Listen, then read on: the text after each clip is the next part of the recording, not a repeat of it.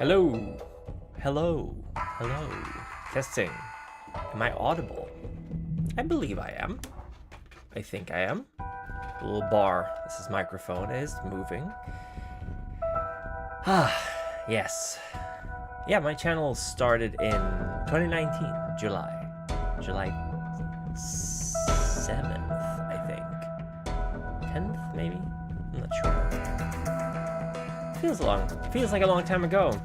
Bios, you're absolutely right. It does feel like a long time ago. But time flies very fast. There we go. I will have to remember to record this stream, depending on how long we go, because YouTube will tend to cut 12-hour streams so much shorter. They cut them down. Might as well just do this for now. I'm getting things in order.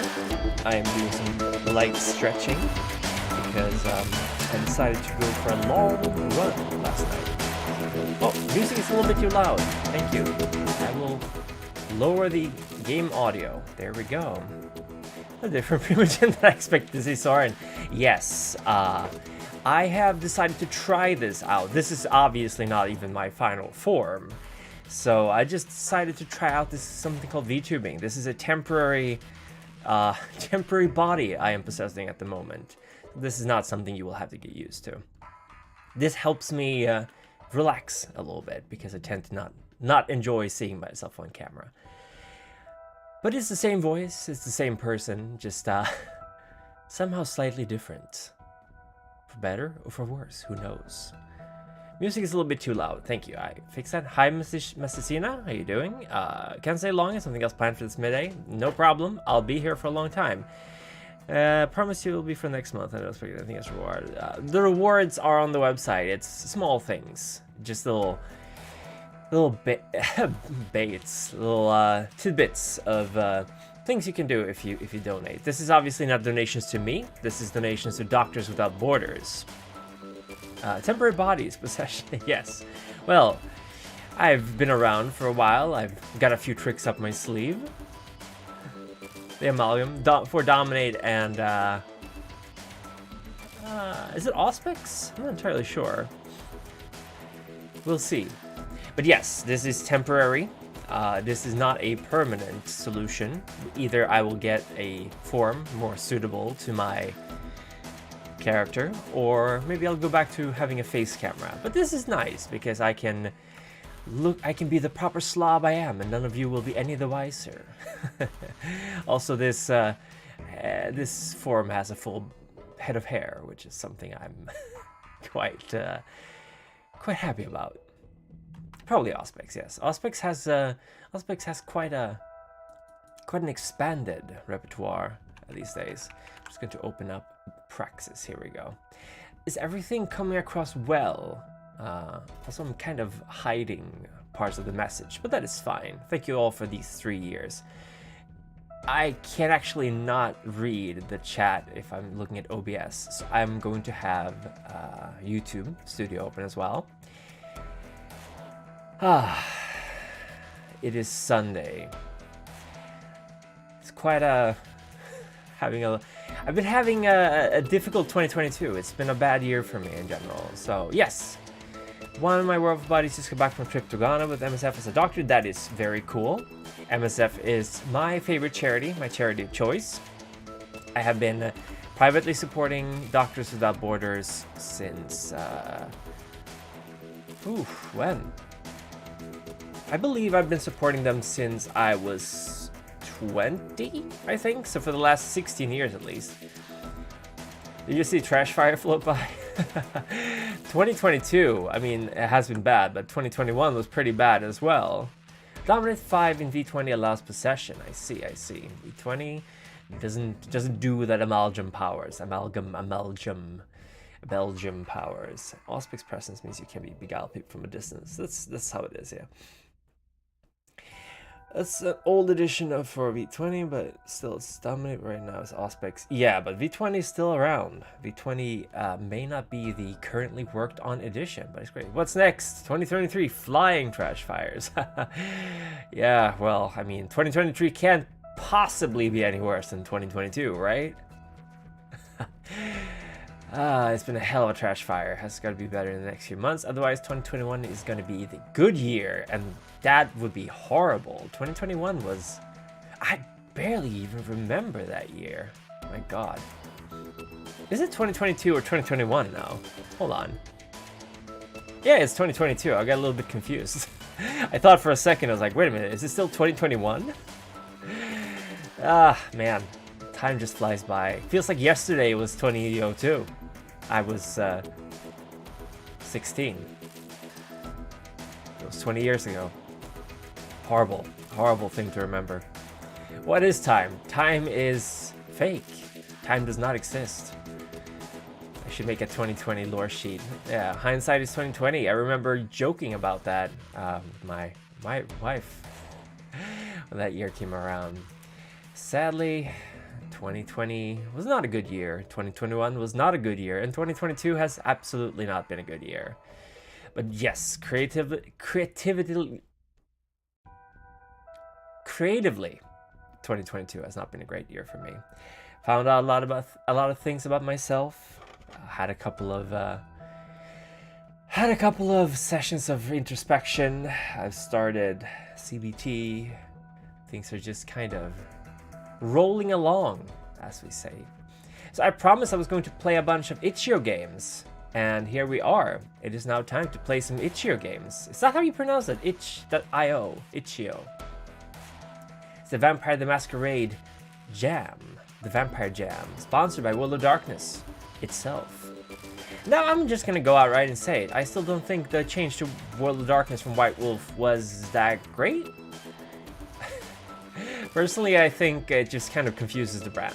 I can understand why they changed, and World of Darkness certainly is a term most people are familiar with, but it's just kind of like if Dungeons and Dragons changed their name to Faerun, or the Forgotten Realms.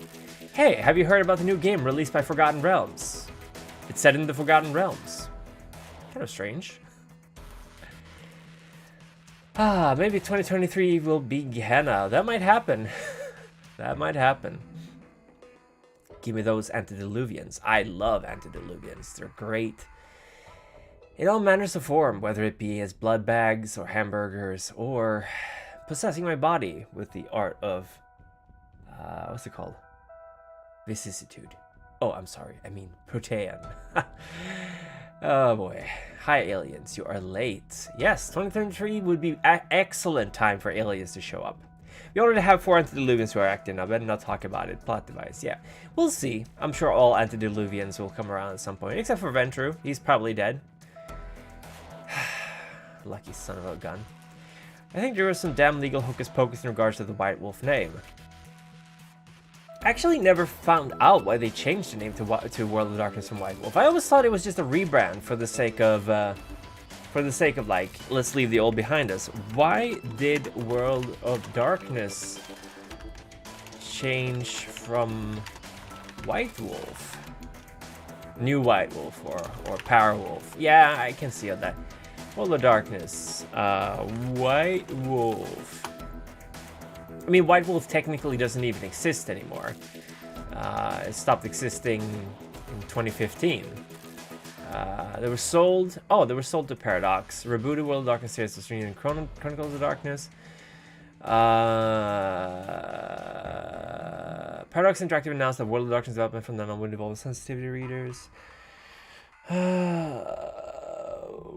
It doesn't really say why they changed.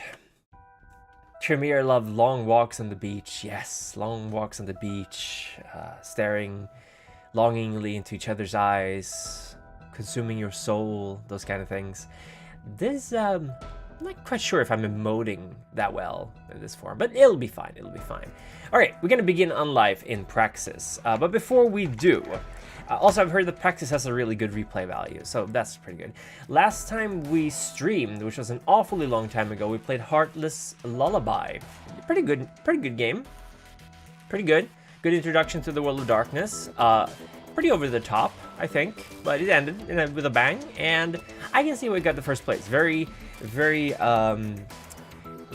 do you call it? Very ambitious game. We're gonna play Praxis, which got 2nd place, and then the 3rd place is Waning Crescent. We'll play those 2, and then we'll see where we go from there. We might work our way through the entire itch.io catalog, but there are quite a lot of games, so we'll see how far we get. I'm not gonna stream for more than 12 hours, probably, but I might stream again soon, probably. We'll see. I've heard that Praxis is kind of cool, yeah. It's a really weird reason my part says, come on man, let's play some White Wolf. It's been so many years now, I don't have the heart to tell him it's Vampire.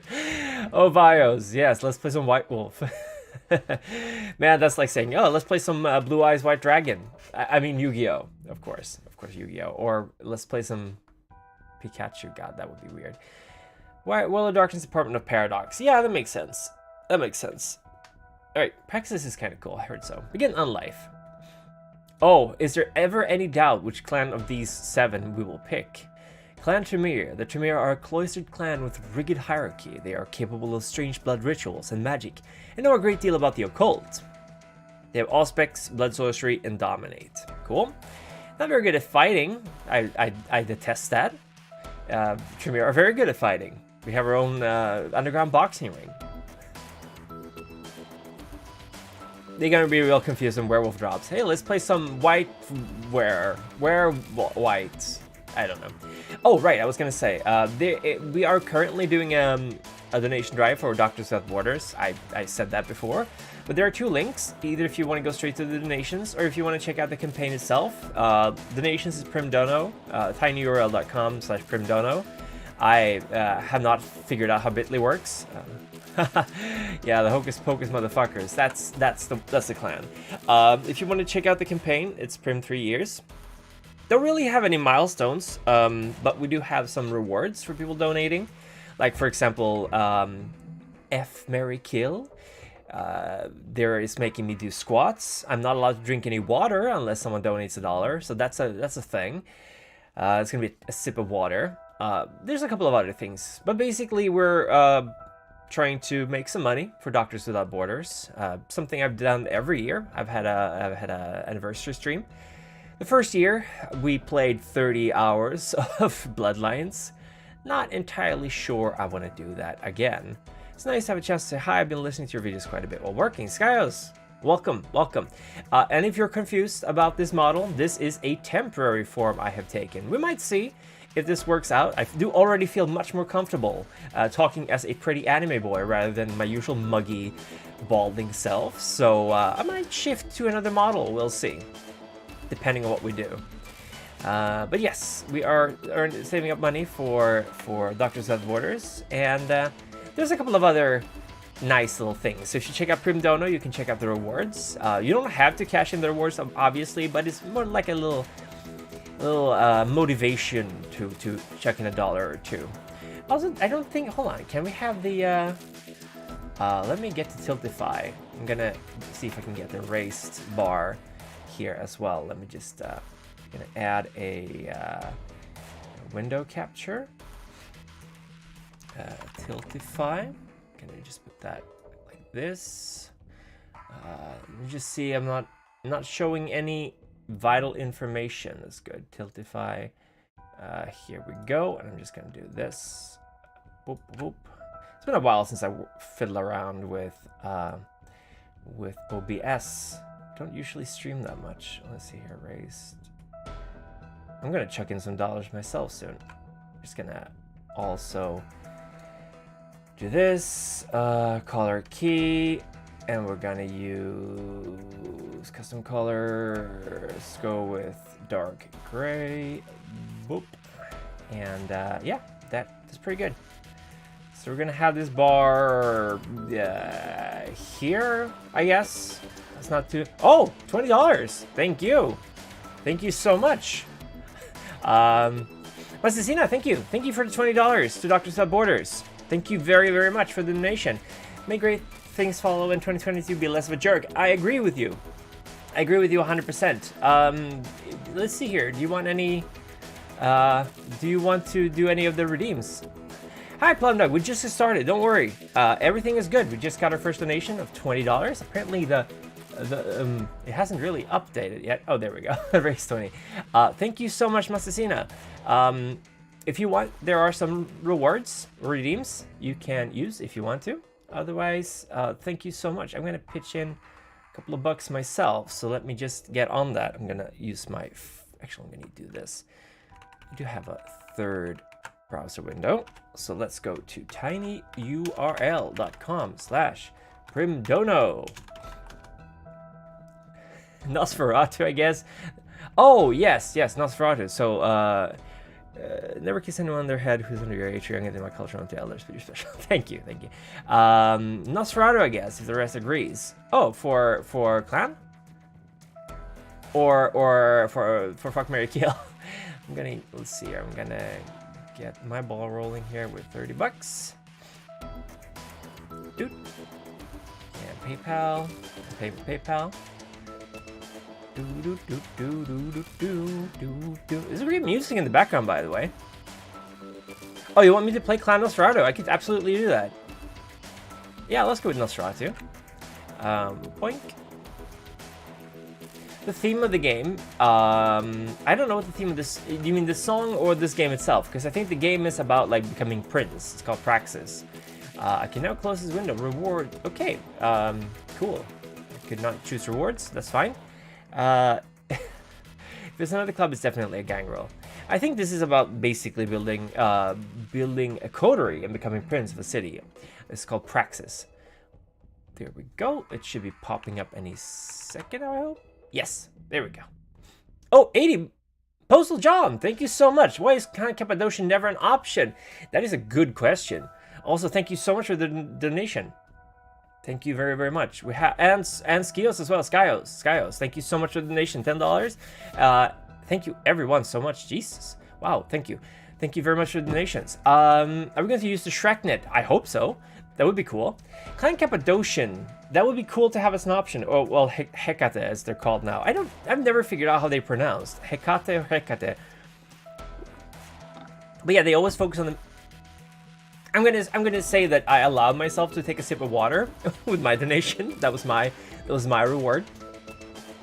But I think the Hecate is just I think they're difficult to convey kind of to new players. I assume like these 7, like if you're in any possible way into Vampire or Masquerade, Vampire the Masquerade, you would be familiar with these 7. So I'm guessing that's why. By the way, I can strongly recommend the Sandman series on Netflix if you haven't watched those yet. Hecate. Okay, Nosferatu. The Nosferatu are a clan of secretive kindred who often reside in the shadows due to their deformed and repulsive features. They collect and trade in secrets, making them unnecessary evil in the modern nights. They're basically neats, just like me. Well, I'm not a neat. I actually work, but kind of. Your hot take question. What's your opinion on running a custom Chronicle set in your own hometown? I live in a European city with about 1,500 years of history to draw from. Skyos. You're still pre-V5. I never really liked the Giovanni. No, John, I agree with you. I never really liked the Giovanni either. I'm personally preference V5 before V5. I'm like a revised edition person, but I don't really mind V5 that much. I think it's fine. Hi, Blade of Ashtroth. It's going pretty well. Just watching it yesterday, some of the changes threw me off. Yes, some of the changes of Salmon really threw me off. Skyos, I'll get to your question in a second.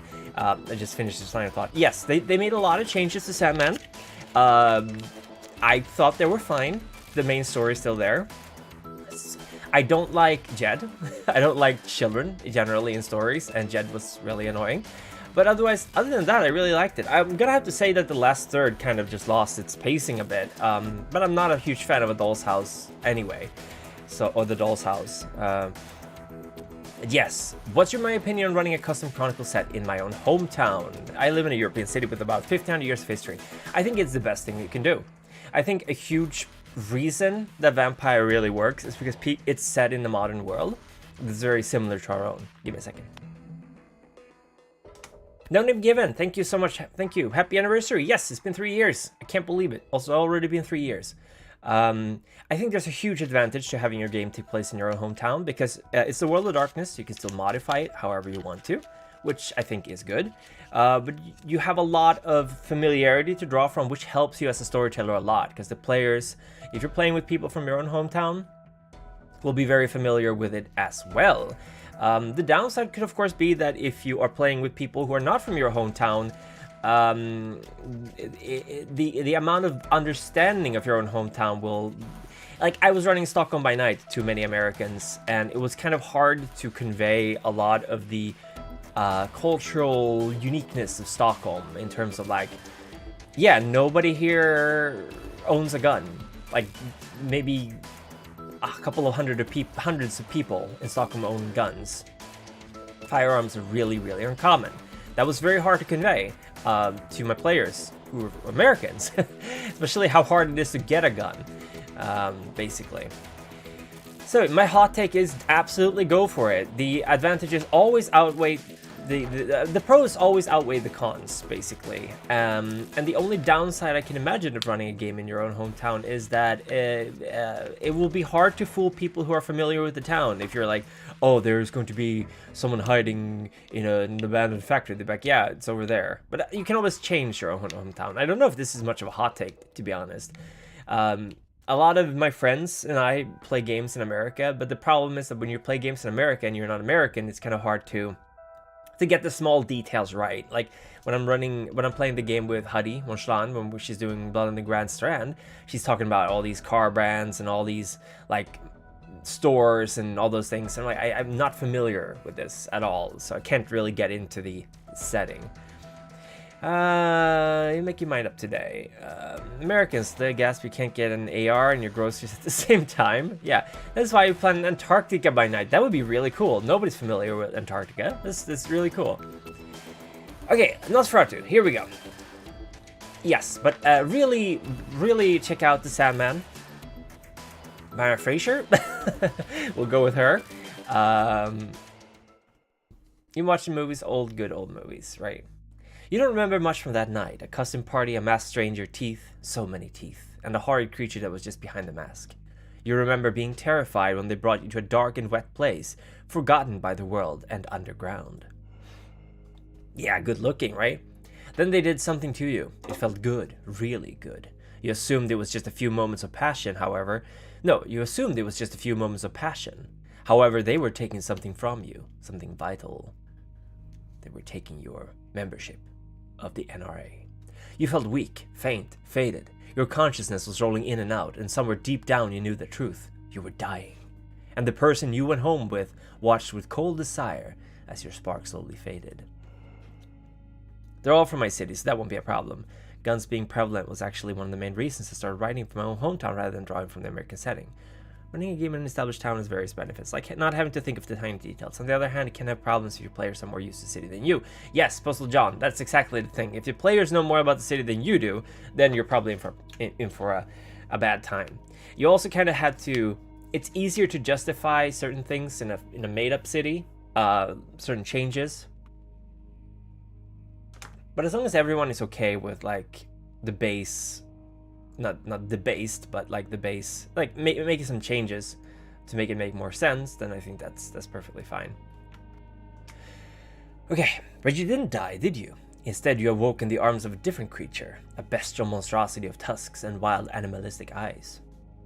He brought you somewhere else, somewhere beautiful but cold, and you couldn't help but feel like a helpless gazelle among a pride of ravenous lions. You were presented before some kind of leader, a secret king called the Prince. Your acquaintance from the night before was there as well, laying beside you with a wooden stake driven into their heart. That night you watched in horror as that person's head was violently removed from their body. Was it the opening of Bloodlines? That thing that brought you here, that twisted monster, ripped the person's head off with his bare hands. Someone you had been so close with seemingly moments before. The creature came to you next, his grotesque hands dripping with blood. You watched, unable to move, as those bloody fingers grasped your skull, poised to remove your head next. Suddenly a voice cried out from the hungry crowd of onlookers, and they begged for mercy. Mercy for your life. After a few hushed whispers, a deal was struck. Your savior gazed into your eyes, and you felt yourself falling, deep asleep. Oh, Gentleman Gamer, welcome, welcome. Yes, yes, we it's as is per tradition. We go for the Doctors Without Borders donations. Welcome. Hope you're having a good Sunday. Hence why as an author it's easier to write small town USA than go for an actual town. The cote's main point of information is a gangrel whose haven is about the local cat cafe. That's cool. I like that. The cats is the gangrel's eyes and ears. Sky was very cool setting. Very cool setting. A voice tells you to awaken and you feel your eyes flutter open. You were asleep? How?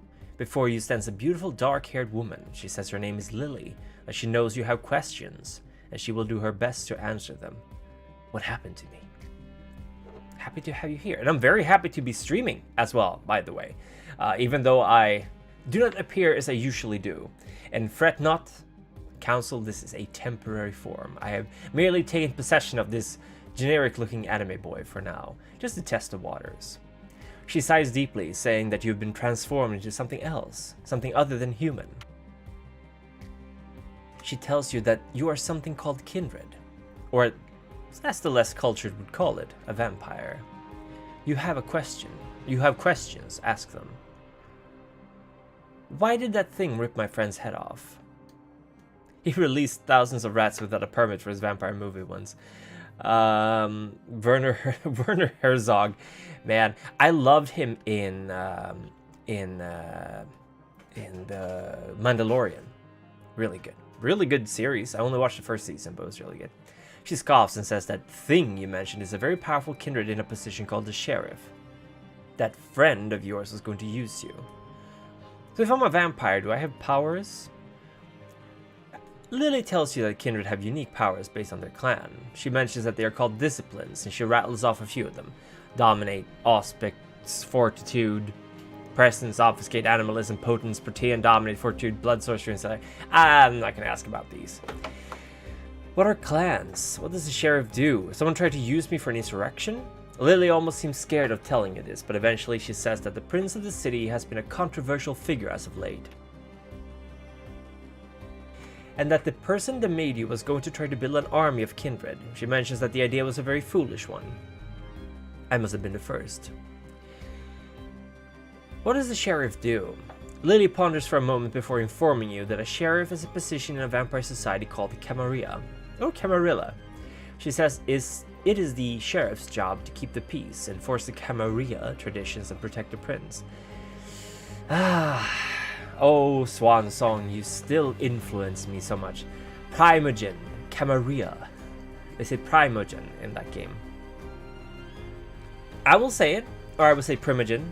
In my opinion, I think Primogen sounds better, but Primogen, I guess that would... Primorii. Wouldn't Latin be like Primogen, Latin? Because you have the Skitari. Like, they don't have I.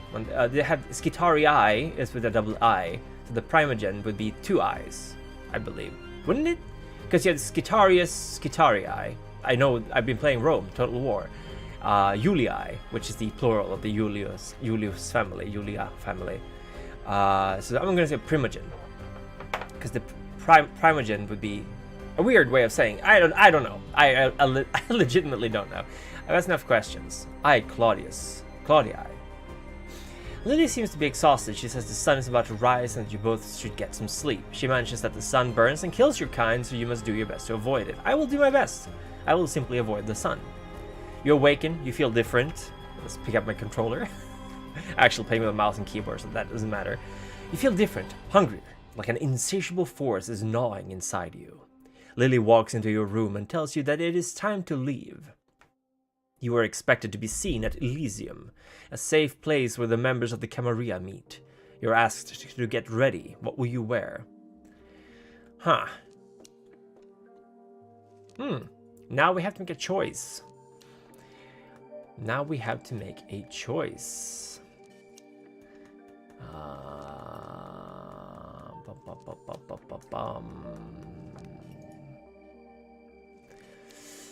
Can we look at their stats? No, we cannot. Do we want to be sneaky? I suppose we would, since we're Nosferatu. Casual as to not stand out. Once dressed, you return to Lily. She looks you over, nodding approvingly. She mentions how the clothes are not her style, but they are very you. whatever that means. She throws you a car key and tells you that you're driving her to Elysium. You both begin your journey to the place where all kindred society takes place. To travel around the city of Portland, Portland, Michigan, Portland, Oregon, or Oregano, you simply click and drag a character. There's gonna be like 100 different Portlands, right? There's a Portland in Michigan, right? Am I wrong? Portland. I gotta look this up. Portland seems like one of those places. There's like a million of them. There's 4 Portlands in Australia. There are 6 Portlands in Canada. There are several Portlands in the UK. Oh my god, there's a lot of them in America. There's Portland City, Alaska, Portland, Arkansas, Portland, Fremont Country, Colorado, Portland, Colorado. There's 2 of them in Colorado. One in Connecticut. Connecticut.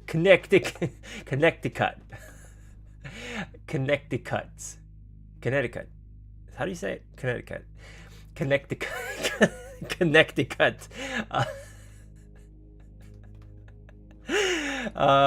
Portland, Georgia. Portland, Illinois. A former name of 2 places. Oh my god. Portland Township, Iowa. Portland, Iowa. So there's 2 in Iowa. Portland, Kansas. Kentucky, Louisville, Kentucky. There's, oh my god. Portland. Okay. So we have the Haven here. Ooh, I like the layout of this. So the second scene in Connecticut is pretty much silent. So Connecticut, basically.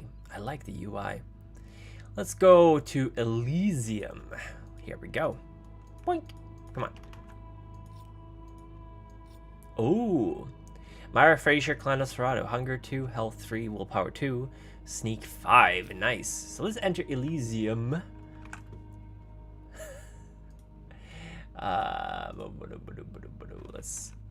There we go. You both drive to Elysium, a massive skyscraper in the heart of Portland's downtown. The same crowd that watched you nearly die at the hands of the sheriff, now watching you with hungry predator's eyes. Thank you, Skeleton King. I'm in hospital for my eyes. Hope things get better with your eyes. I will head home afterwards for study for tomorrow's exam. Good luck with your exam. Hope things go well for you. The same crowd that watched you nearly die at the hands of the sheriff, now watching you with hungry predatory eyes. You cannot help but feel every leering eye intensely locked on you as you walk alongside Lily, who guides you to a door being protected by the sheriff. He looks you both over, giving you a particularly long stare before opening the door. Inside the room, you see a long table. The prince of the city sits at its head, and 5 others sit around them. You seem to have stumbled upon some kind of argument brewing between everyone at the table. They are shouting words involving an anarch rebellion and about them needing intel. The prince interrupts the group after noticing you enter, and the room immediately goes quiet. Lily introduces you to everyone in the room, pointing out the 4 Primogen: Hendrik, Quinn, Victoria, and Jonathan. She informs you that the last person in the room is Xavier, and he is Xavier. Is it Xavier or Xavier? Because I recall in Marvel stuff, not even Marvel, Sony X-Men stuff, that they say Xavier. But I always assumed it was a Xavier. And he is the keeper of Elysium. She introduces you to the prince, who immediately claims that you don't seem like much to him. When Lily tries to give a speech about your character, the prince interrupts and says that if you're as good as she says, then he has a job for you. A job? The prince says that the Camarilla needs some intel on the Anarchs, and now you are just the person to do it. Lily seems clearly... I'm not going to do a voice. Lily seems clearly worried, mentioning that you are untrained as a vampire, but the prince shushes her. He says that all the information you'll need will be given to you by Tobias, another name, and he tells Lily to introduce you both. Lily agrees, back to Elysium where you're introduced to a young man. Lots of exposition happening at the same time here. He tells you that his name is Tobias Rorschach. He is the one that has been gathering intel on the Anarch Revolt for the past few months. He says Anarchs are a group of kindred who resist the rule of the Camarilla. Why do I keep saying the Camarilla now? According to the information he gives you, there have been many attempted insurrections against the local Camarilla, with the Anarchs attempting to reclaim the city since the 90s. However, the Camarilla has held strong. Why do you keep saying the Camarilla differently? Why do the Anarchs hate the Camarilla? Tobias says that can you believe that there are people out there who are very angrily remarking that I'm saying the name Camarilla wrong, that it's Camarilla. Not many of them, mind you, but I've been getting some comments about that, and I'm like, I don't think there is an official way of pronouncing it. It's like how when a language kind of integrates a foreign word, sometimes the pronunciation is changed. Like the most obvious one I can think of is how in Sweden we say entrecôte, which is actually entrecôte in French. But we Frenchified the French word, so we lost the T at the end. It's spelled entrecôte. We call it entrecôte, it's entrecôte. I don't know if there's like a thing on the E at the end. I'm not entirely sure. But that happened. So sometimes words change in languages. That's just something that happens. And there were books too, so everyone had their own way of saying it too. Yeah, exactly. That's the thing, like it's released internationally. There were no audiobooks for a very long time, and not even the games agree which pronunciation, like the computer games, so go with whatever, So I keep having to mute because my nose is a little stuffy, I don't know if you can tell. So I'm blowing my nose. Tobias says that the Anarchs believe the rule of the Camarilla has become too corrupt due to a large number of elder vampires that rule it. It goes on to say that the Camarilla have only recently, within the past few decades, claimed Portland for their own, and the Anarchs want their domain back. Sounds like there's some history. No shit. Tobias, now exhausted from describing the turgid path of the Anarch and Camarilla sects, asks if there's anything else you'd like to know. Why do the Anarchs hate the Camarilla? We know that one. How do I gain intel on the Anarchs? Tobias mentions an old abandoned car garage that a couple of notable Anarchs usually hang out at. If you sneak around there, you should be able to gather some intel on their whereabouts. Abandoned car... Oh, the music just changed right suddenly. Abandoned car garage, got it. So what's an elder? I just wait until I meet the Sabbat. Can't wait to meet them. Tobias refers to an elder as an old vampire. Big surprise there. One who's lived long enough to become more powerful than an average kindred like yourself. He mentions that many kindred believe that there was once an original vampire, one who all kindred are made from, and the closer generation to him, the more powerful you are. Tobias also mentions that some are often referred to as elder due to their generational closeness to the first vampire. Anybody seen the Sabbat lately? There's been some books. Man, I really like the way that the Sabbat has changed. Hold on, give me a second. Like, don't get me wrong, I really like the depth and width of the Sabbat of revised era, V20 era, really cool. But I feel like the Sabbat and Anarchs traded places in revised in second edition, and now it's more like back to how it was in the first edition. The Anarchs are more fleshed out, they are more reasonable. Like, let's face it, revised era Anarchs were a joke. Like, nobody cared about the Anarchs actually. Like, they were just Camarilla light. So they made some changes. They made them they made the Anarchs more relevant, more diverse, and they made the Sabbat more like the nightmare boogeyman that they were originally. Also, I will be right back. I'm actually gonna go and take care of this stuffed nose. So BRB, very, very soon I will be back. Don't go anywhere.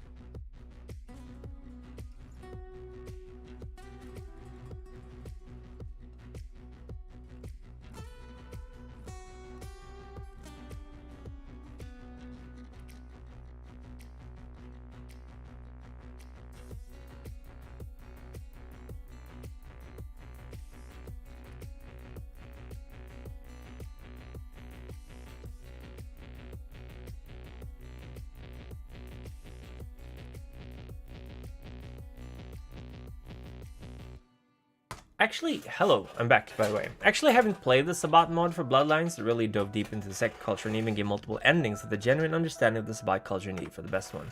I feel like Croy's the best Sabbat ending was just so satisfying. I really should play that, shouldn't I?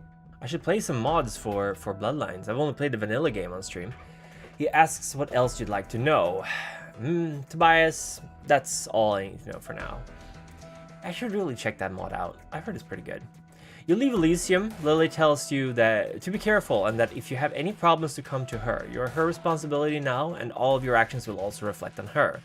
You agree and go on your way into the night for the first time as a vampire. Some locations have missions that allow you to gather a resource. In the case of the car garage, you will gain intel, one of 5 coterie resources. Status represents your standing with the court and changes your rank. Reaching 100 status will give you enough political sway to claim Praxis from the prince. Funds represent your financial situation. Giving kindred jobs or finding other less legal means to make money can be found throughout Portland. Portland, Arkansas. That's where we are. We're in the Portland of Arkansas. Influence represents your... Is there actually, like... Let me see if there's actually a Portland, Arkansas, because that would be amazing. Portland... Is it AR for Arkansas? There is a Portland, Arkansas. Population 430 people. 430 people. I love it. So population 430. Portland first settled in the 1830s. Let's get a photo. Let's get a map of this. Portland AR. Let's get a map. Let's get a 430 people. I'm not laughing that there's not that many people there. I generally find it really disturbing when I don't like ghost towns. I legitimately don't like ghost towns. All right, we are in Portland, Arkansas. Let me get. Sorry for interrupting the game, but we gotta check this town out. So let me just get Google Maps here. We're gonna add a window. Window capture. Portland. Here we go. This is Portland, Arkansas. So, I think this is a school. I think. Actually, hold on. We're in the outskirts of Portland, Arkansas here. Let's get on the road. Yeah, this is a school. I'm pretty sure. Spring Valley, Portland School. I'm gonna assume that this town is relatively close to another town, so it's not like abandoned. Manos the Hands of Fate. Yeah, this game seems really cool. By the way, we're gonna get through it. Like driving through a field. This place seems fine. I mean, it's basically just a bunch of homes. Parkdale and Dermot. All right, yeah, they seem fairly close by. So I'm just gonna assume that Portland, Arkansas is like a small community of just people living there and not like a ghost town. I mean, so I'm gonna assume this is a church here. Not a bad town. Not a bad town at all. Parkdale is pretty close. I was assuming it would be like one of those abandoned coal mine places. It isn't all concrete, right? That's true. It's not. So this is the town. That's the town we are in currently. Yeah, the music is amazing. Driving through the fields, listening to music for minutes long. That'd be cool. I've never played Manos, the Hands of Fate.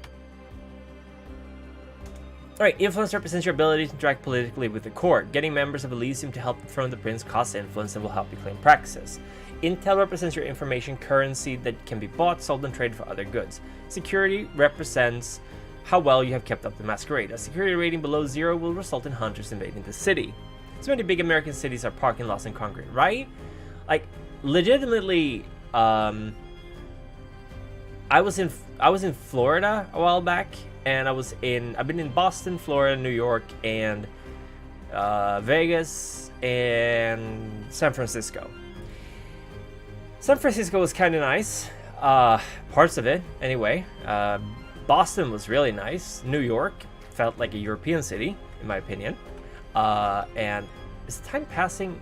Hold on, is time passing while I'm not doing it? That's fine.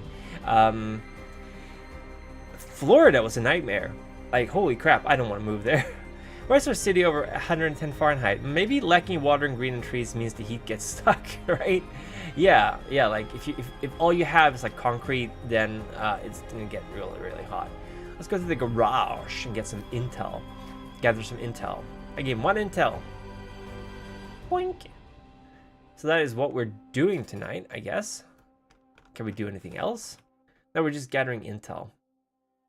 Oh, so while things are happening, the timer... Okay. After hiding around the car garage long enough, you eventually hear a group of people loudly talking among themselves. You wait and listen in on their conversation, and they talk a lot about a rebellion, having the numbers to take the city, and most worriedly, even mention that the vampires that made you was a secret anarch spy. You want to... Why are they talking about this in the open? You want to hear more of this, but before you can, one of the anarchs seemed to somehow notice you despite being completely silent. What will you do? There's a 90% chance of sneaking away, and I'm gonna get into status. Alright, so I'm obviously a Nosferatu, so I'm gonna just sneak away. No problem. You sneak away as fast as you can, dexterously avoiding any possible noise you can until you leave the car garage. You continue to run into the night free, you hear shouting behind you, hopefully they aren't coming for you. You get away safely for now. I'm drinking coffee, by the way, which is just kind of counterproductive, because obviously coffee makes you thirstier. So I'm not allowed to drink. If you want me to take a sip of water, that is $1. You will have to pay me to drink water. So if you want me to suffer, this is the perfect opportunity to not donate any money to Doctors Without Borders. As promised, got around. All right, Messina, it was great having you here. Hope you're having a good day. Hope you'll have a good day. Okay, so Myra Fraser, we are now on night 3. Should we go to Elysium, perhaps? Let's go to Elysium. Wipe. Let's return to Elysium. You return to Elysium. Tobias is hanging outside the massive skyscraper. Realizing you're approaching, he asks how the mission went. You inform him of everything you've heard. He then asks if you have something called a coterie. How much did it make you drink blood or red Kool-Aid? Postal John, that is a good question. We don't have Kool-Aid in Sweden. This is a massive flaw in this otherwise perfect country. We don't have Kool-Aid. I don't even think we have a substitute for Kool-Aid. We do, however, have cherry jelly, which I have 1 pack of. So I could like make some cherry jelly, jello or whatever, and drink it before it sets. That would be weird. I would even be willing to do that without reimbursement. That's something we'll do in like an hour. I'll make some red jello, but before it sets, I'll just drink it. I'll just drink the jello. Oh, that's so crazy. I'm such a crazy streamer. So weird. All right. Blood, however, I don't even know where I'd get blood. I don't even know where I'd get enough blood to drink. I'm not gonna hit myself to get blood. So I don't know. Like if you can no, I'm not gonna drink blood. I hate blood. I legitimately don't care for it. I have transcended beyond drinking blood. You return to Elysium. Tobias is hanging out. What's a coterie? What's a coterie? Tobias tells you that a coterie is a collection of kindred who stand together for a common purpose of survival. He tells you most kindred in Portland run with some kind of coterie. Well, most kindred. We're in a town of 430 people, so I don't know how many kindred there are. Tobias asks you if you'd like to join up in forming a coterie. He says that 2 kindred can travel more grounds than 1, and that he hasn't found anyone who would take him seriously. Really? Really? We're having a pity coterie? He wants me to form a coterie with him. Why haven't you been taken seriously? Tobias tells you that he's something called a thin blood. I don't want to have a coterie with a thin blood. Ugh, disgusting. Ugh. Someone who is barely a vampire, thus having less power in the modern nights. He says some thin bloods are a sign of the end of times. He says some say that thin bloods are a sign of the end of times, but he believes that this is just an excuse for bigotry. Of course it is. Of course it is. It's not like the Book of Nod have ever been proven wrong before. He believes that this is just an excuse for bigotry. Interesting.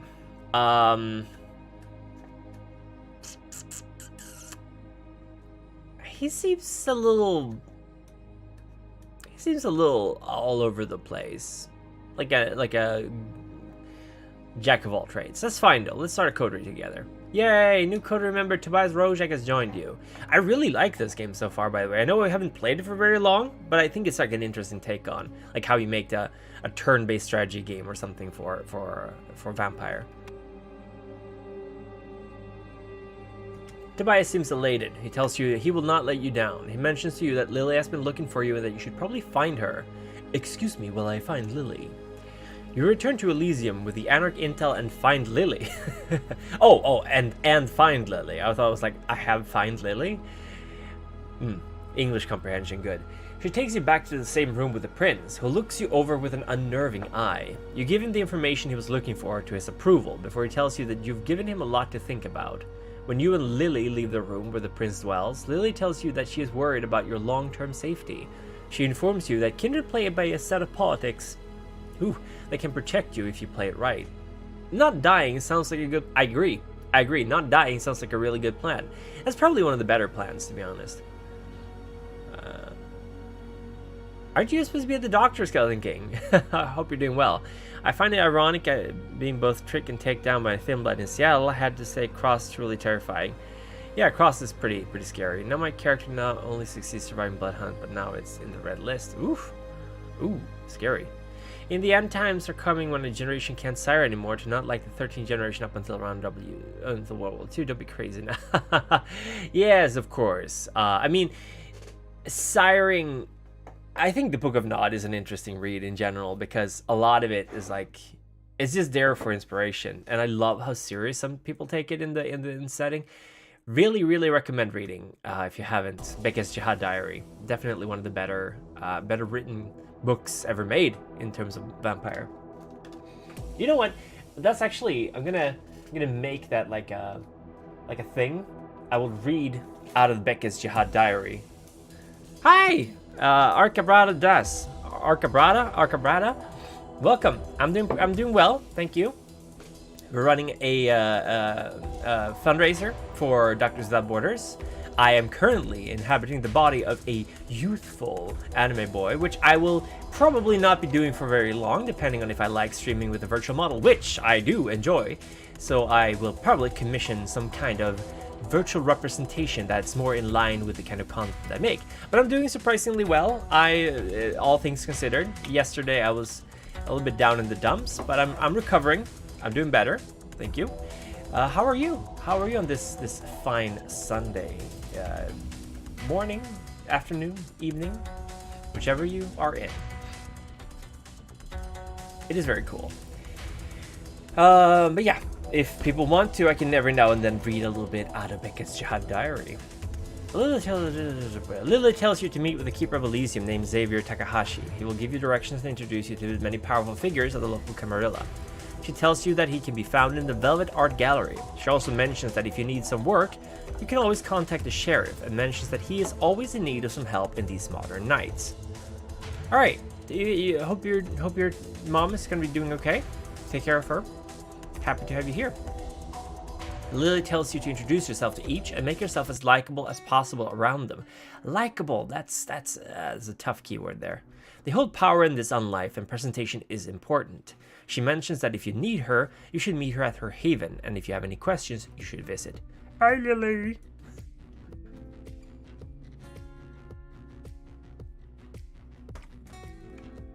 Yeah, I don't know what it is, but I'm having. Can you hear that my nose is stuffed, or is it just me?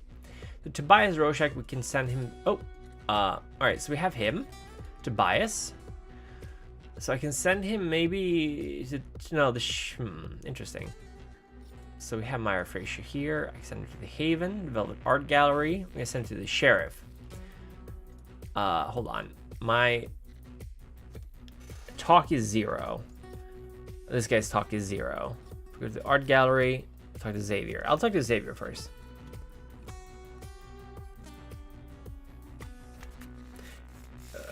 Right. Okay. You enter the Velvet Art Gallery. Tall ceilings greet you alongside white walls adorned with a wide collection of brightly lit art. You look around trying to see if you can find Xavier Takahashi as instructed by Lily. Awareness check. Look around for Xavier. Ah, we failed. Okay. I can spend a willpower and automatically succeed or do nothing. Yeah, let's spend a willpower. Boop.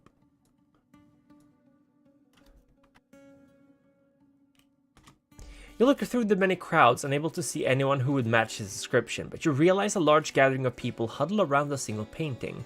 You decide to check to see if he's in that huddle and go over to look. You enter the crowd of people, all of them seem to be gazing up in rapture at a large painting of a man covered in intricately painted roses. In the corner you see the signature of the artist read X Takahashi. The artist stands before the crowd, humbly standing before the painting's splendor. You try to get his attention, his eyes locked onto you, and you realize he recognizes you from Elysium. He thanks the crowd and walks over to you, and he mentions that he heard about you getting that intel from the Anarchs and was impressed with how well you've been coming into your own. He says that he knew your sire and feels terrible about their final death. He says he'd like to meet you in the more private space and guides you over to a secluded corner of the gallery. Not at all suspicious. Xavier, I suppose we can call him that, greets you and introduces himself as the Keeper of Elysium. He says that if you ever have issues with upholding the masquerade, should be with a capital M by the way, that you should come to him. He tells you that you should meet with the Primogen at the city. He suggests you visit either the Tremere Primogen Hendrik at the Chantry, or Victoria the Ventru Primogen at the Siren's Call. Thanks, Xavier. Alright, so, let's go to the Chantry. Talk to Hendrik. Actually, where would she be? She has Elysium? No, Siren's Call is where she was, Victoria. I'm gonna go there. Talk to Victoria. You enter the Siren's Call. The air is thick with the smell of cigar smoke and sensual music. Multiple adult dancers are performing with golden stripper poles as drinks are being served to the leering men who watch the performers. You approach the bartender and ask for Victoria.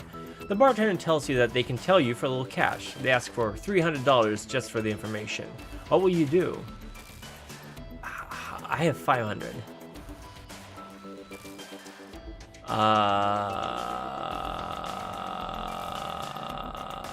I can intimidate, +1 to hunger. Hi Night Sword, this game is Praxis. It is one of the Vampire the Masquerade games made last year for the Vampire Jam, sponsored by World of Darkness. So I have put a little link up in the top left corner. Well, you can't click it, but you can type it in. It's itchy.io/jam/VTM. And you can find all the games there that you're looking for. This is Praxis. This is the second place game. I played the first place game a while back, and after we finish this, we'll keep playing the games that were submitted. Have you gotten any tips to those who want to start Vampire the Masquerade in one shot in their city? Kane Wright, give me a second. I have some advice, absolutely. Like, if you want to start in your own city, I would personally recommend figuring out a couple of things. You want to have a list of good locations. And by good locations, I mean places that stand out about your city. Like if there is a large chemical plant, or if there's an old theater, or if there's, I don't know, an abandoned library, if there's some weird house built by an eccentric rich person, any kind of stuff you can find, really. Old metro stations that people don't use, or, I don't know, anything that kind of sparks your interest. Maybe I don't know, an old steel mill that's not being used anymore.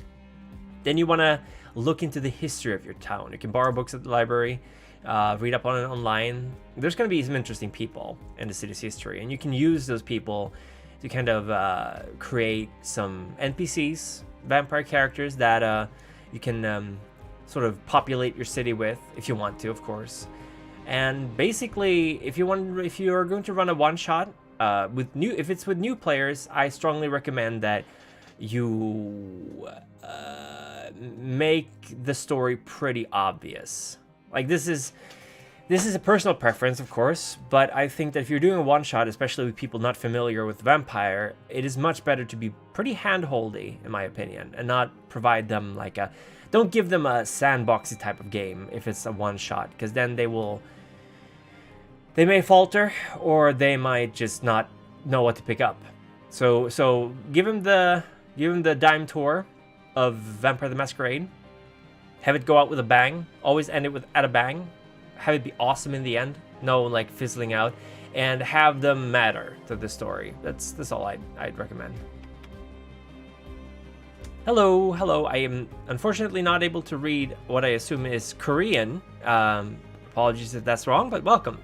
My suggestion would be, what are centers of powers in the city, political, financial, otherwise? That would be where vampires are naturally drawn to. Exactly, yeah. If you have, like, that depends on how political you want to get, of course, but if there's, like, a major industry, you can bet your money that there's going to be vampires involved in that. Okay, I'm going to intimidate this guy using potence. He's going to get some more hunger, but that's fine, because I'm not going to pay him.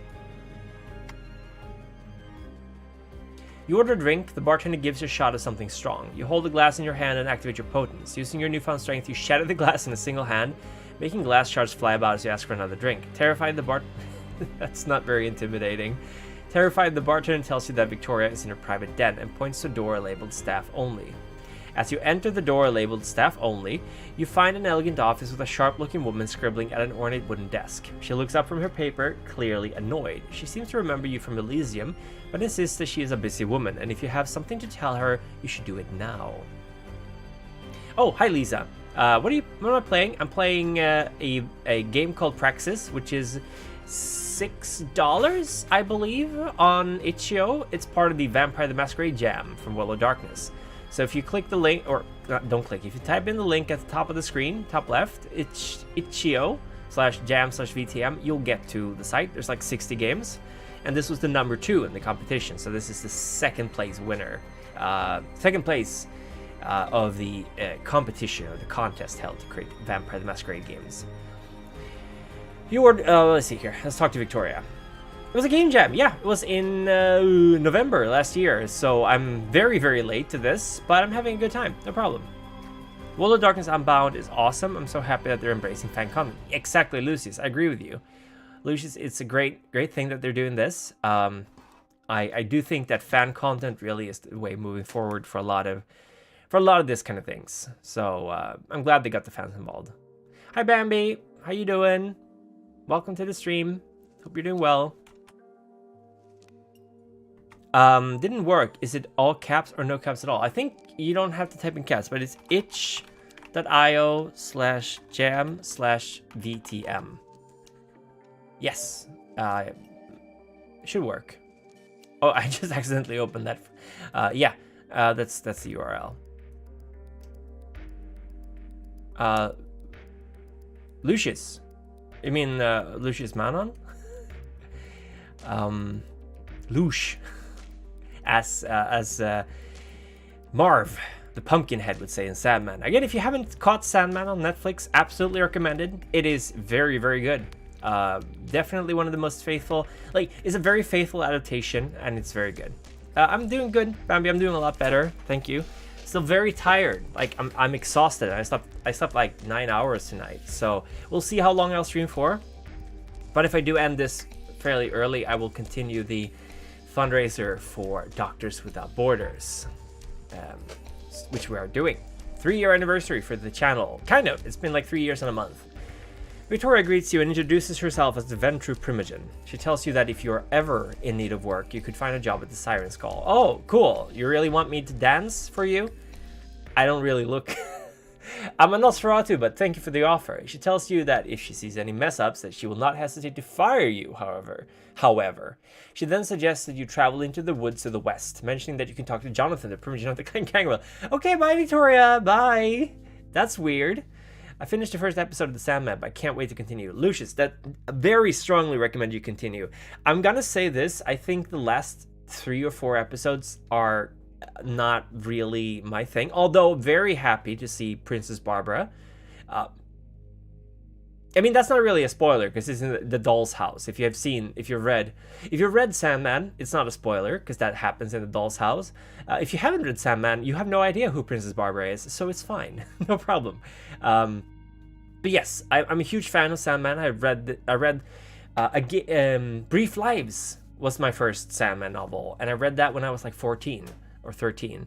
So I didn't read them in order, and Brief Lives is a doozy. It's my favorite, but it's also really hard to get into because it's kind of very dark. But that was my first Sandman novel, and I heard that there's also an audiobook version of the Sandman on Audible, which I can also strongly recommend. It's got nothing but praise online. Not the hottest clan, that's just a fact. No name given, you're absolutely correct. You're absolutely right. Arcabrata, Geist Assassinator is a cool game, I believe. I've not played Geist a lot, but I really like Wraith. I think Wraith is probably better though. Totally agree, Nosferatu is the hottest. I feel a lot of people really liked Nosferatu. We picked Nosferatu as per some donations. Real question time: Samedi or Harbingers of Skull, which is cooler? I think Harbingers, really. I like Harbingers more. They're cooler, in my opinion. Yeah, I like the Harbingers more. Okay, so Tobias, go say hi to... Oh, what will you do here? Your phone buzzes. Must be the main character, okay. You get a strange sudden text from Lily. It reads, I'm sorry, in the coming days you will learn things about me. Please do not think ill of me. If you care about the city even a little, you will dethrone the prince. Climb the rungs of status and take his throne. Claim Praxis. Do it for Portland, Oregon. Portland, Arkansas. You ponder what any of this means. Is Lily okay? Perhaps she can be found at Elysium. What does this mean? Tobias, let's go to Elysium. Ah, okay. It must be the main character.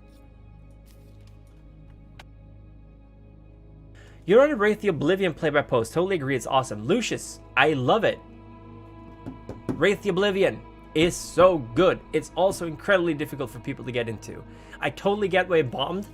It still makes me upset though. I think Wraith is a great game. Great setting, very entertaining, very deep, very rich in lore. Given it enough time, it would have expanded well into other continents, other cultures. Would have been cool, but sadly, it died. Also, I can't believe you fine folks want me to die of dehydration because I'm not allowed to drink any water unless people donate $1. That's how it works. So I'm just drinking coffee, getting more and more dehydrated.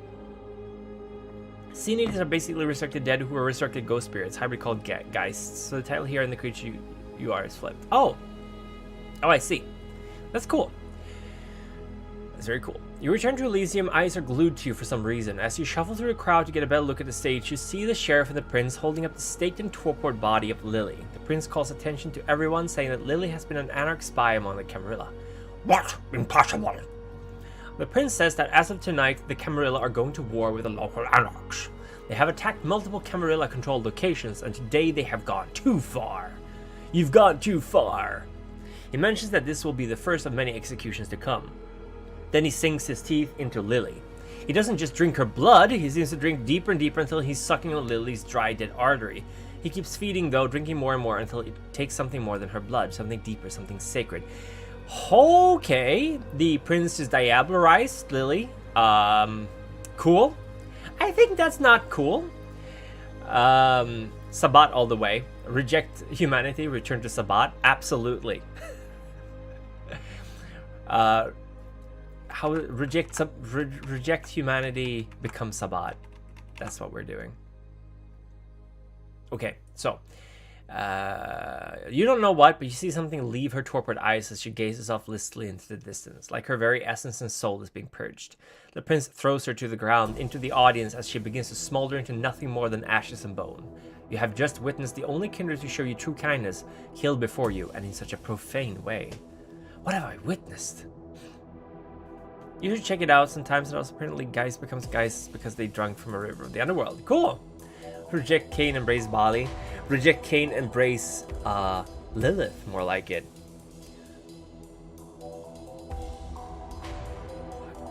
What's it? God, I've forgotten the call of the Lilim. I forgot it. I I don't remember how it goes. It's been a long time.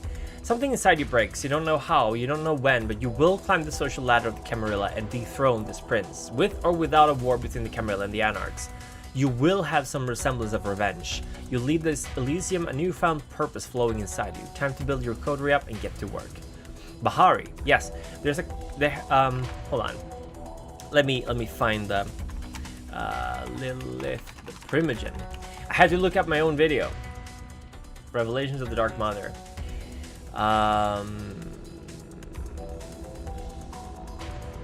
Ahihai Lilithu. All hail Lilith. Ahihai Lilithu. That's the one. All hail the Dark Mother. Reject Cain. Embrace Lilith.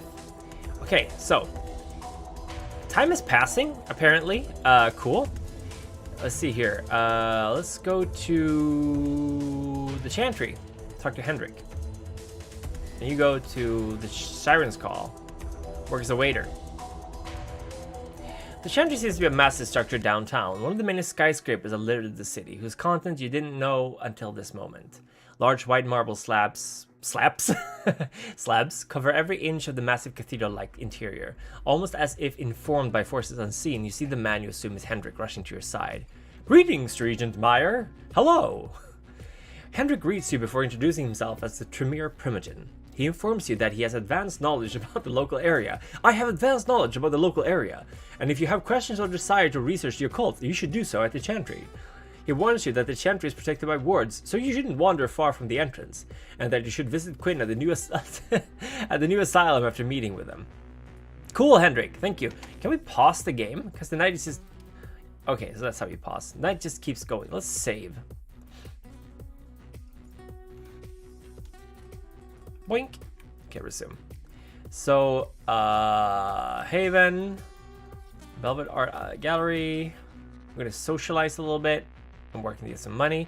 I just remembered something. Diablo of an Antiluminous literally never worked. Cappadocia's escape, Solid took over. Tzimitzi is freaking weird. Yeah. No, it doesn't work.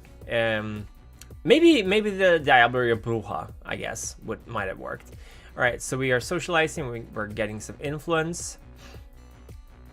We're getting some cash, some money. Hopefully we'll go beyond fledgling soon.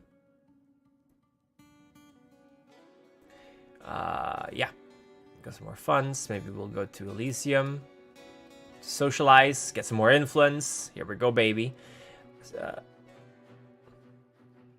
Getting some more security.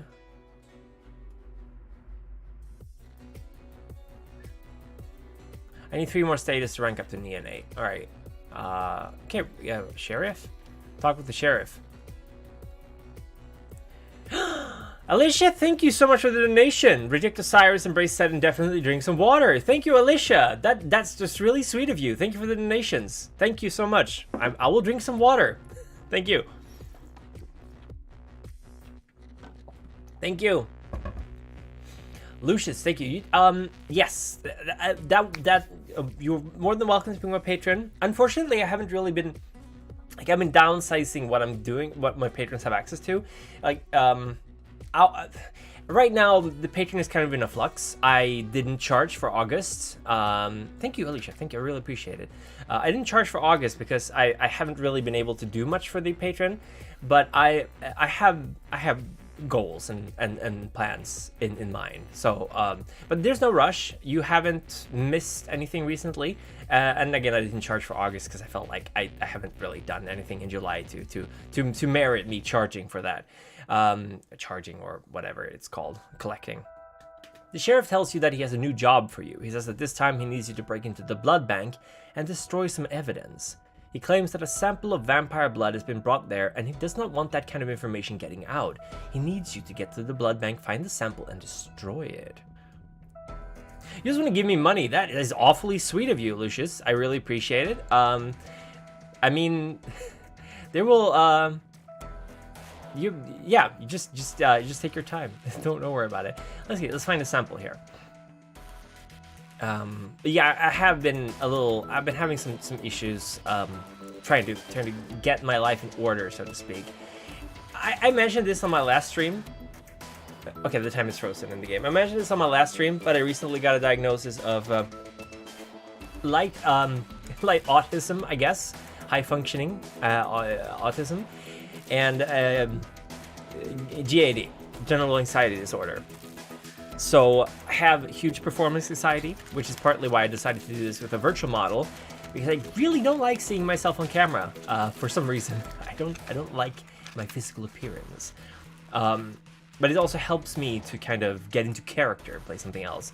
I'm a role player, so it's actually easier for me to get into character of someone else. It's actually easier for me. So while this character is pretty generic and just a temporary placeholder, I really do kind of want to have more of a virtual presence. ASD, brother. I was diagnosed with autism too. Right? It's kind of strange. It's been a weird month for me. But I think I'm finally starting to get used to the idea of me being neurodivergent, so to speak, ASD. You enter the blood bank. Fluorescent lighting fills the waiting room. Time to look for that vampire blood sample and destroy it, like the sheriff asked. You go into the back room where the person behind the desk isn't looking, but now where do you go? There's no sneaking, really? Wow. Okay, I'm just gonna find a computer and hack into the records. That would... Oh, come on! Okay, gonna use a willpower. You find a discarded nurse badge and clip it on. One of the phlebotomists seems confused by the new nurse, but doesn't press further when asked where the weird blood sample is. He tells you it's held in the testing room. I love how I'm looking like this, by the way. You're now in the testing room. You find multiple blood samples, but only one that's literally labeled weird blood. You take it and proceed to leave. I would absolutely label vampire blood as weird blood. You take it and proceed to leave. Just before you can go, however, you hear outside the door a security guard doing his rounds. How will you get around him? Sneak, obviously. Yes! There we go. You sneak around his vision as carefully as you can. Silently, in fact, before finding an alternative path out of the blood bank, vampire blood sample in hand. The sheriff will be pleased. Let's go to the sheriff, and then I'm gonna go to the Haven and see what I can do there. I'm just gonna get some more influence. I have a lot of influence right now. You hand over the sample to the sheriff proudly. He brings the sample up to the light to examine it. He confirms that it is the sample and crushes the glass vial in his hand, saying you've done well. I have now ranked up to neonate. Cool. I'm now no longer a fledgling. So let's go to the Haven and see if we can get our willpower back. This is your Haven. Keeping an ally within the Haven at the end of the night allows them to rest here and claim vital stats. Right now, all the Haven will heal is their willpower, but as you play, new Haven amenities will help your coterie in other ways. A Haven may also give coterie resources at the end of every night once such amenities are unlocked. I don't really have those amenities, but that's fine. Can I buy some? Okay. Buy a pool? What would a pool do? Security system. Okay, I'm gonna start collecting money, I guess. Work as a waiter. And let's go to Chantry. Talk to Henrik. I like this game. I like it. It's fun. It's cool. You approach Henrik Mayer, a local member of the Primogen Council and a well-respected member of the Camarilla and regent to the local Chantry. Help me dethrone the prince! I guess I can just ask that. I lose 25 influence. Alright. This game is called Praxis, Silver Trimhill. It's called Praxis. It's available. This is one of the few games they actually charge for. There was a Vampire Jam. It's linked up in the upper left of the screen. itch.io/jam/VTM. They charge like $6 for this game. I honestly think it's good enough to pay for it. But it's basically, yeah, it's a Vampire the Masquerade fan game, essentially, called Praxis. I have a friend that's doing something crazy. She's running Mage Ascension in the Full Metal Alchemist universe. Nice! I think that's good. I think honestly with Mage, the number one thing you need to do with Mage is like settle on a theme of what you want to play, because Mage is so big and so open in terms of what you can do, that if you're just playing Mage like vanilla, it's really hard to figure out what you want to do with it, what you want to where you want to go, what kind of limits you want to have, what kind of story you want to tell. But if you have something, if you have like a common thread, like whether it be Full Metal Alchemist or Dresden Archives or whatever, Is it Dresden Archives? Dresden Chronicles? Well, whatever you want to do it as, just like that will definitely be make it easier, so to speak. Mage the Awakening is better than Mage the Ascension. Fight me. I've never actually played Mage the Awakening. I know Atlantis is like a major thing in that, but that's about all I know about Mage the Awakening. I tend to like World of Darkness stuff more than Chronicles of Darkness, because Chronicles of Darkness have less meta plot, which is not a bad thing in itself. Oh, now I realize I forgot to take my meds. That's why I'm like a little antsy. I'm gonna go get my meds in a second. I have stuff for my anxiety, so I'm a little jumpy, I'm a little bouncy in my seat. That's probably why. So I'll take them. They work pretty quickly. But I like the meta plot of especially Vampire. I've come to realize I don't much care for the meta plot in Werewolf. To be honest, I like the one in Wraith. I like the one in Changeling just fine. I like Mages kind of. Hi Robin, how you doing? Welcome to the stream. I am doing pretty well. I do need to go get my meds. Take your meds if you haven't. Meds are good. So I will be back soon. They will help me relax for the stream because I do have GAD and specifically performance anxiety. So whenever I'm in front of people, I get like anxious. So I'm gonna take this medicine to just relax. Mummy, Temple of Set, happy to see you here. I have still not read Mummy, so I don't know. I refuse. Not even on principle. I just refuse in stubbornness to read Mummy. I think Mummy is just weird. That's my opinion. I'll be right back. Don't go anywhere. I only take 20 milligrams of mine. Thankfully, so far. So, but 250, Jesus, that's a lot, Lucius. But yeah, take your medicines. Take your meds. Set it is. Oh, Set is in it. Might want to check it out then. I'll be right back.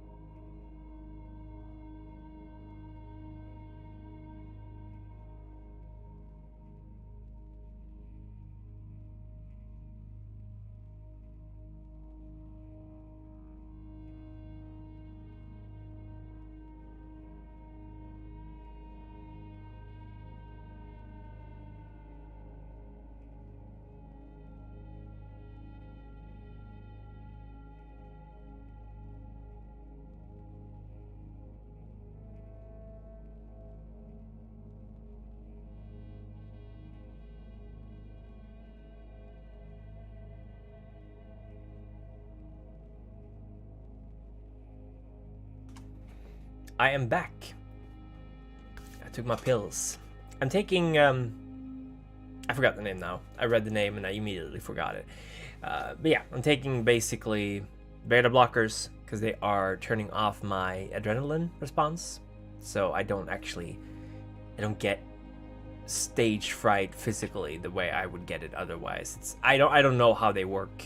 I just take them. They just make me relax. It's good. Awakening system is better than Ascension, but I like the factions in Awakening more than the one in Ascension. Ascension system is dumb and bad. Mage Ascension has a weird system. It's not dumb, it's just very complex and open for interpretation. Clonazepam? No. I don't think we have it under that name. But basically, yeah, I take 20 milligrams of beta blockers, basically, and they just takes away the physical response of anxiety, which is great because it's usually just physical for me. Let's see. So it's okay, but a bit complicated. I like the factions of Mage a little bit, but a friend of mine had a really good idea about Mage, and that is that there should be less factions and there should be more like the problem with Mage is that you have everyone is everyone have, like, the problem with mage is that you're absolutely convinced that your version of the world is a right one, right? That's like the key to mage, the ascension. You realize, ascension here, you realize that the world works the way you think it works, and that's kind of the source of your power. That's why all mages have a really high willpower score, because they're like exceptional individuals, and through their understanding of the world, they're able to change the world. And the more convinced you are of this, the more true to your avatar you are, the more powerful you become, basically. So mage people don't really get along that well with other mages, because they have different perspectives on these things. So it's kind of like a counterproductive thing to be a mage and work with other mages, because your worldviews are so different, and when your power is based in your worldview, like it's bound, like you're supposed to be arguing. Like, mages don't get along with each other. That's like a major theme of the setting. So having a bunch of factions, I don't know, it feels a little formulaic for World of Darkness, I suppose. Yeah, Mummy the Curse is very complicated. You wake up in the 1900s and memories of the 2000s, and your power starts at godlike levels and reduces over time, the opposite of what happens in most games. That's interesting. That's cool. Yeah, that's the new Mummy from Chronicles of Darkness, right? Okay, I'm actually gonna ask this guy to help me dethrone the prince, because I have 30 influence. Henry tells you that since the prince has taken many freedoms from the Tremere that were once available to them, he says that he will help, but if his chantry gets endangered, then he is supporting his chantry first and foremostly. No exception. Thank you, Henrik. Okay, cool. I just have one of the Primogen help me dethrone the prince. That's cool. Enter the chantry. You approach the chantry, but as you cross the threshold to the building, you feel a zing of what feels like electricity course through your body. You feel wounded, attacked, and have to resist going into a sudden state of frenzy. What was that, you wonder? Perhaps the Tremere knows something of this. Alright, you go to the new asylum, I guess. Talk to Quinn Lopez. I'm working to make some money here, because I want to buy a pool. Before you get into the new asylum, you find a large bouncer outside the door. He tells you that there is a fee to get in. How shall you get into the club? Neither. Can I go neither, please? No? Okay. Flirt with the bouncer, I guess? No, sneak inside is a 30% chance of success. Nope. I have 2 willpower, it's fine. Oh boy. You leave the bouncer only to look around for another way in. You canvass the building and find a single back door. Some lockpicking later and you break in. Now inside the club, your senses are overwhelmed by loud music and flashing lights, combined with a strong scent of sweat from the collection of dancers. You are surprised to find a woman rapidly approaching you. Like Power walking over to us. Who's this? I thought it was gonna be the ending of JoJo's Bizarre Adventure, like the guitar riff. The roundabout? Is that how it starts? The woman has glazed eyes that seem to be gazing up miles away and bleached platinum hair. She tells you that she foresaw you coming and that her name is Quinn. She offers you to take her to her office where things will be quieter. Very well, Quinn, let's go to your office. Quinn greets you in her office. She asks how she may be of help this night. I think, alright, so far, game system I think is really clever, well designed, simple enough. Some of the writing is a little bit stilted. There's a lot of writing though, but sometimes it gets a little weird. Yeah, werewolves are dangerous in both games. Let's see here. Ask about the new asylum. I have only 5 influence. She mentions having worked for 2 powerful kindred a few years back when she lived in LA. After earning enough trust, they both decided that she had the expertise to expand their club to Portland, Arkansas. Population 430. Interesting. Ask about the Primogen. She lifts off the members of the Primogen Council and informs you that it is their job to assist the prince in their decision making. She personally uses her well-developed powers of auspex to see things others in the council do not, such as how many strands of hair they have on their heads. Okay, I can't really gain favor with her now because I don't have the influence, but that's cool. I guess I'm gonna go and get some more influence. Socialize.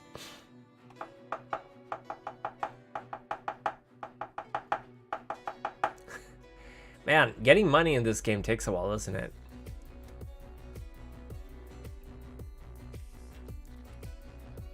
space for someone to join my coterie. What if I go... Oh, the forest! I forgot. Let's go to the forest. Talk to Jonathan.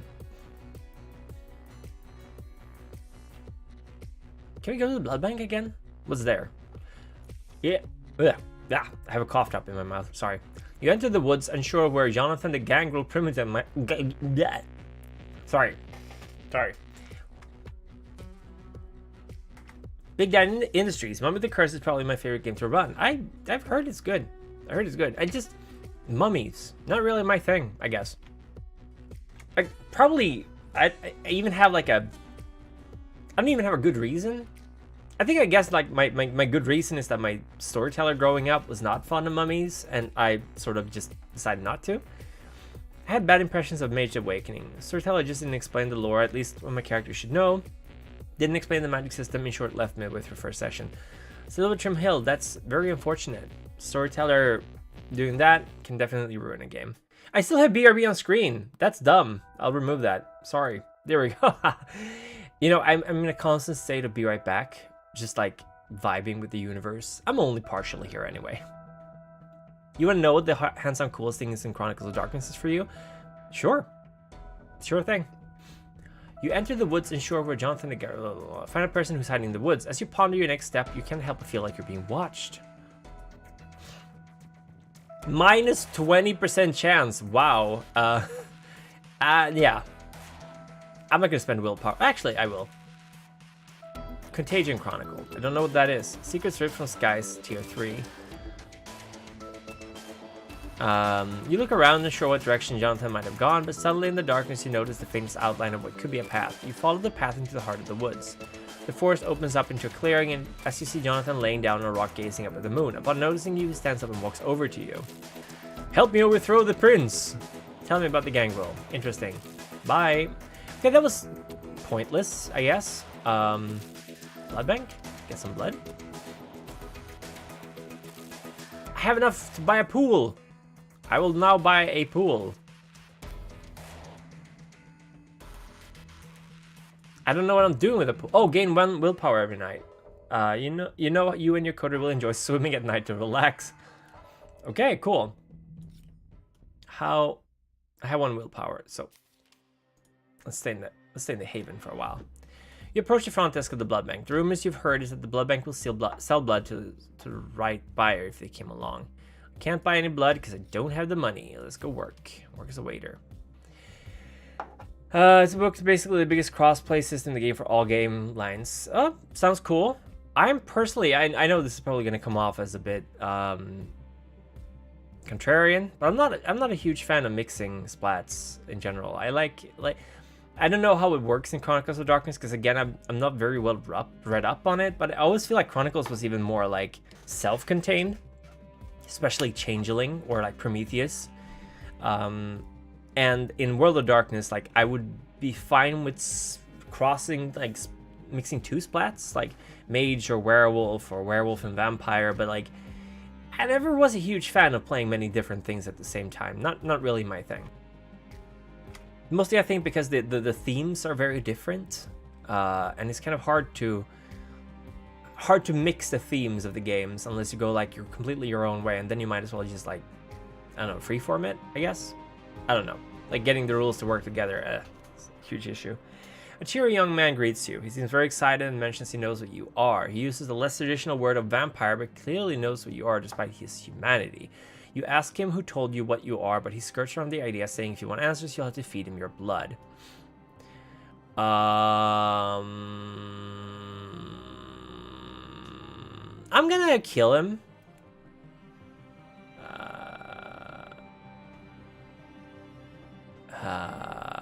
Because I don't want to get 5 hunger. The book is all about crossplay. I mean, yeah, if you want to do that stuff, that's definitely the way to go if it's like public content. Also, I'm gonna make myself a little bit bigger. There we go. If you want to go with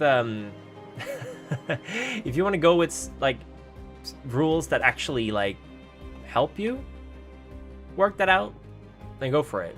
But for me, I mean, this is coming from someone who plays mostly World of Darkness, not Chronicles of Darkness. In World of Darkness, I just feel like Vampire has the whole loss of humanity theme, and the jihad going on. Werewolf has the saving the world and werewolves being absolute idiots to each other going on.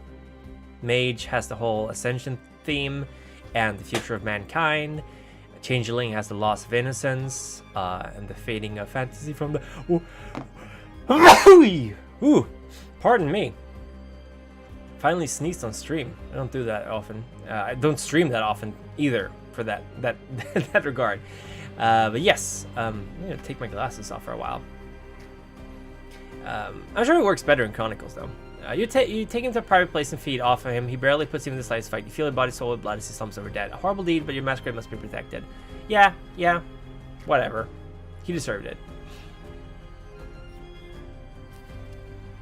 Okay, so when this night is over, I'm gonna assume that I get another willpower, and I'm just working as a waiter. No, god damn it. Where will I find my third coterie member, I wonder?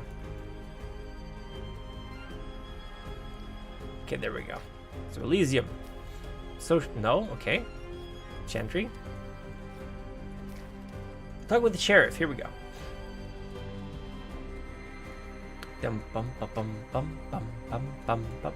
Also, by the way, if you've recently shown up, we are running a donation charity for Doctors Without Borders. I should probably put like their logo somewhere so people know that that's what we're doing a drive for.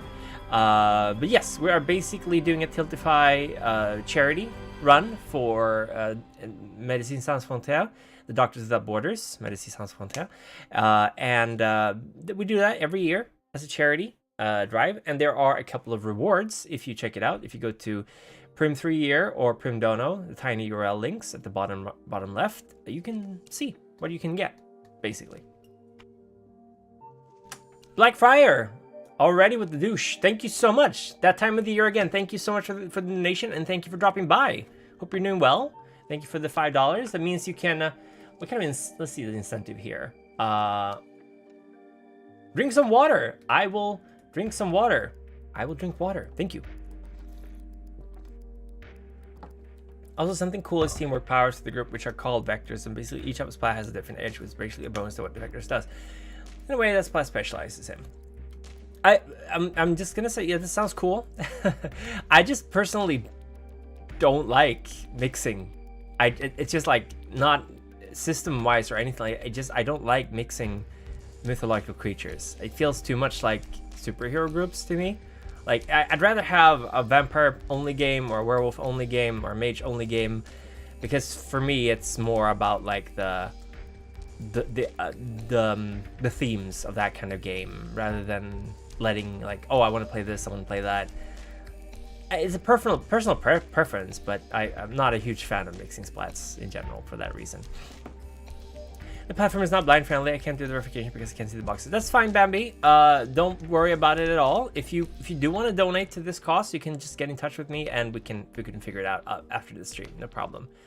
Yeah, Akabata, I really don't want to come across as I'm putting you down, because I really know that this is more of a taste thing rather than like an actually good or bad thing. And I don't want it to be like a good or bad thing. I don't inherently think it's a bad thing to mix splats. I just personally, and this might be my, I'm allowed to say this now, this might be my autism talking, but I like to just have one specific setting and work with that. But if you get it to work, and if there's a rules for it, that's definitely the way to go. So if you or your friends, anyone watching is interested in running a cross-splat game, then definitely check out Contagion Chronicles. Akabata recommended it. It has rules for running multiple splats together. I really appreciate you telling me about it, though. The sheriff seems really displeased. He mentions that a kindred of the Cameral Court has become white, and they must be put down by someone before the scandal goes any further. What's a white?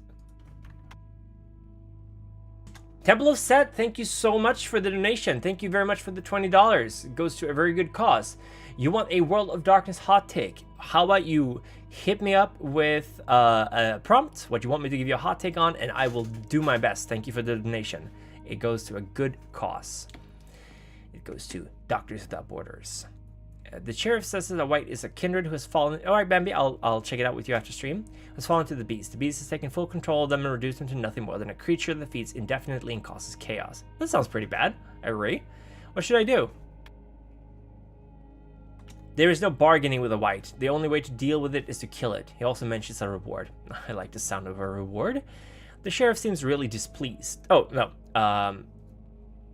I guess I'm gonna go white hunting. The sheriff gives a smile of approval. At least you think it's a smile. It's hard to tell with all the teeth. It tells you the location of the last place the white has been seen. Time to find the white.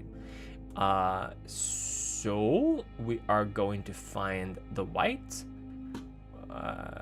You're wandering the streets when suddenly a gray fluffy cat begins aggressively rubbing against your legs. Confused, you try to keep walking, but it continues to follow you. The cat begins walking down an alleyway, turning around as if asking you to follow it. What would you like to do? I'm going to commune with the cat through animalism.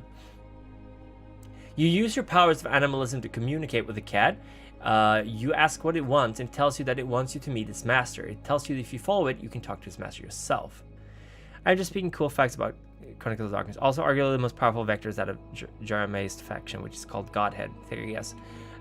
I wouldn't know.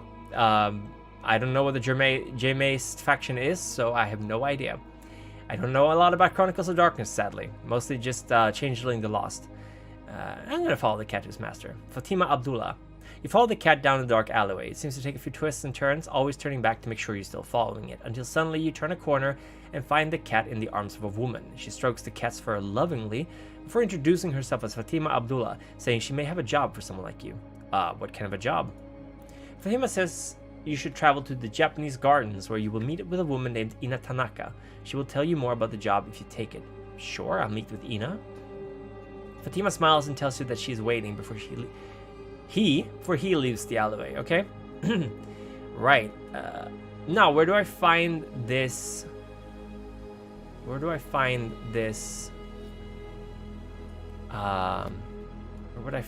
the white? Oh, it's in the car garage. To find the location where the sheriff describes the white last location. Oh, you find the location, but there is no white. Looking around, you realize it could have gone anywhere. Try and figure out where a creature like this would have gone. I can use I don't have Auspex, so. Oh, I failed. What a surprise.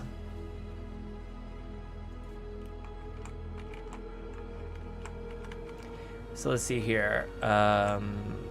You look around trying to piece together where you go. If you're right, probably something out of the way. Somewhere where a few people would show up, but enough to feed regularly. Your attention is drawn immediately to the nearby parking garage from where you hear a scream.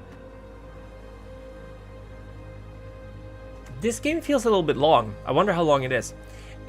Sneak up on it and attack it in a wild spot. So level 4 sneak check. Yeah, let's sneak up on it. 60% chance. Of course, failure. Why wouldn't it be?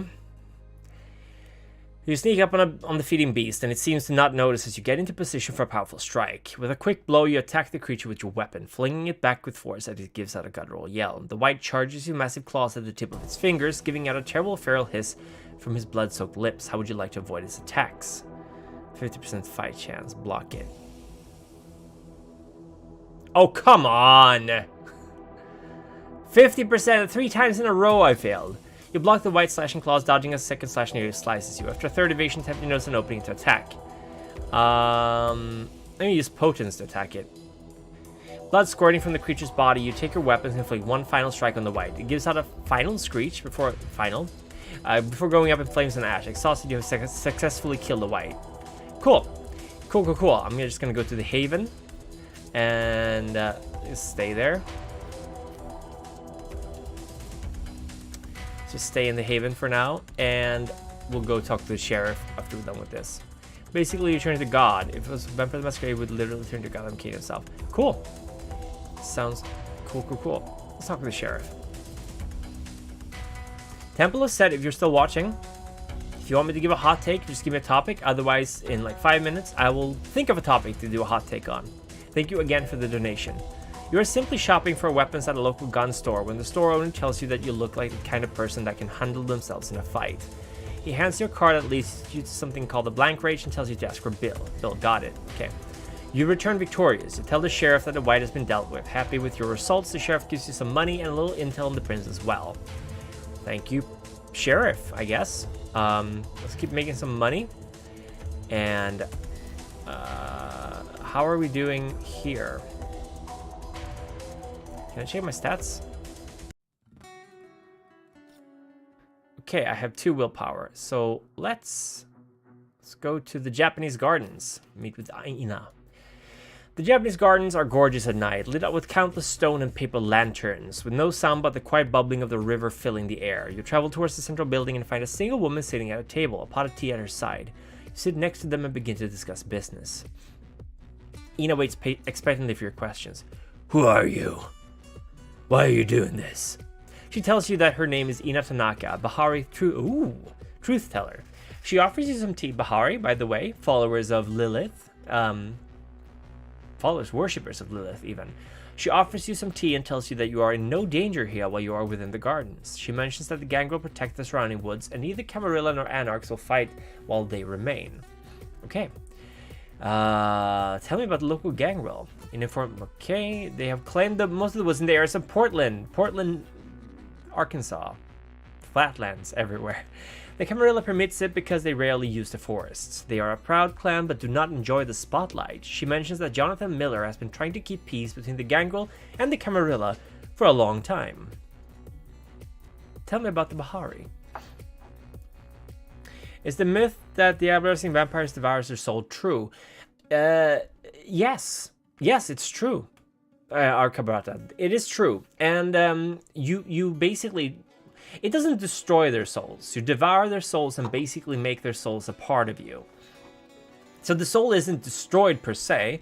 It just becomes part of you. So if the person you diabolize is weak-willed, their sense of identity will be destroyed and their powers will be added to you.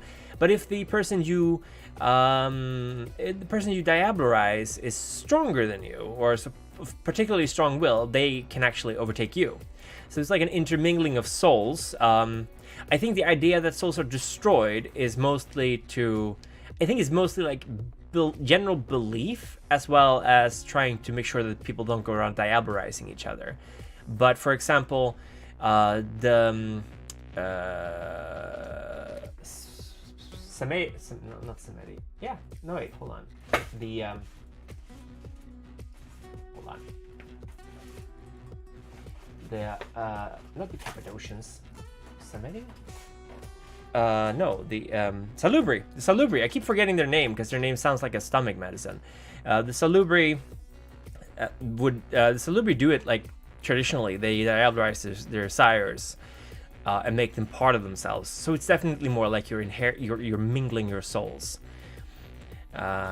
Set is of course the god. The other, what are they called? What do the Setites call the other antediluvians again? I keep forgetting. Yeah, they don't have a god.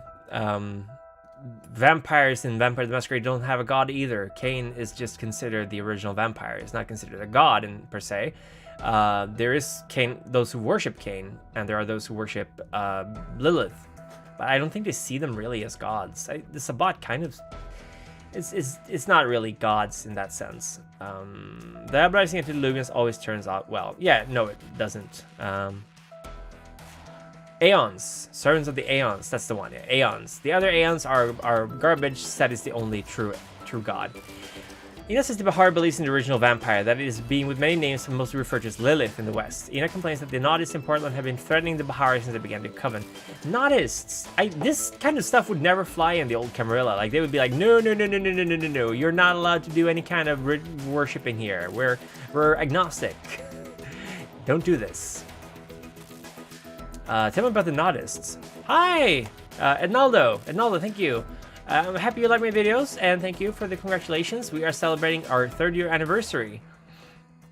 So Temple of Set, I am going to assume that your choice of hot take is going to be a topic of my own. So what should I do a hot take on? I will make my hot take be the Bali. I think the Bali are stupid. I think they're a terrible, poor addition to the setting. They don't really bring much to the table except for edginess and And oh, look at these even more horrible monsters. And I think they were created by just to appeal to edgelords, basically. They are stupid. I agree. The Bali are stupid. They're dumb. Don't play a Bali. Don't have Balis in your campaign. They are bad. Also, by the way, another hot take. I've said this many times, but another hot take. Play one of the 13 clans. Don't go around playing True Bruja or any other boring ass bloodline because they're dumb. I don't like the bloodlines. I don't like them at all. Dumb. Like, I can take out the 20th anniversary edition. I'll do that right here. And I'll open up to the bloodlines part. Let's see here. The permutations. Where are they? The bloodlines. I almost never use V20, by the way. I think it's too big.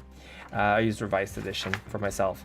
Let's see here. The permutations. The bloodlines, 393. There's like 80 pages of bloodlines here. Ugh. I don't like this. I don't like them. I don't like them at all. So, let's see here. The only ones I kind of like are gargoyles. There's some bloodlines I like, but generally don't play bloodlines. Bali, blah. Blood Brothers, blah. Daughters of Cacophony, okay, they're cool. Gargoyles, blah. Harbingers of the Skull, blah. Chassid, blah. Nagaraya, no. I don't even care about the waifu and bloodlines. I don't like her. Salubri, well, I mean, they're not really a bloodline. Samedi, I like them more when they were Cappadocians. The Putanesca, there you go. Those are good ones because they're like they're not even a bloodline. That's how you should handle it. The True Bruja can, okay, just get rid of the True Bruja. Don't have them in the game at all. Arimanes, no. Anda, no. Cappadocians, they're actually a clan. Children of Osiris, no. Lamia, no. Lianan, no. Noyad, no. God, there's so many of them. What? You leave Pisha alone there. No! I don't like her. I don't like the bloodlines. What they should have done is just introduced, like, variations of clans. I mean, I know I'm splitting hairs now, but have, like, I think the Gangrel, not even that. Like, it's hard to explain. I just think that a lot of these bloodlines were created as like one-off things. A lot of them, not all of them, but a lot of them were created as one-off things. Like the gargoyles, I would even argue, are not even vampires specifically. They're like something else made out of vampires. But I just think crime goblins. Yeah, I love them. I just think that a lot of them were created for a specific narrative purpose, and then someone's like, I want to play these, and they made rules for playing them, but they shouldn't have. Because that kind of takes away the mystery of the setting a little bit to me. That's one of the problems I have with, even with Revised Edition, is that they were very blatant about a lot of things in Vampire the Masquerade. They were very, this is how it works, this is what it is, this is how this thing works, this is how that thing works. And they kind of got rid of so much of the secrecy of the setting, of the unknown. I mean, they were even doing that in 2nd edition, and I can only assume it's because the game was very successful and they were trying to think of new things to write about. Because you only have so much to write about before you got to start revealing secrets. Only for the storyteller. But of course, at some point, literally everyone is going to read the Only for the Storyteller material anyway. So, there you go. I hate how bouncy this guy is, by the way. Like, I'm just turning my head slightly and he's like bouncing. I wonder if I can change that. Give me a second. Can I limit how far he goes when you lean? No, it doesn't seem like it. Okay. Kind of annoying. Kind of a little too bouncy. You play a wannabe Bahari. I like the idea of Bahari and those things. And like the followers of Set or the Setites. Because what they do is that they're like, you can be an honorary member of our clan or our religion, but you will still, of course, be your original clan, but you will be considered one of us, which is something that happens in the followers of Set, for example. I like that. But I think it's very important, the whole like bloodlines thing in vampires, because it's all about the blood, you know, it's all about your ancestry, all that kind of stuff, which is an important aspect of the game. I always like the family trees, and you know, I have the unofficial vampire family trees downloaded for a long time ago. Players barely read the rules, they need to play through. Yeah, I mean, that really depends on your players. Depends on your group as well. Like if you're I don't personally believe in limiting players' readings. I think a lot of people are capable of isolating what they know from what their characters know. But I do think, like, the True Bruja, for example, is just such a... like, and that's part of the True Black Hand as well. I was never a fan of the True Black Hand. True Black Hand, I can't even read. The Talmahira or whatever. I know that the V20 version is better. I haven't read it yet. I started reading Dirty Secrets of the Black Hand. I was looking at it in my bookshelf just now. Not a fan. Not a fan of that book. It got like retconned like right out the door, I believe, if I'm not mistaken, which kind of says it all.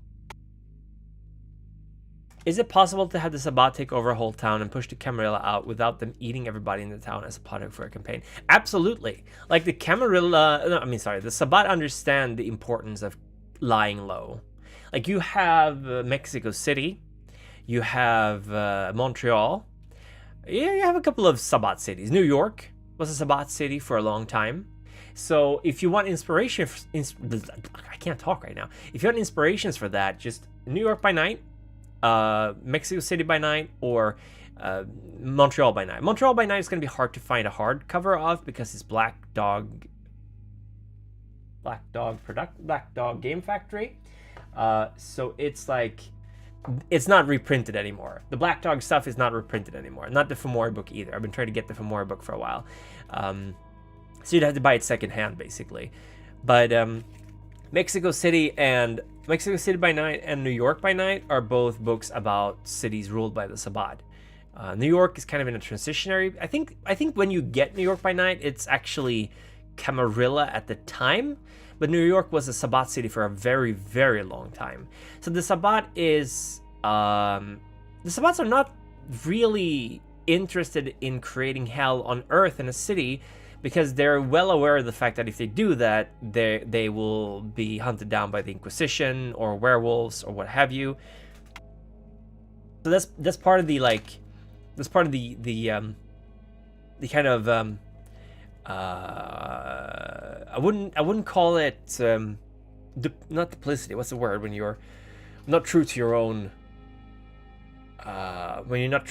morals? It's called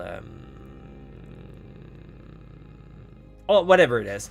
Basically, the Sabbat want to do a certain thing, but they also know that they can't. Hypocrisy. Thank you, Echo. So the Sabbat is a little hypocritical, but in the sense that they're not strong enough to do what they want to do, so they have to kind of lay low. But a Sabbat city definitely has a different vibe than a Camarilla city, that's for sure. They need to eat too. Can't do that if humans are all just dead. Exactly. They need to keep the humans alive. It's just that they don't really care about humanity in that sense. If you really think about the technology of today and what human organizations could bring to bear, I'm not surprised the Sabbat are on the retreat. Exactly. And I haven't actually read the new Hunter book for Vampire, the Second Inquisition book. Is it out? I have not read it. But the Second Inquisition is a lot stronger now than it was just a couple of years ago. It's funded by a lot of national security agencies, and the Pope. He has recanonized the Society of St. Leopold. So the Second Inquisition is really powerful, and they know a lot about vampires. So yeah, the Second Inquisition is a lot stronger. The Sabbat is definitely on the back pedal. Hi Matt. Hey Matt. Working today, but wanted to pop in and say hi. Great to see you back at it. Thank you, Matt. Very happy to be back at it. I'm already like very tired. This is part of like what I've been dealing with lately. I get tired very quickly. So I don't think I can do like a 12 or 15 hour stream. I'll do a stream as long as I can and hang out with you guys. But I pushing it to 6 hours might be the most I can do, to be honest. But we'll pick it up again. I really do want to play through all these games. Let me know if you want to play Orpheus again someday. Oh, it would be fun. It would be a lot of fun, Big Dad. It would be a lot of fun. I had a lot of fun playing it. It was a good one-shot. Hunter the Reckoning seems cooler than Vigil, mostly because of the edges. Yeah, the new Hunter the Reckoning seems really cool. The old Hunter the Reckoning, not great, not a great book, but the new one is really good.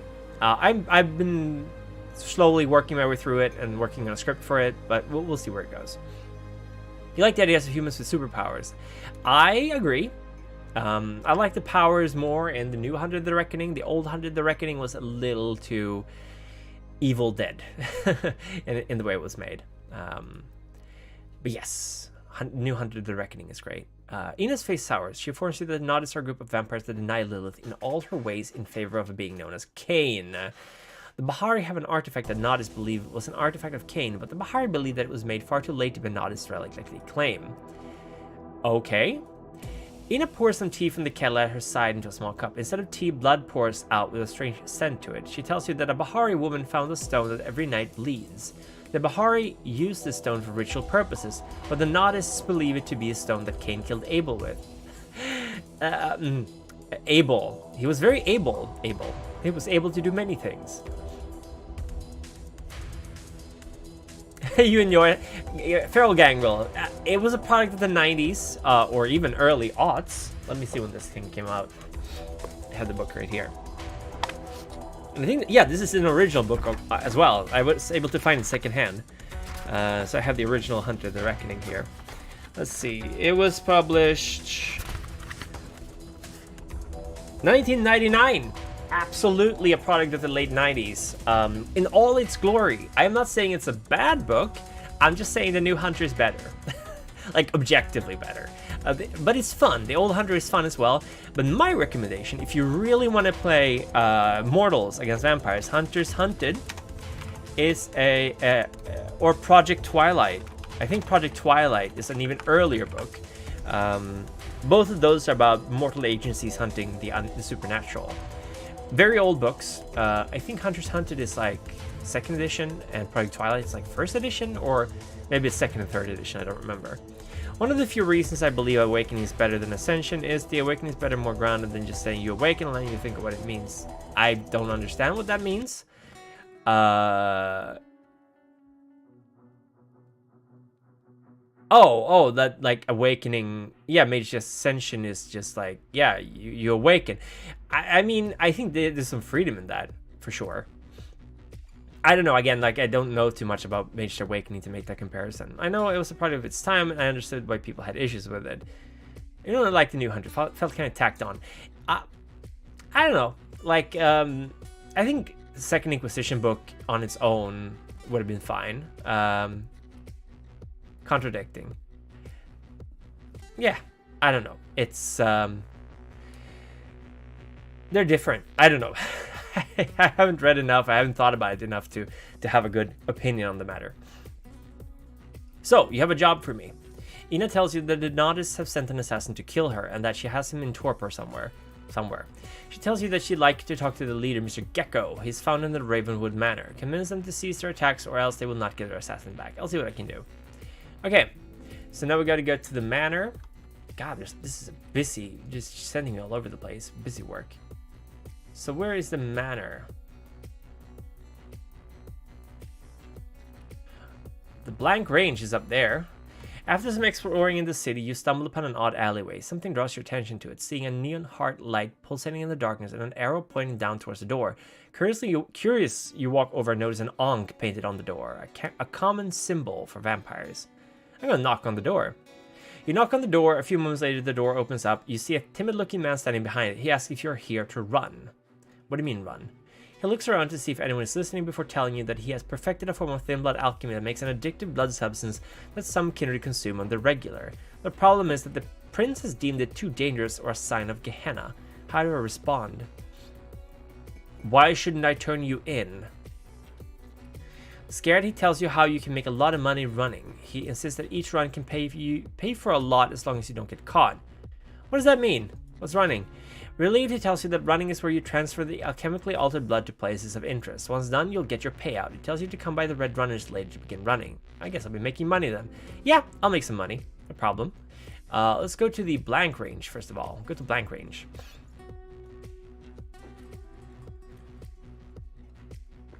You arrive at the location. It's in the alleyway with a heavy iron door painted with a mandala like crosshair graffiti. You knock, which makes a sliding panel reveal a set of eyes behind the door.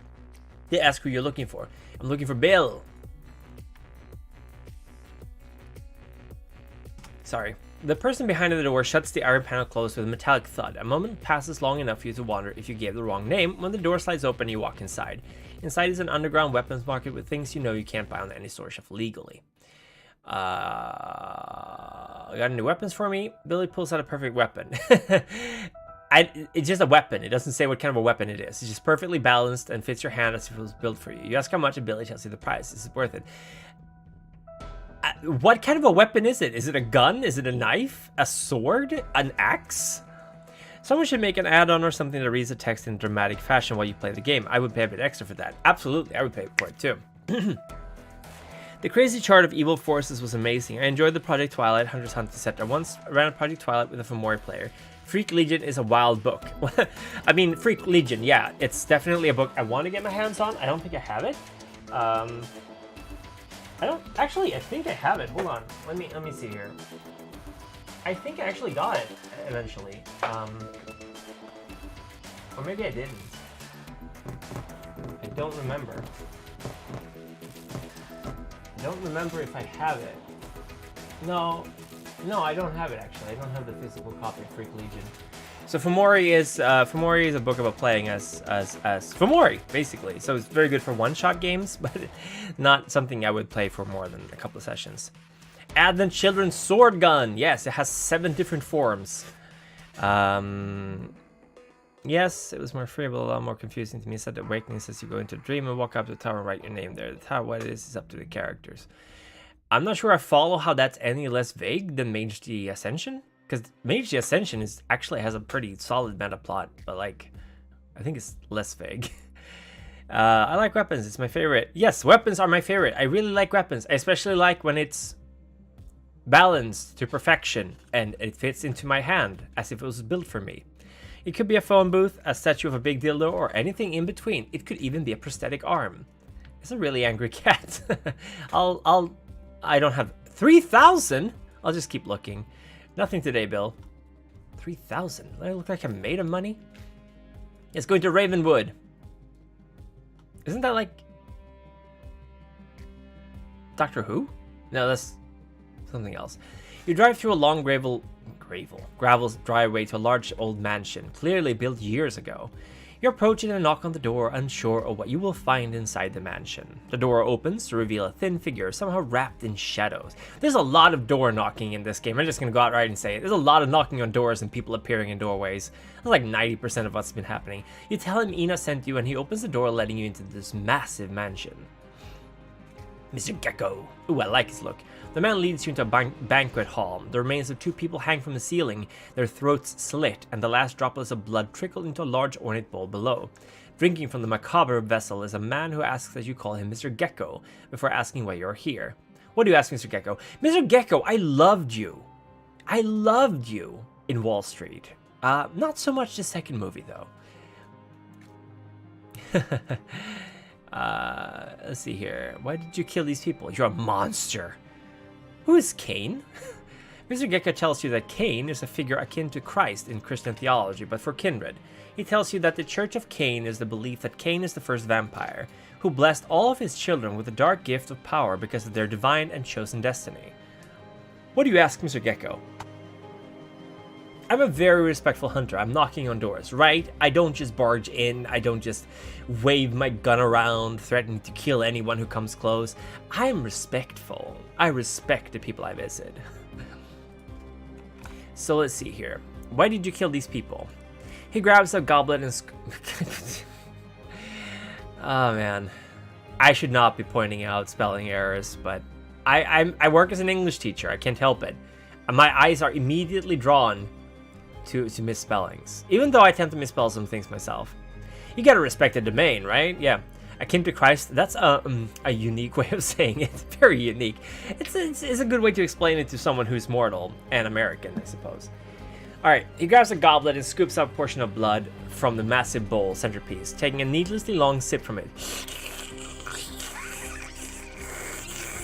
Just imagine him standing there for 2 minutes, just slowly sipping at it like sipping at the last of a milkshake.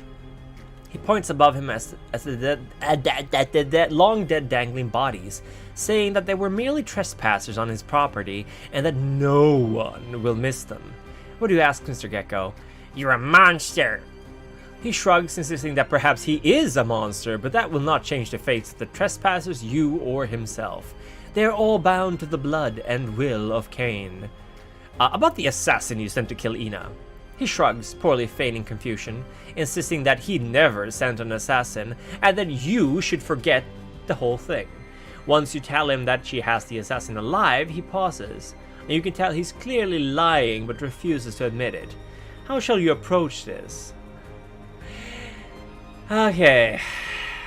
I'm not really seeing a lot of use of my sneak so far in this game. Kind of feeling like maybe I should have gone with more awareness or talk. Of course I failed, of course. Let's spend some willpower. Respect thy domain? Yes. Basically, I think that's the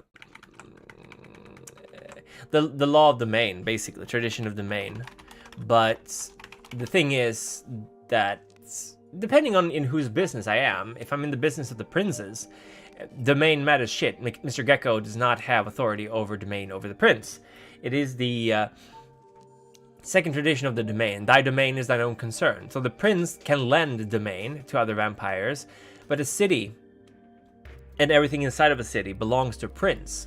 That's why the prince is the most important kindred of a city. And that is why the Camarilla generally don't get involved in the affairs of a prince, because the prince has a final say over a city. But if a prince is too weak and is overthrown, that is perfectly within the laws of the Camarilla, because the Camarilla only cares about the Camarilla being, or the traditions being upheld, and the Sabbat and the Anarchs not gaining grounds. So if you're a prince, your word is the law in a domain, to some extent, of course. But if you are too weak, you will be replaced, or the Primogen will start taking over. They will start acting out. This is Septimus K. This is called Praxis. You can find it at the link in the upper left of the screen. itch.io/jam/VTM. This is part of the Vampire the Masquerade Game Jam of November last year, October-November last year, where World of Darkness sponsored an event where people could submit fan games for Vampire the Masquerade. This is the second runner. This is the number 2 of the games. I played number 1. Yes, I was going to say yesterday, but it was like over a month ago. About a month ago. So I'm playing the rest of the games now. And we're also doing a charity drive for Doctors Without Borders. I'm gonna give that a little shout out again. So if you want to help donate to Doctors Without Borders, we have the campaign link if you want to check out the campaign. Or if you just want to go straight to donations, it's Primdono there, the tiny URL. Sorry for the relatively small game screen. I was trying to figure out how to do this well without having the chat be over the game or without having me cover up the game. So this was the best thing I could figure out.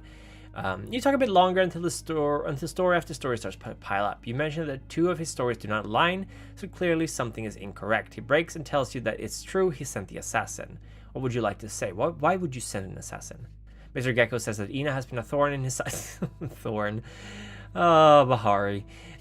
In his side for years. She and the rest of the group have been withholding a precious canine artifact that rightfully belongs to the Nodists. Her death would have been a message. What if she kills your assassin? Mr. Gecko shrugs, clearly unconcerned. He says that he played the assassin to kill her.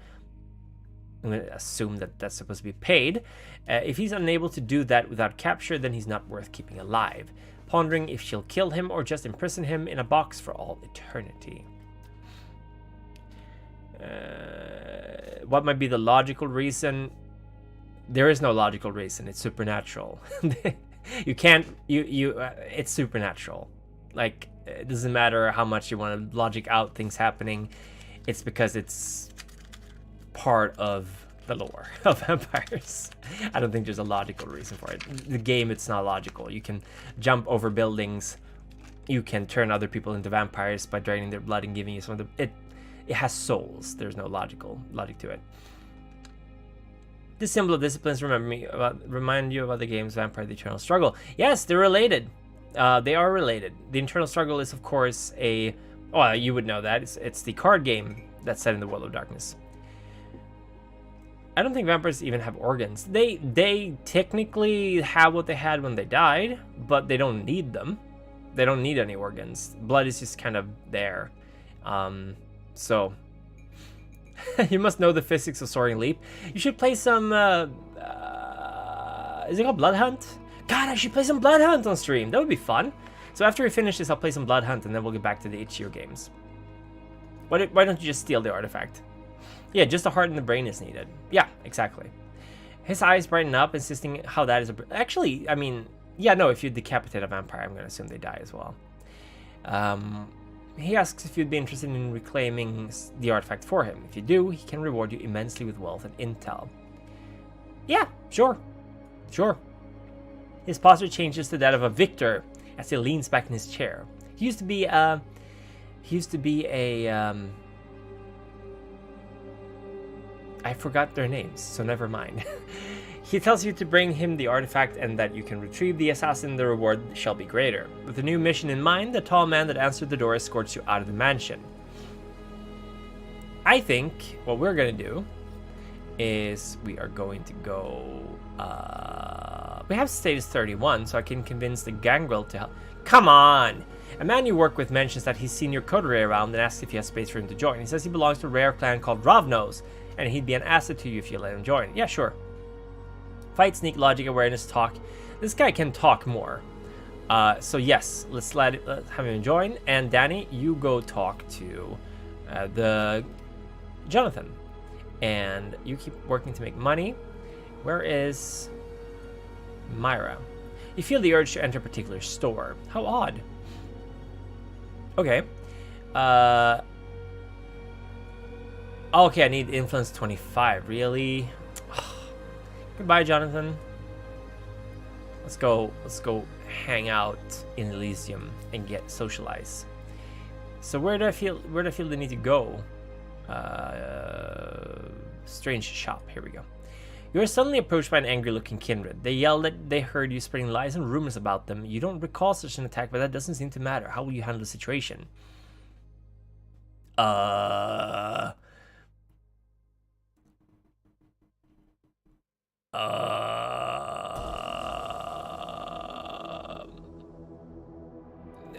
I'm gonna dread gaze them, I suppose.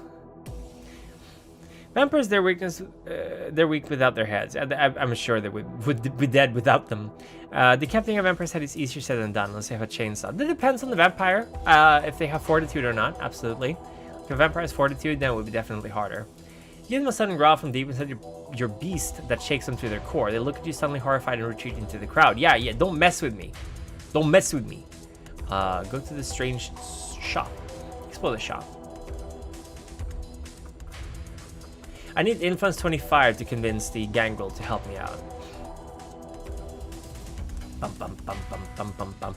And I'm gonna get enough. I have decent amount of security. You find a unique store in the middle of Portland's shopping district. You felt a tug bring you here, and now that you're in the store, you're surprised to find that none of the items available seem of use to you. You approach a shopkeeper who says he'll sell only things you need, not things you want. What will you take? I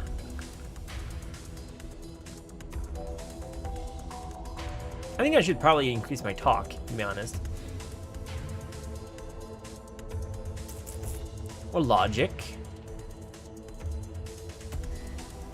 Yeah, I'm gonna raise awareness to 3, because that seems to be a thing I need to do a lot. Yeah, dread gaze to be dread. Who was that? I don't know. The prince approaches Xavier. You cannot tell what they are talking about until you hear the voices raise. Some kind of argument breaks out between two before the prince strikes Xavier across the face with supernatural strength. This throws Xavier across Elysium, quieting everyone. The prince... Why would anyone still have this guy as a prince?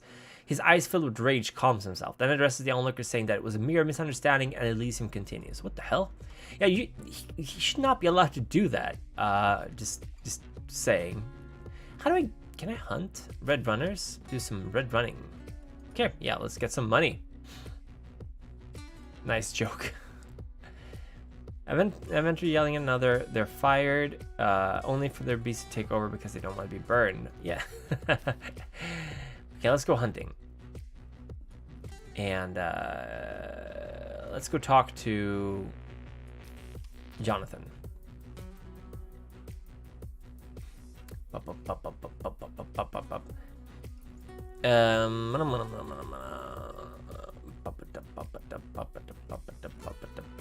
Anyone who wouldn't be noticed if you took them to the bathroom. Oh, come on. Really? A talk check to... oh my god. No, I'm not going to spend willpower. Things feel off. You find someone alone and meet to down... oh, whatever. Help me overthrow the prince. There we go. Thank you, Jonathan. Jonathan seems conflicted. On one side, he wants to keep things the way they are, to one day have peace with the Onyx once more. But on the other hand, he knows that the prince will never let such peace happen again now that the war started.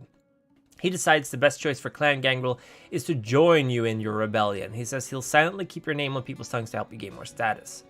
Cool. Cool. Now we will go gain some more influence in the Velvet Art Gallery.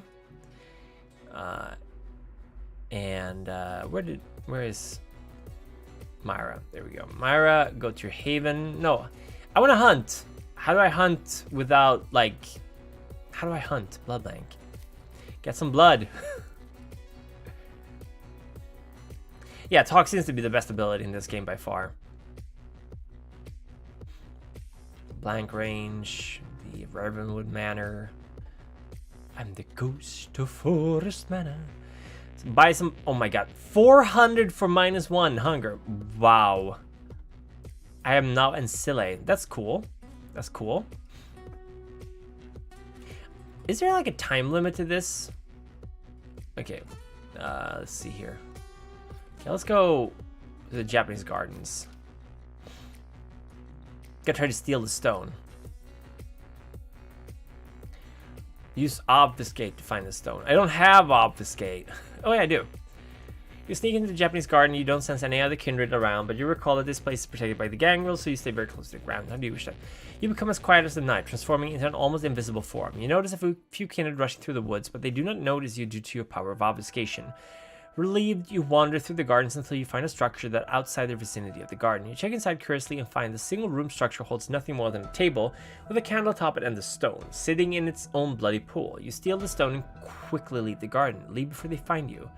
Do I get, like, hunger fed from this stone, or do I not? Let's return to Ravenwood. How would I expect resonance?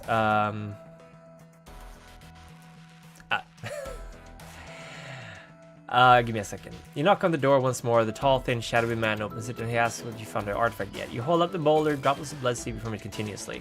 The shadowy man leads you into the mansion, guiding you to the smoking room where Mr. Gecko greets you. I gain 3 status, 1,000 funds, 25 intel.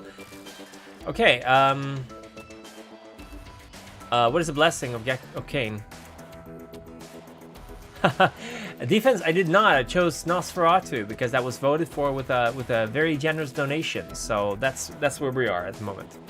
The donations, by the way, yes, we're saving up money for the Doctors Without Borders. So I should just get their logo and put that in the stream. I think I have their logo somewhere. Give me a second. Image, MSF logo. Let me see if I can find it. It's been a long time since I streamed, so I'm not entirely sure. Streaming, no.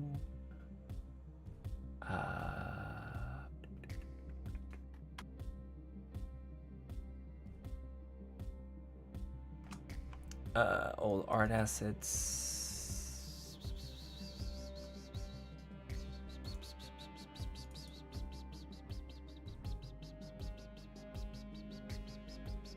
Can't find it. Don't know where I put it, so I'm gonna have to download it again. Just need to find the logo. Put it in downloads. There we go. And it's transparent too, nice. So we'll Move down here. Can barely read anything on it. Oh, there we go. Darkness Without Borders. Very addictive, like Guru Blood. I believe we got a lot more Vitae from like double the amount. From Resonance, I don't know. Like Resonance, I think you need that for leveling up your disciplines, and I think it can help power certain disciplines. Now, I'm not an expert on V5 rules, and I never played with Resonance because it's kind of confusing to me. But I also believe they help you with Thin Blood Alchemy, in which case you have your answer right there, because I don't play Thin Bloods. So I've never used a Thin Blood Alchemy.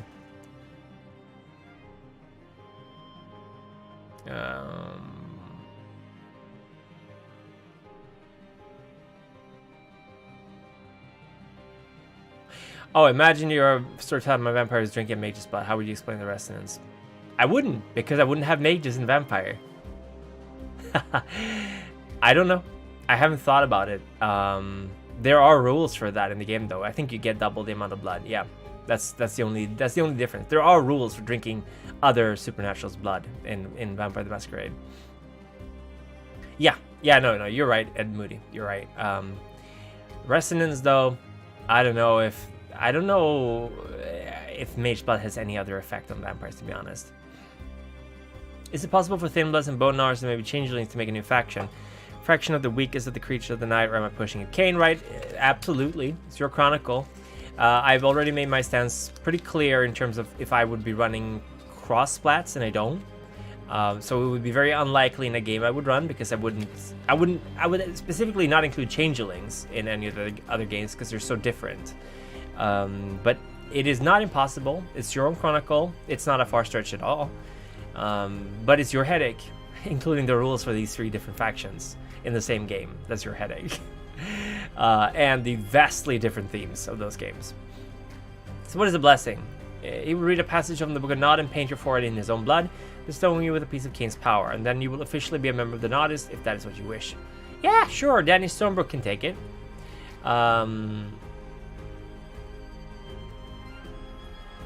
He guides you into a completely black room in a basement, a symbol of Cain stained into a wall with many years' worth of blood. Mr. Gecko reveals a chalice which he fills with his own blood and reads from the Book of Nod. As he paints your forehead in his blood with his hand, you feel a change. There is some kind of power in this ritual, as one sentence from the Book of Nod spoke loudest to you.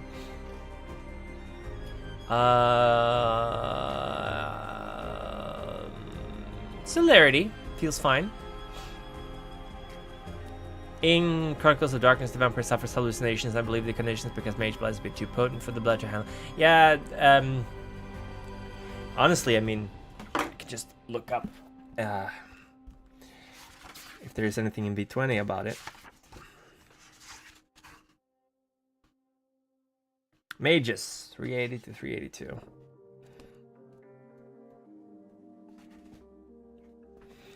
Magi. Okay.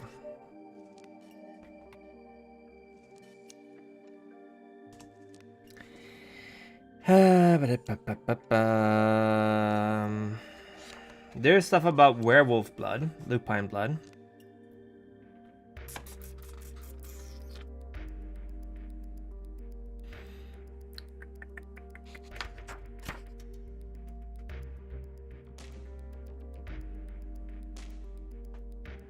I don't even think there's anything about drinking mage blood in V20. As the ritual subsides, you feel as if you absorb some kind of knowledge. Mr. Gecko, fully. Okay, I'm Nodist. Cool. I am now a member of the Nodists. With Elysium and socialize again. You're wandering the streets when you hear a quiet moan coming from an alleyway. It sounds like someone's crying out in pain. Will you investigate? Yes. You walk down the alleyway, following the sounds of moaning and pain until you stumble upon a woman. She has been stabbed and robbed by an unknown assailant. You run over to her to try and save her, but blood is gushing out in all directions, and you can sense her heartbeat slowly dying. What will you do?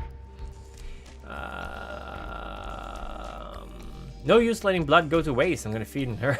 No hunger! You sink your fangs into a woman's neck. She gives out a startled gasp as you begin to drink from her. You feed until you cannot feel her heart beating any longer, and you're fully sated. Good thing there's no humanity in this game. You leave the alleyway, giving an anonymous tip to the police about an attack in an alleyway. There is a lot... This is probably one of my biggest pet peeves in any form of writing, if they use the same word multiple times. And you had like alleyway like twice or thrice in one single paragraph there. Not a good thing. You're approached by a Nosferatu woman named Madeleine Flasca. She says she offers intel for cash and wants to see if you're interested in buying. I have 40 intel. I don't need any. Fuck off. Where did she go? There she is. All right. Chantry? Talk to Hendrik. You're approached by a bright kindred. She mentions that her name is Lochwin Vile, and she kept more than both eyes on you. Oh, she's Salubri. Known for their third eye and a very rare clan. She's interested in joining your coterie, but will only do so if you can give her some vital information in return. Sure? You divulge information she needs, and she thanks you she has joined the coterie. Cool, we now have 4 members of the coterie. So she will go to the sheriff. Oh, come on! Ask Henry what happened about Lily. Hendrik gives his condolences about what happened to Lily, saying that the prince did something truly awful to her. He called it diablerie, the art of draining another vampire's soul and essence. He says that based on a vampire's blood potency, it may raise their blood potency permanently, and may even give disciplines from that drained vampire. Alright, so he says that based on a vampire's blood potency, it may raise their blood potency permanently. I wouldn't phrase it this way. This is what I'm talking about. I would say based on a vampire's powers, or based on their age, or the potency of their blood, it may raise it permanently. Like, it may raise it. You can just use it here. It. You can replace it with a pronoun. You don't have to repeat the word. It really bothers me. A thesaurus is a great resource, right? But people really, really don't use proper pronouns. Not even proper pronouns, just pronouns in general, like it. You don't have to say the same word 3 times. People understand out of context what you're talking about. He says that based on a vampire's blood potency, it may raise it. Well, it says it here, so I guess that wouldn't. It may raise it permanently. No, I wouldn't. Okay, let's rephrase this. Sorry, this is nitpicking. This is a great game, but I just want to talk about this for a while. Hendrik gives his condolences about what happened to Lily, saying that the prince did. Saying that. I wouldn't even do this. I would say comma, saying that the prince did something truly awful to her, because you don't have a subject here. I don't recall what the term is, if it's a plangling participle, but you should have a subject in a sentence, and this sentence doesn't have a subject, so you should put a comma here. He called it diablerie, the art of I wouldn't call it art, the act of draining another vampire's soul and essence. He says that based on the victim's age and powers, it may raise their blood potency permanently, and may even give them disciplines from that drained vampire. There you go. Now I will use nouns instead of pronouns whenever I get to, just to piss you off. Well, no, I will just mute you. You can't piss me off. That sounds practical. This is horrible. Hendrik nods, mentioning that in the early days of his undeath, he practiced diablerie. Why would you reveal this? You do not reveal this. This is like the taboo.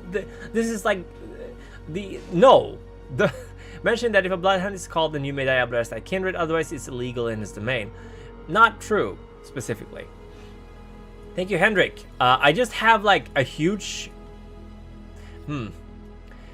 Oh, come on. Liam Brown. Liam Brown approaches you at Elysium. He says he's willing to donate some funds if you have any intel worth his time.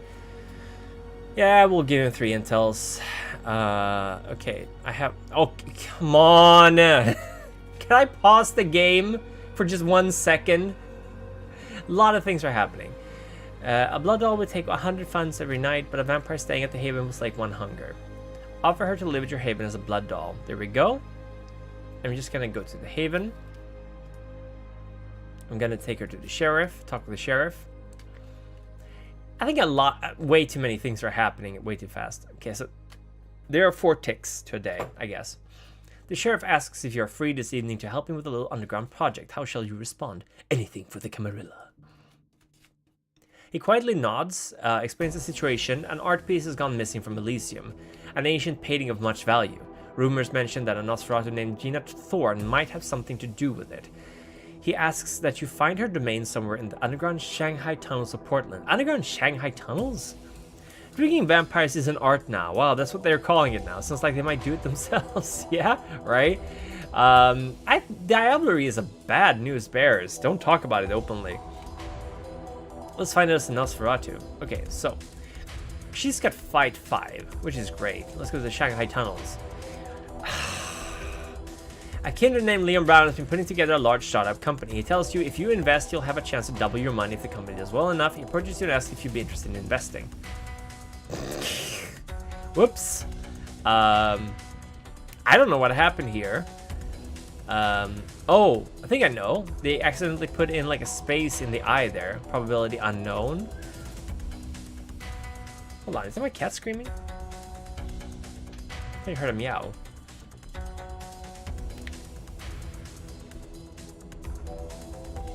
Victor. No. Ah, man. I was gonna offer $1,000 investment. We'll see what happens. He'll get back to me if it succeeds or not. Okay, so. What do you mean I can't afford? I have 3,600 funds. Okay, I do have a cat screaming here. So, I think I'm gonna have to go and see. Wilma. She's sitting in the door crying. It's Wilma, not Victor this time. So I will be right back. I'm gonna go give the cat something to eat. Don't go anywhere. And before I go, I'll be right back. Before I go, consider donating. Even just $1 helps. We're collecting money for Doctors Without Borders. It's the anniversary Primogen special. So the links are in the bottom there. In the bottom left. Sorry. And just $1. It goes a long way to help the Doctors Without Borders. I will be right back.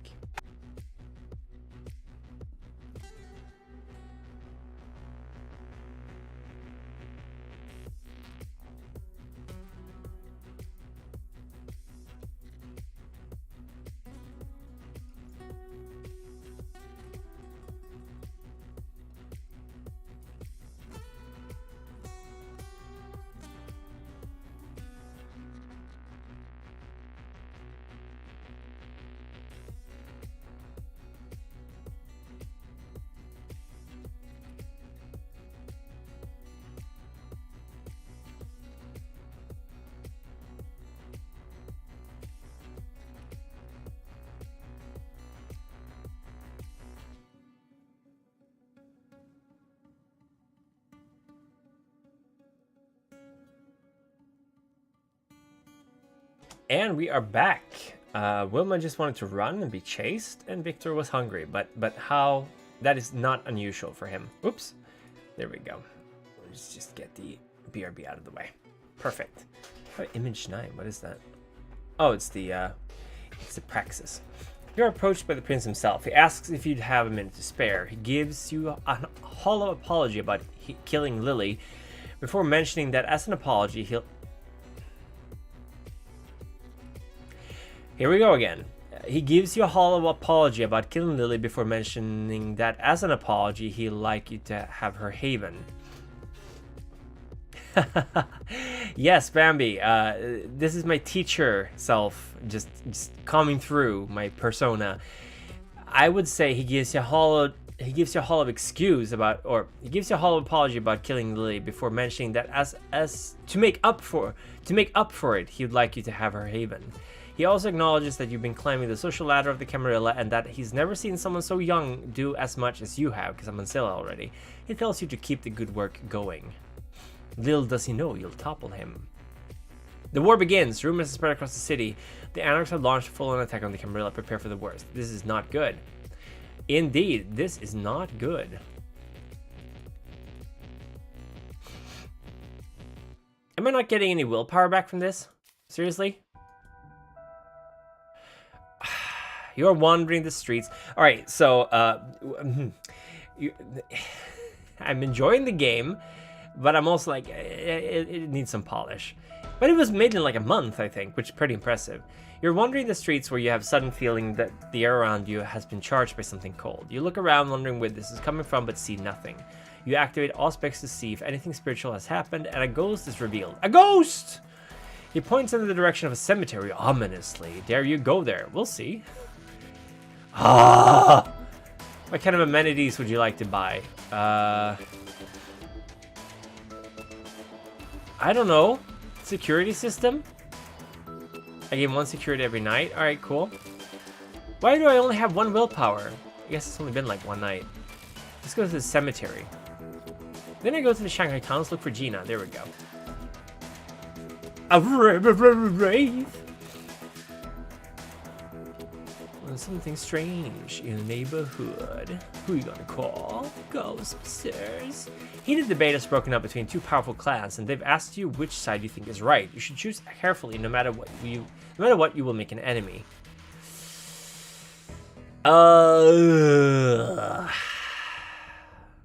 Glamorize them, of course. I'm just gonna glamorize. Your presence allows you to become attention-grabbing and confident. Every word you say seems to steal everyone's attention, making you one of the highlights for the evening. Leave before things get worse. Yeah, I'm not gonna pick clans. Okay, we have 3 willpower, so let's go to somewhere else. Let's look for, use Auspex to find her. Okay. The tunnels are long and extensive, but with your newfound vision that only Auspex can offer, Right. But the newfound vision that only Auspex can offer allows you to find a particular patch of aura. You walk over to the pale, fluctuating aura and see an obfuscated outline of your target. I'm sorry. I am really sorry. I am not making fun of the people who made this game. Quite possibly they're ESL, which I am as well. And I'm just in English teacher mode. So I screw up all the time. I especially screw up the pronouns. No, other pronouns? Articles, the articles. I'm really bad with articles because we don't really use them in the same way in Swedish. An is used when there is a vowel sound in the noun that you're describing, and is used when there's a consonant sound. So an hour, even though there's a consonant in the beginning of hour, the consonant is silent. It's a vowel sound.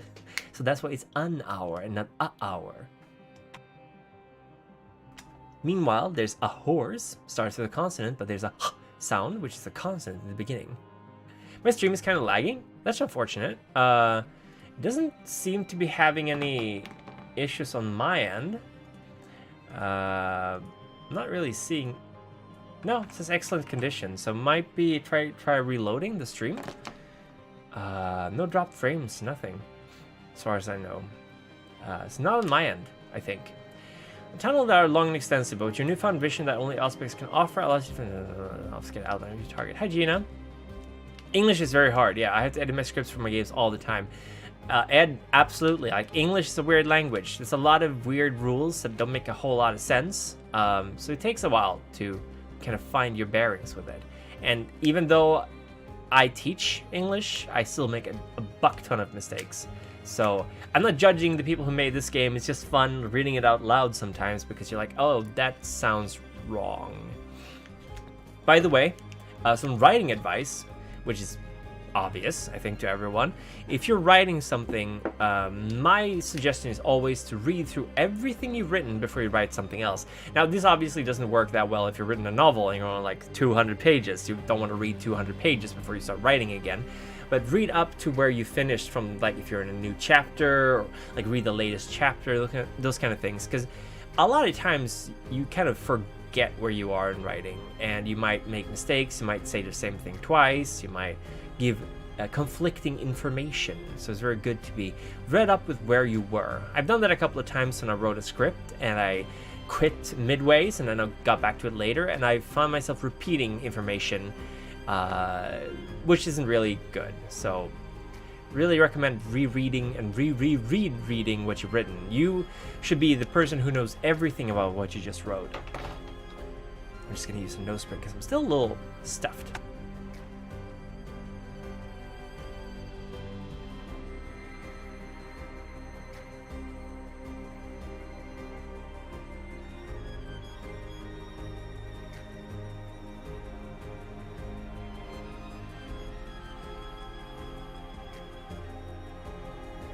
Okay, there we go. Gina greets you with far too many razor-like teeth jutting haphazardly from her lipless mouth. She mentions that she's been waiting for the sheriff to send someone, but unfortunately the painting has already been sold. But she'd gladly offer her services if you don't bring it to the sheriff. I'm gonna let the sheriff decide what to do with her. She resists you, using potence to try to wriggle out of your grappling her, but with some expert maneuvering and a quick stake to her heart, she is now in torpor. Now to bring her to the sheriff. Let's go, Gina. Please let me go there before it... There we go. Talk to the sheriff. Pardon me? I have so much money. I soon can buy a weapon. The sheriff seems pleased with you. He looks over the staked body of Gina and mentions that Xavier will be happy to have his painting back. After you inform him that she sold it, he curses loudly, mentioning that the Primogen Council will decide what to do with her. He hands you a large stack of money as payment. Anarchs have taken the Velvet Gallery. Oh no! I'm gonna fight some Anarchs with her, obviously. And you entered the Velvet Art Gallery. Slashed and burned art pieces are scattered across the floor. The false walls that once hung paintings are now ripped down to nothing more than rubble. The room is vast and empty. Sitting in a rusted old lawn chair is a hulking Anarch kindred, a sledgehammer at his side. As you enter, he says he's been expecting you and holds up the hammer threateningly. Let's go, big guy.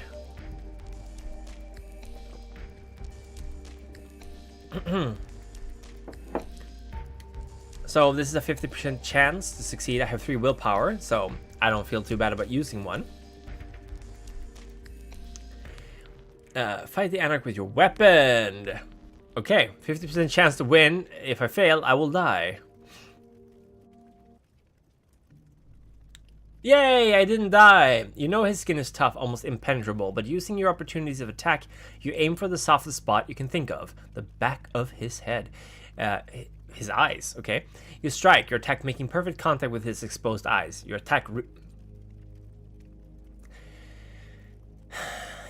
reaches the brain and damages him enough to kill the Anarch, turning him to ash. The fight is over. Attack, attack, attack.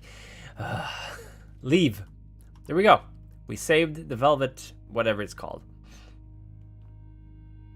Cemetery. Enter cemetery. A grave place. You enter this cemetery wondering what the ghost could have been trying to tell you, until you run into a little girl dressed in Victorian mourning garb standing over a grave. You can sense that she is some kind of kindred like yourself. A vampire, no less. She approaches you and tells you to look upon the tombstone of the grave. On it you see the name Edward Shale. She tells you that her name is Edward Shale. She was the zombie all along. This was her father. Ask her why you're here. Annabelle tells you that the prince needed to punish her sire, so he ordered Annabelle to kill her own father many years ago. Ever since then, she's wanted help destroying him and asks if she will be allowed to be in your coterie. No thanks, creepy kid. There's already 4 of us. No thanks, creepy kid. All right, let's search the forest. Scout out the woods. The woods are silent tonight. There will be a great place to hunt for the blood of animals. You're waiting. Oh my God, there's so many things happening. You're waiting tables and you accidentally slip and spill multiple drinks on a high-paying client. What would you like to do? I'm going to kill them. That's what I would like to do. Okay, I gain 1 state talk check. Oh my God. I don't have any willpower. Even if the drinks don't calm the client down, they do not accept your apology and leave the club in a huff. You've been banned from waiting tables. No! I'm no longer allowed to wait tables. Well, he should go to Haven. And maybe I should go to the Chantry. Enter the Chantry. Okay, talk to Hendrik.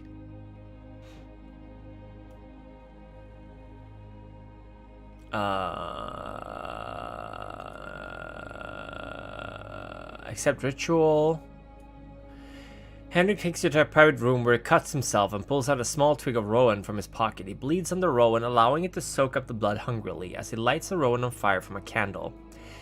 Rowan, rowan, rowan. He takes a ritual knife and scrapes some smoldering ash on the slowly burning Just use another word! The Hunter the Vigil would work. Yeah, maybe. Yeah, maybe Hunter the Vigil would work. Use another word for rowan. The branch. The plant. Oh my God. Collecting it into a silver chalice. He mixes the chalice with his own blood and asks that you drink from it. If you do so, it feels a strange power mark you in a way you did not even know that you could be marked. You and your coterie may now access the chantry without harm. Okay, enter the chantry. You enter the chantry, you can feel the power of the ward, sensing and making sure you're allowed in. Once permitted, you pass freely through the chantry. What would you like to do? What does the chantry have to offer? You see the shelves are filled with books on occult, sorcery, magic, demons, and more. Perhaps you will return to some research sometime. Okay, yeah, there's a lot of stuff happening in this game. I think I should have probably done things a little faster in the beginning. You're simply minding your own business, wandering the streets when someone approaches you suddenly asking if you're okay. Surprised, you look at them only to realize it's your close friend Gabby! Gabby, my friend. She tells you that your family has been looking everywhere for you and wants to know why you disappeared. That is literally none of your business, Gabby. Oh, it's Tobias. Okay, I thought it was like, why do I not have more than 30% of sneaking? Okay, she's seen you. She cannot leave alive. Nope. I guess better willpower.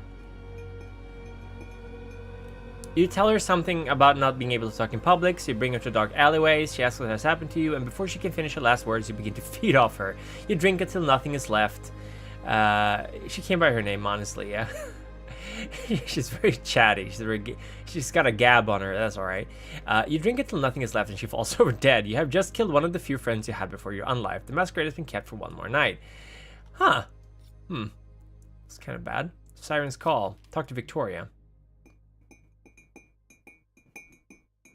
Hey, Victoria. Help me dethrone the prince. Victoria reminds you that such requests can result in being sentenced to final death, but she does concede that her business has been poor since the prince has suppressed her influence. She says that she will help you out, but if Prince for artists formerly known as Prince, gets even a whiff of what is happening, she's out. Thank you, Victoria. Let's go here. No, let's go here. Work as a bouncer. No, let's work as a waiter. And blank range soon. We'll get some money soon. Sheriff. Talk with the sheriff. Hello, sheriff. Chantry. Research the occult. Did it increase my influence? What did it increase? Intel. The sheriff grumbled something about not having work for you today. Maybe you come back tomorrow night. What am I supposed to be doing? I have like nothing to do. You go to the new asylum. Talk to Queen Lopez. I don't need that. I need 50 influence to talk Quinn into make it. Okay, cool. 50 influence. How do I get more influence? The other place I could get that kind of burned down, so that's not good.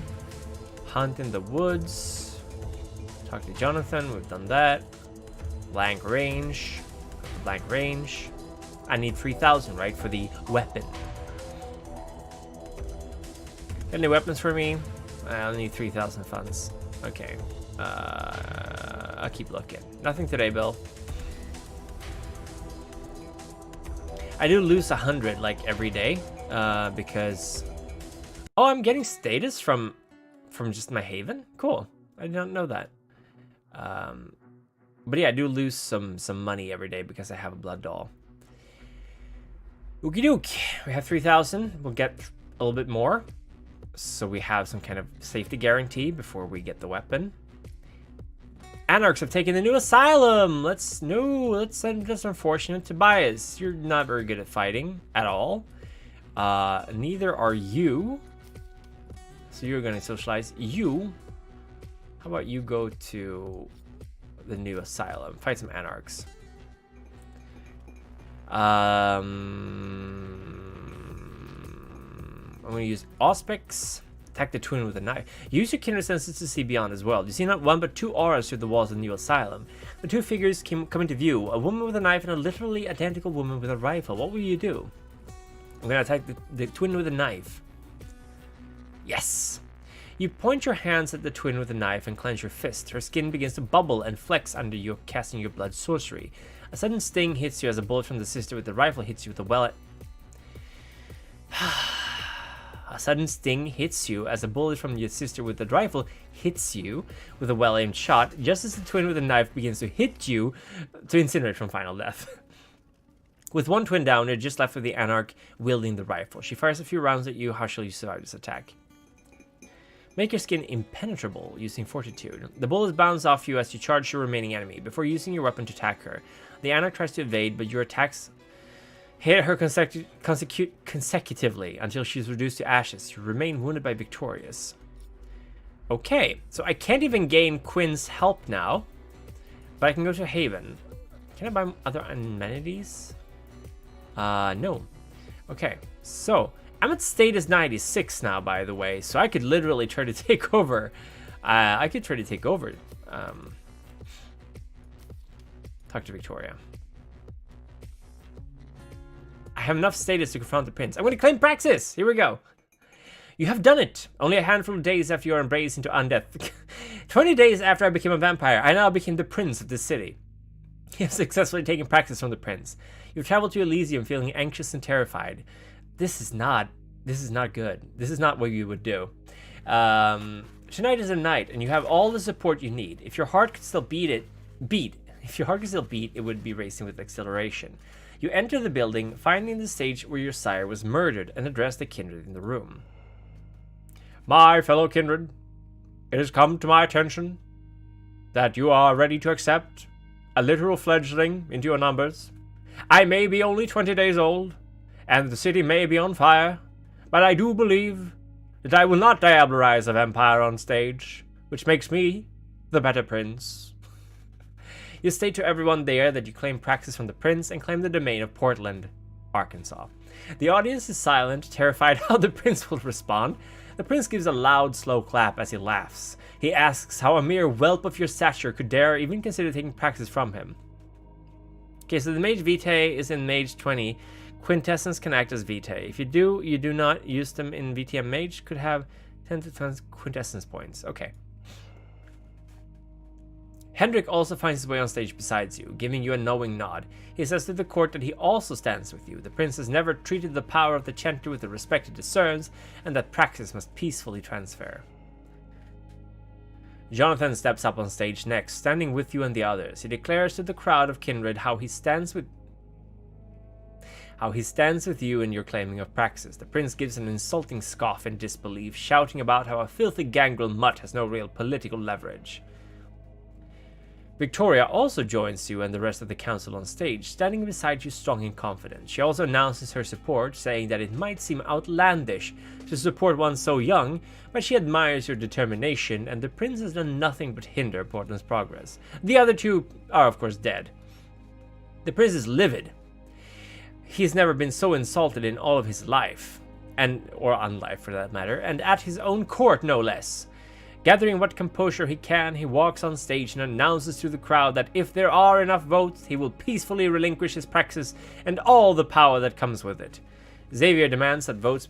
I thought Xavier was dead, like his place burned down. Oh, thank you, Ed Moody, thank you. Thank you for coming here and keeping me company. This is great. I'm having a great time. I'm actually, like, I don't know if you can tell, but I'm really tired. I don't know how much longer we'll stream. We'll stream some Bloodhunt games, and then we'll get back to the other, but I don't know how long I can last. I don't have nearly the energy I had like 2 years ago. I streamed for 15 hours, no problem last time. Now I'm like, ugh, after 3 hours.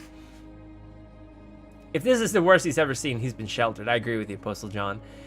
Xavier demands that votes be counted by raising hands in the court, and one by one the entire court raises their hands. The tyranny and chaos that the prince inflicted has been enough to move even the most traditionalist kindred to demand change.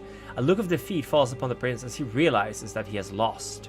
The prince points towards you and demands that the sheriff kills you on the spot. The sheriff jumps up on the stage with his weapon at the ready. With a loud cry, he charges you to death. Dude!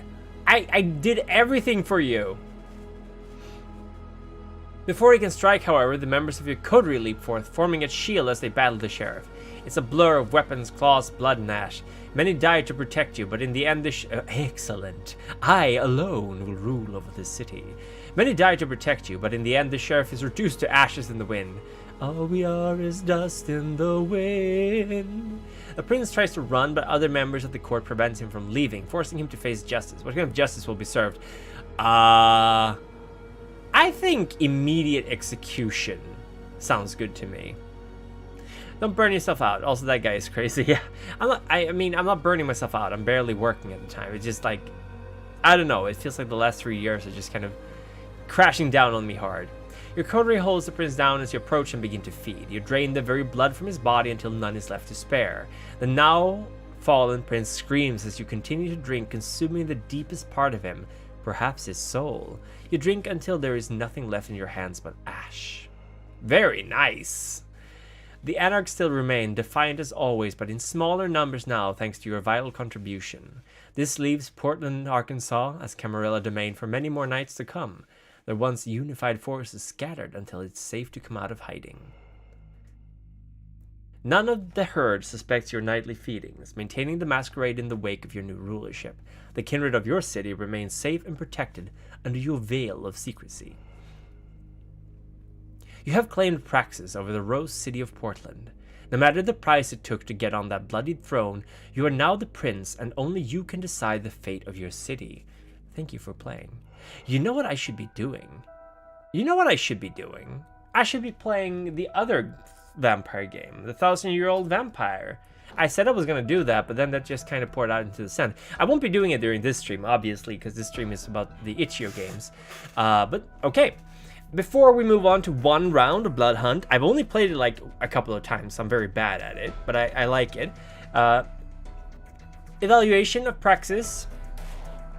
A month-long time to develop this game. Very solid game. Only like one bug and some minor spelling and grammatical errors. Nothing to get upset about at all. Very good game. I can see why this got number 2. And I would probably even argue that this game has more going for it than the number 1 game. Although I like the number 1 game, I think I like this game more, to be honest. I think I like this game more. It had really good graphics. Like, I enjoyed the portraits. I found it maybe have a pause button to like plan your moves a little bit better. Would have been appreciated. But in general, there's a lot of replayability. Well, a lot is probably an overstatement, but there's replayability, which I don't think there's so much off in the winner. The winner was fine. I like the winning game. Let me look it up what it was called. It's been a while since I played it, but let me see here. The winning game was Heartless Lullaby. This was Praxis. It came in second place. I think Praxis is probably better. I'll see you at 1,000-Year Vampire. I wanted that game. Can't wait for the Primogen's life story. Yes, Ed Moody. I agree. It's a cool game. The thing is, I've been kind of bouncing between whether or not I should be streaming it live or playing it for myself and recording that and writing things down, because you're supposed to keep a journal, right? And I don't know if I trust my own creativity enough to do it on a stream. But on the other hand, if you do it on a stream, you can kind of get input from the viewers and what's supposed to happen, which I think is a huge advantage. I think it's just like, I think I should be streaming it. And you know what? You know what I'm going to do? I'm going to stream it tomorrow. I'm going to stream 1,000-Year-Old Vampire tomorrow. It's definitely a different experience than this, but I really want to try it. Because frankly, I started a game. It was a lot of fun. Let's do this as a stream. Yes, both. We'll do it as a stream, and we'll play it out, and then I'll kind of polish it and make like a video of it. I'll polish it and make it just like a video, so the people who didn't catch the stream can just like see a more condensed version of it, I suppose. That's just really cool. We'll do that tomorrow. Now that got me heated up. That got me heated up. I want to do that. Let's play some, anyway, this game was called Praxis, Bloodhunt. We're gonna play Vampire the Masquerade. We're gonna play Vampire the Masquerade Bloodhunt now, which is not a Itch.io game. It is not part of the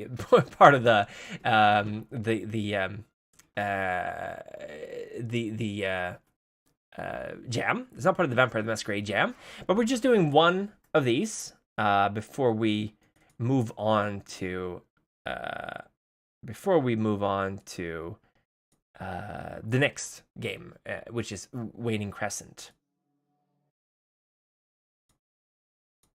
Okay, I'm gonna have to try to get the window to open. Is this it? Tiger 64? It seems to be. Okay. And use the license agreement. Yep. Privacy policy. Yep. Accept. Consent to personal data. Accept. Oh, they added deathmatch? That's pretty cool. I haven't tried it. Like I only play like 4 rounds of this game, I think, and it was a little while back. But it's really well done. I got eaten by a shark, which is apparently... Oh, wow, there's some lag right there. I guess the downside of if you're playing with like a virtual model, it's a little rough on your model.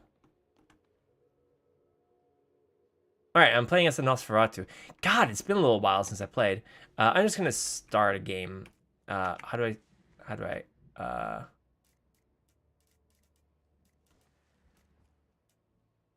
Nice clothes.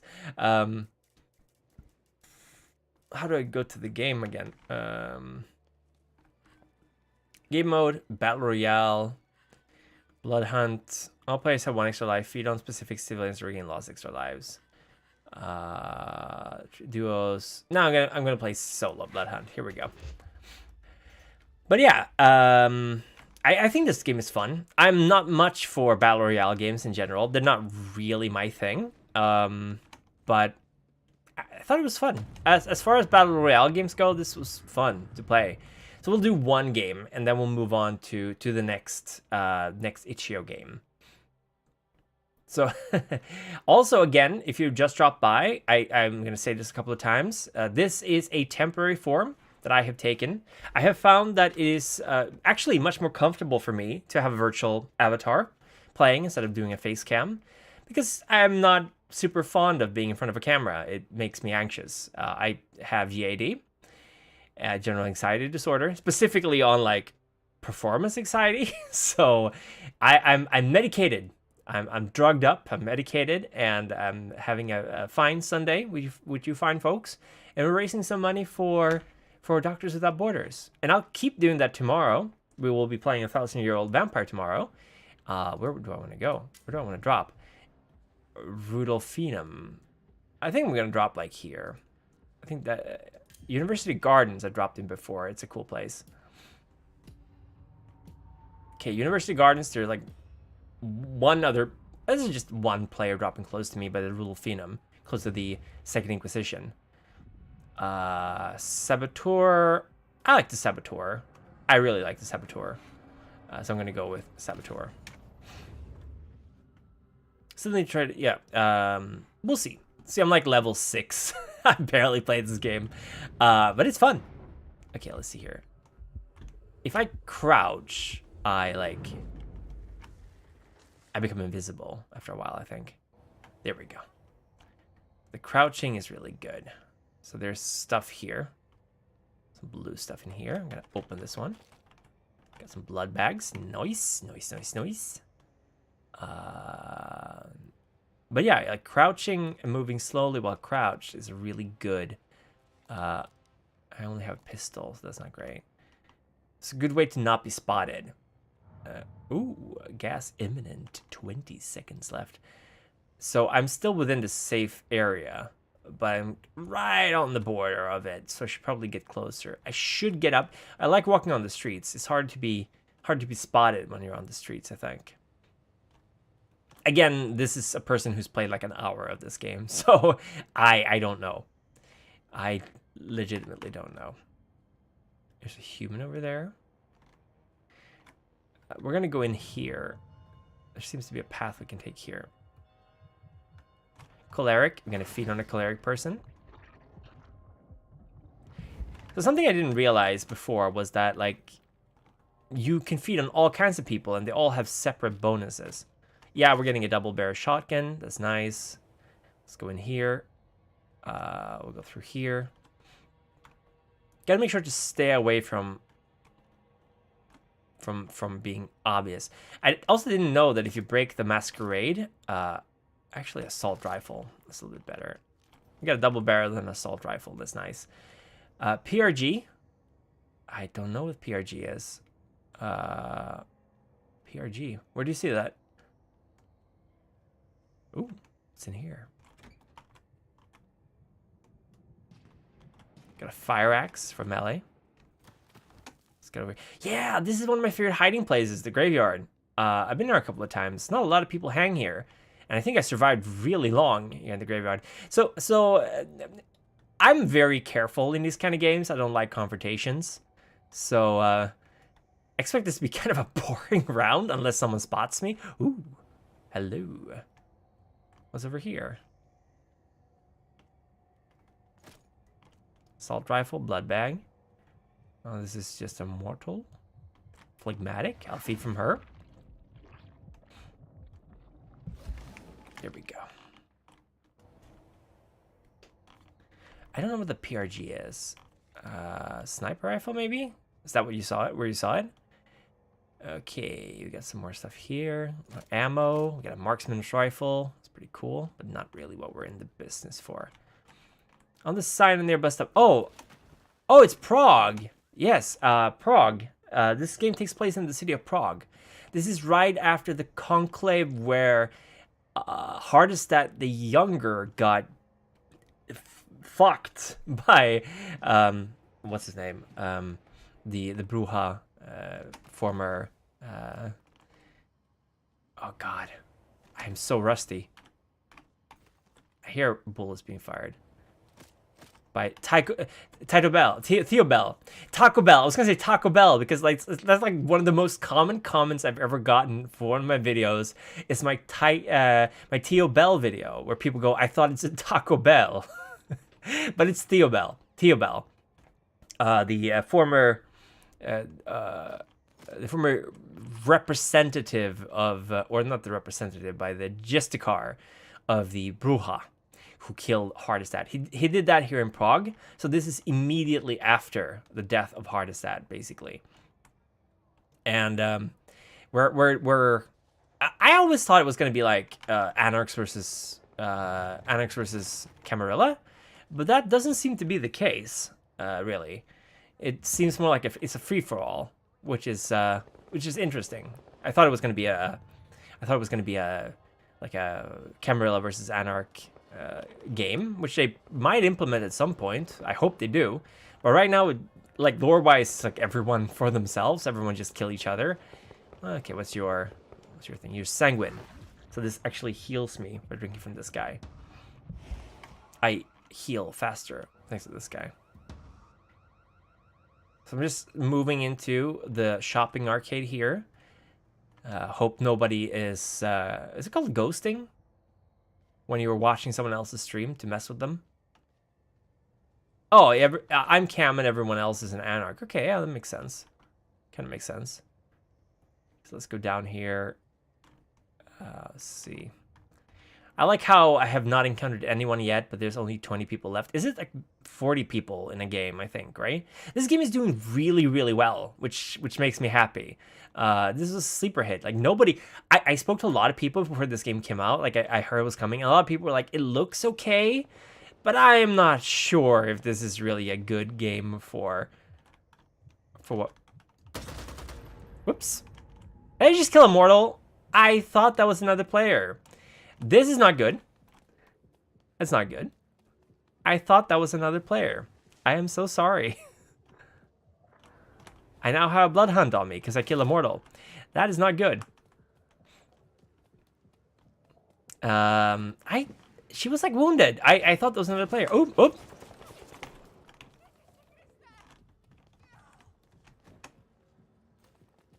No, no, no, no, no, no. Leave me alone. Leave me alone. Woohoo! I survived the Bloodhunt, so I'm just gonna get out of here. Yeah, there's no way anyone can see me here.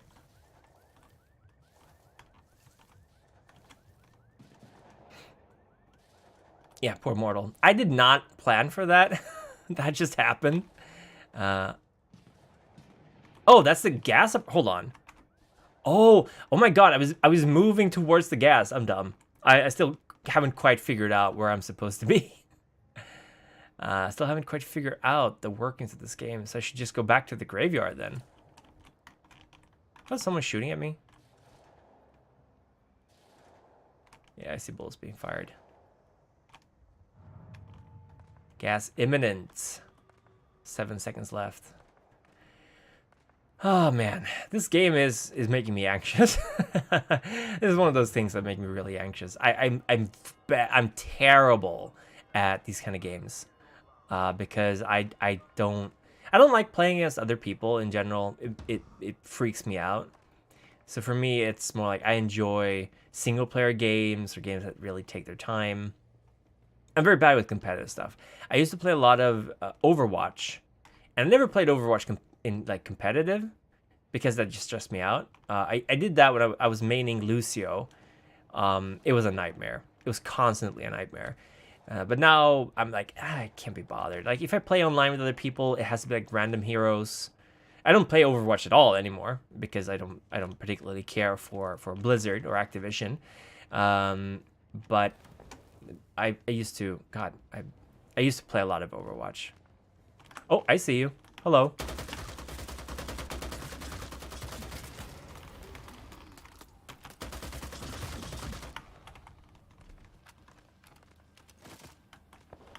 How do I heal again? How do I heal? I forgot how to heal.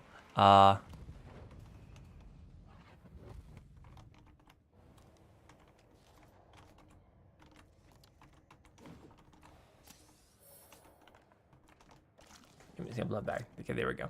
I actually killed a player. Pretty cool. I think that was actually an NPC, though. I don't think that was a player.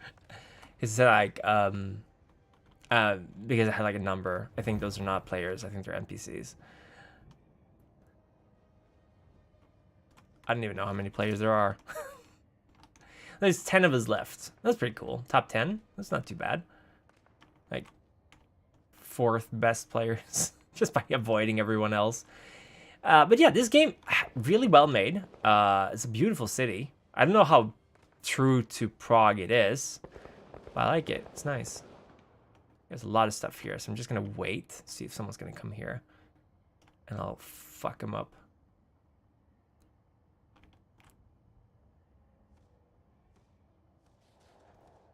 Okay, someone else died, I think.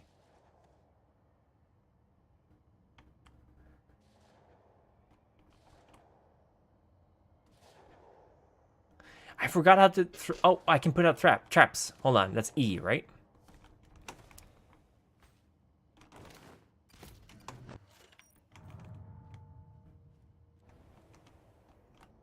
So, okay, so we got a trap going there. You can diablerize, but you can also just kill them with a gun, as far as I know. Oh, boy.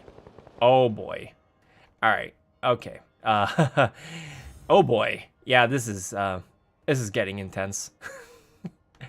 University Garden. That's where we're having our final meetup, I guess. Oh, boy.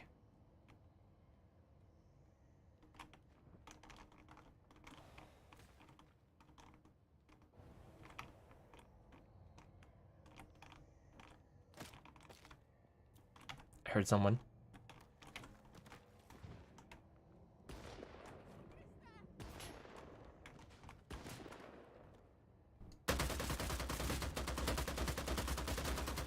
Got him! There we go. Yeah, just fuck you. Uh-oh, kill immortal. That's not good. Oh!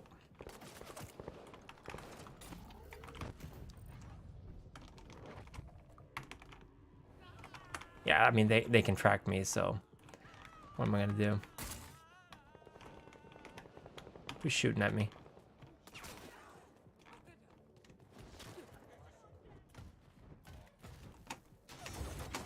Oh boy. Oh boy.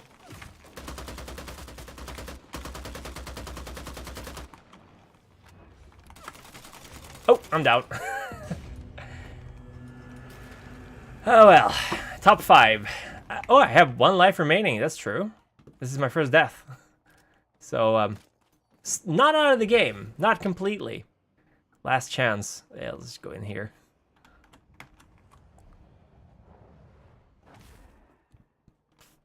I have, like, nothing.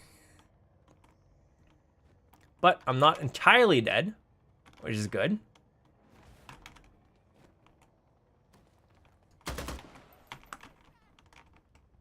I saw them.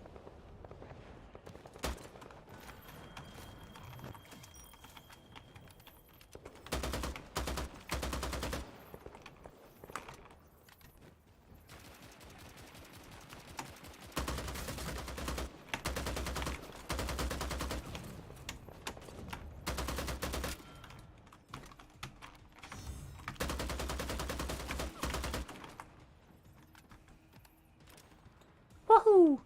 All right, this is the ultimate showdown of Ultimate Destiny.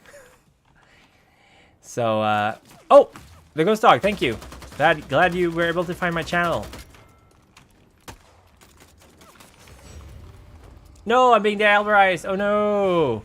Has renewed your love for things of World of Darkness. Very happy to hear that. Glad to hear it. 5 out of 31. That's not so bad. That's not so bad. Sorry if I wasn't the most most entertaining commentator, but this game makes me try hard. Medicines are working. My meds are working fine because I'm not even sweating. If I was doing this unmedicated, I would be like, oh my god. I mean, I'm not sure I want to watch this guy who killed me. I'm just gonna leave the session. Yeah. Oh no. Okay, return. Oh, fine. Well, ha! He died. He's down. Gizmo 0510. Let's see how this game goes before we continue on with the next game in the series. Well, I'm very happy that your love for World of Darkness has been rekindled. I really enjoy it, warts and all. There are some things about World of Darkness that I'm not a huge fan of, obviously. But it's a role-playing game. You can change and do whatever you want with it. I personally never felt too bad about changing things I don't enjoy in a game. I mean, I might come across as a lore purist because of my channel, but I'm obviously not, personally. All right, season average. I played once this season. Yeah, ooh, I killed 2 people, 2 NPCs, but that's people. So here we go. Archetype level, Saboteur. There's some challenges. My friend Dogma is playing Slay the Spire. I've never played that, and we're not going to. One in down. The Muse. Okay.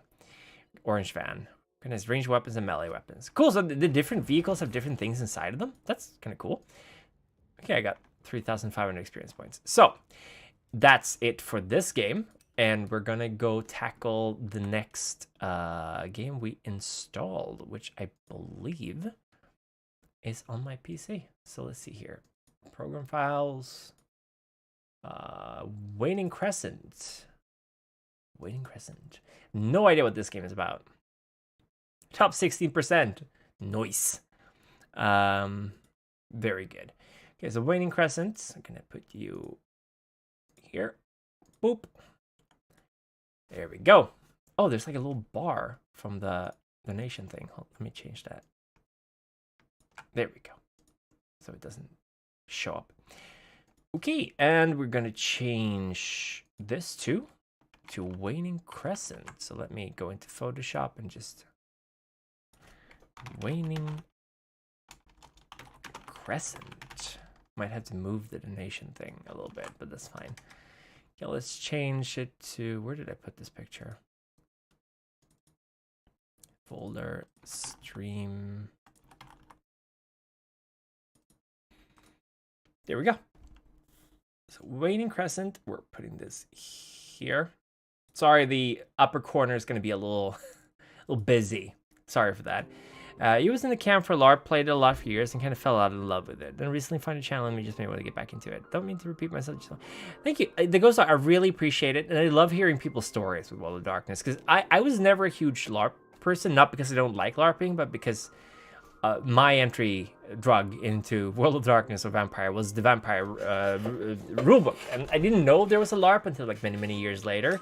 And Stockholm by Night, by the time I was playing it, was very political, surprise, but like very out of character political. Now, I don't think any of the people involved were necessarily bad people. I don't know them enough to say that, but it felt to me like there was a lot of cliques and established like groups, and I didn't really fit in. I could have definitely gone through the effort of fitting in, but for me it was more like I'm gonna keep playing the role-playing game with my own clique, by the way. Okay, I really like first impression, pretty cool. Definitely a different mood than the other games. Is this a first? Okay. Next item of order. The declaiming woman in the dark library stands stiff-necked. Too much starch in her collar. Okay, so that's not actually the voice. That's next item of order. I must allow myself the luxury of silently mocking this congregation of monsters, lest I give them the satisfaction of my fear. Florian Meyer, thin-blooded, you stand in the court of Budapest undeclared, infringing on the tradition of hospitality. Ooh, I love the art in this. Wow, I love this. I love the art. In absence of your sire, the breaching of progeny falls on you also. She pauses, the stark echo of her voice tumbling back and forth against the frescoed ceiling of Saxliana Palace. They must have picked this place for the acoustics to enhance the pomp. Clicks. Yeah, that's the word. That's just how it goes. When you have a LARP running long enough, you get groups of people. It's not even... I don't necessarily think it's a bad thing. You get the people you know and you're familiar with, and you know how to play with them. It's the same in a role-playing group. It's hard to get into an established role-playing group. Activision was the company that made Legacy of Kain. I should know you did a video on it for me. As a matter of fact, it took me a month to complete it again. Yes, Activision a long time ago made Legacy of Kain, but Activision today... they don't really make games. They just own companies that make games, and they're not the same company they were 20 years ago. I'll tell you that. You wish you could get the music from the game, from Legacy of Kain? Give me a second, Bambi. Give me a second, because I'm pretty sure you can find that on YouTube. Legacy of Kain OST. I'll send you this on Discord. Let's see here. Blood Omen, right? You want the Blood Omen soundtrack? This is the soundtrack. I'll send it to you over Discord. Let's see, where are you? There you are. Boop. So just here you go. Hopefully it will tickle that need for you, so to speak. The Prince's mercy allows you to take the mark of the crescent moon and continue your existence under Camarilla law. All my faults laid upon me and my escape, so narrow it's stifling. I fight against the tightness of my chest and take a breath. Your first Legacy of Kain was Blood Omen 2. Such memories. Oh, Blood Omen. Wait, Blood Omen 2 is the one where Kain wakes up, right? And in the middle of the world being ruled by something or another. It's the other Blood Omen game. Because I was always more of a fan of Soul Reaver series. I like that one the most. But I definitely not against Blood Omen. But I heard of Blood Omen 2. That was your first game, then all the other games I've heard are better, actually. I don't know. I never played Blood Omen 2, but I heard it's like one of the weakers of the series. So that's the advantage of playing one of the weaker games of the series. I don't know if you liked it or not, is that all the others are much better. So, okay, the music stops whenever I click outside the window, so I know that. All my faults laid upon me and my escape so narrow it's stifling. I fight against the tightness of my chest and take a breath. I look at Prince Anastasia. What clan do I think Kain would be? That's a good question. That's Tzimitzi, probably. He does a lot of shape shifting, which now is Protean, apparently. Tzimitzi. He wouldn't be Gangrel, though. Earlier, I mentioned your hot take against bloodlines, mostly against unique bloodlines. What's your thought on bloodlines like the Venturati Tribute, about Inquisition, City Gangrels? I don't really consider them bloodlines in the sense that you have Daughters of Cacophony, for example. Now, Daughters of Cacophony I like. They're cool. Because they're also like very... But it could be like an organization, you know. There should be more like factions that allow you to join them, and then instead of your clan, you're one of them. I guess I'm splitting hairs. But I really like the anti-tribu aspect. I like the anti-tribu. I mean, they're the same clan. They're just a different faction. Hold on, give me... Sorry, my nose is a little bit stuffed. But yeah, I really like the... I like the anti-tribu. And a City Gangrel. Actually, City Gangrel is my favorite Gangrel variety. I used to go for City Gangrel rather than Counter Gangrel myself whenever I played. Also, I see we have a Mahjong player here. That's the Red Dragon, 3 times and 3 hearts. So far, first impression of this game, by the way, it's a little bit wordy. Not in a bad way, but this is definitely written by someone who loves to wax poetic. I look at Prince Anastasia. She sits on a grand upholstered chair under the soft glare of the chandelier, and a coronet of diamonds sit glimmering on her dark gathered hair. Death froze her youthful looks and her sense of fashion. Her white dress and pearl necklace look like relics from before the Great War. In fact, so does the oval of her face. I've seen it in school books and documentaries. Oh, this is the Anastasia? the daughter of the Tsar. Grip on my neck. As an aside, by the way, not a huge fan of Don Bluth's Anastasia. History revisionism in the works. Oh yes, the evil wizard Rasputin cast a curse upon the people who rose up against the kindly and just Tsar. No, no, that's not how it happened, my friend. Mahjong is great. I love Mahjong. It's a great game. Ventru, if you're referring to him in the game, I guess I could kind of see him as a Ventru as well. Kane, Kane, the Kane of Legacy of Kane, of course, not Kane of Vampire the Masquerade. But it's really hard. Like, what clan would he belong to? I mean, Simitsi for me, I think. The Scourge, I hope you're at least acknowledged. The Scourge.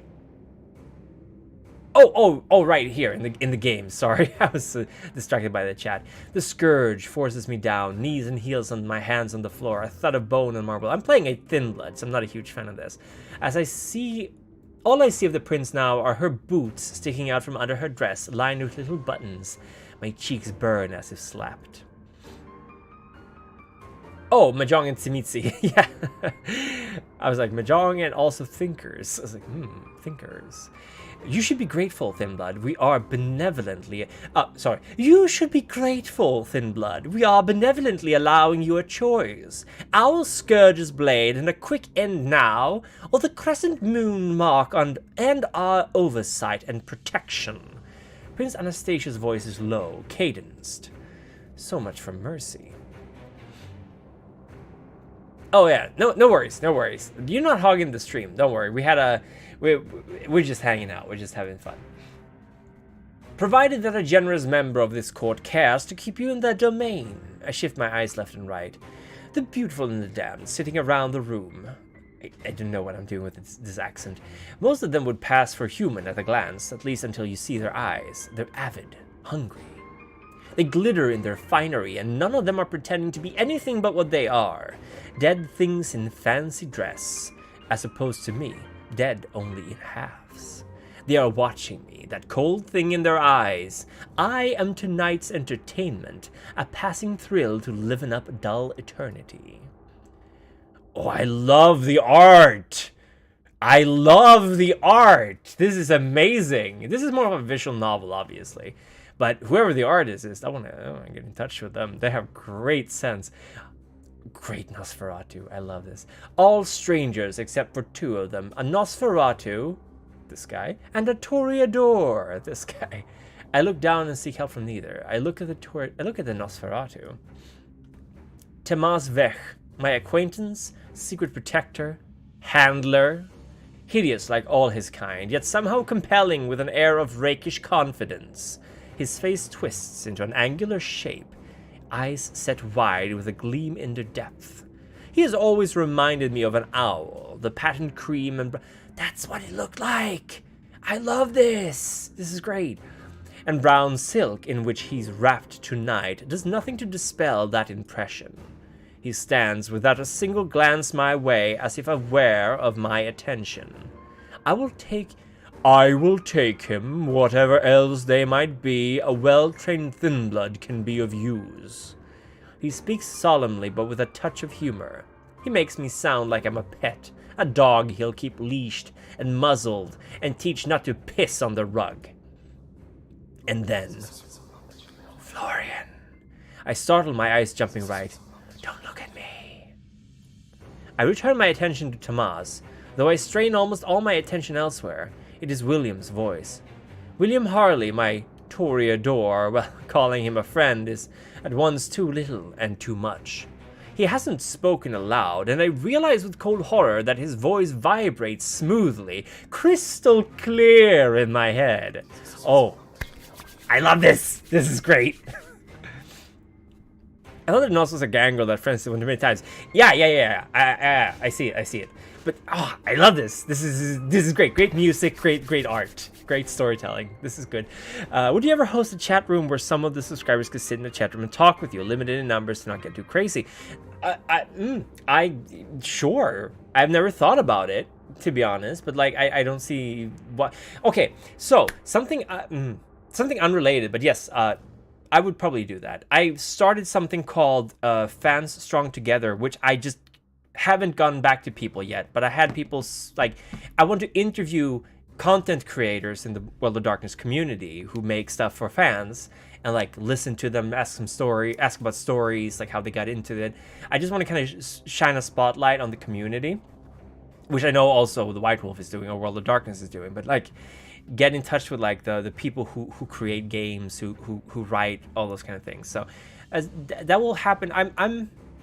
I just need to get like a regular schedule. I think I just need to get like a regular streaming schedule and be like, all right, I'm streaming at this time of the week, and we will meet. Like that's what I had. I think I lost that in terms of my vampire videos, or my lore videos. I had like every Thursday there has to be a video out, and when I lost track of that, I just kind of lost my engine. So I thrive on demand on myself. So I think I need to do that first. It would be very awesome to have that. We've had a couple of community nights playing like Among Us, and a couple of other things. So it was not beyond the realm of possibilities. Good. Now listen. Say that Mr. Vech know of you and did not denounce you. Though he has better standing than I, discredit him and I may step in instead. My heart drums erratically. Funny how that still happens. Very well then, Florian Mayer, the prince calls. What is your answer? I look up and remember. No! No, I clicked. I don't know what I clicked. The cat escapes my grasping fingers with a shrieking mew. No, I need a person. It's late enough that I know I will see the Aurora. Actually, you know what? Let's just start over. Let's just start the game over. I don't want to know what I mean, I want to know what I picked there. Thank you, sir. Thank you, Bambi. Of course, I'm glad the link worked for you. That's the music for Blood Omen: Legacy of Kain.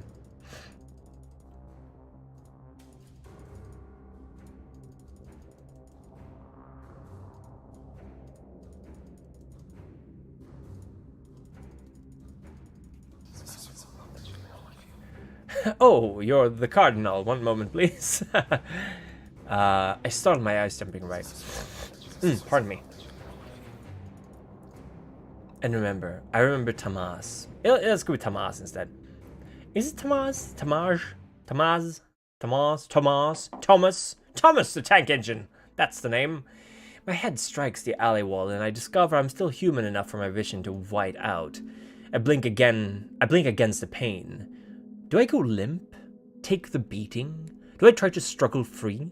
The hands of the two anarchs are like vices on my biceps as they shake me. Escaping this seems unlikely now. I'd known I was taking a chance going behind their backs. I just didn't expect to be found out this quickly. One of them, Liderts, gives me another hard shove. Liderts. I don't know how to pronounce that. Thought you could screw us, huh? Thought you could cut us out and get away with it? You must think we're stupid or something. Got anything to say for yourself before we take your head, you little abortion? I answer defiantly. I look up and spit blood, laugh through my split lips. Liderch and his cronies are going to kill me anyway, so why should I bother acting like a good little Duskborn who knows this place? His place, even. There's no point in trying to appease to them now. Yeah, I think you're stupid as shit. This isn't even the first time, just the first time you managed to catch me. I brace for more pain. Death will probably hurt, even when I'm already halfway there. But instead I hear a new voice. Well, what do we have here? This isn't your domain, boys, it's mine. The new voice is warm, gravelly, but pleasant. Anarchs would appreciate defiance, absolutely. I don't recognize it, but the Anarchs roughing me up must. They exchange looks before speaking up in turn, ugly smiles on their faces. Stay out of this, Tomas. It doesn't concern you. We'll just handle things with this cheating little run off and be out of your way again. Anyway, two of us, one of you. I wouldn't like those odds if I was you. There's a soft, sharp sound. Someone snapping their fingers. And now I can see a figure at the end of the alley, silhouetted against the streetlights. Tamaz? He speaks again. Count again, boys. Whatever they see, it's enough to make the Anarchs drop me. I slide down the wall and sit on the filthy pavement, feeling the back of my skull for injuries. When I look up again, they're gone, and the figure at the end of the alley is in front of me instead. He looks down at me from a face gnarled and bird-like, eyes glimmering strangely, and he smiles. What do we have here? Astray, lost and wandering. Tamaz holds out a hand to help me up. His fingers end in curved claws. I take his hand. I reach out and accept the help, finding myself hauled to my feet with surprising strength for someone that's skeletally thin. His skin is cool and unpleasant, and I get a whiff of something vaguely rotten as I catch my balance. He pats at my shoulders like he's trying to be comforting. The smell doesn't help with that. There we go. You're all right. Just a bit bruised up. Got a name for me to call you. I certainly won't be calling you what our friends did. Tamaz Vech at your service. I half expect him to sweep a bow, but he just waits for an answer. Looking from side to side, I see other figures in the alley. All of them are twisted and strange as Tamaz. Nosferatu. I look back at my rescuer warily. Florian, how did you know I needed help? Tamaz laughs, a hoarse croak like an owl's cry. He puts an arm over my shoulder and starts leading me away, pointing up at the camera's glassy eye. I hadn't even noticed it until then. I guess that's the point. I've never actually been to Budapest. I've seen the Budapest Hotel, but that's not even in Budapest, I think. I would love to go. It's one of these really old cities of Europe.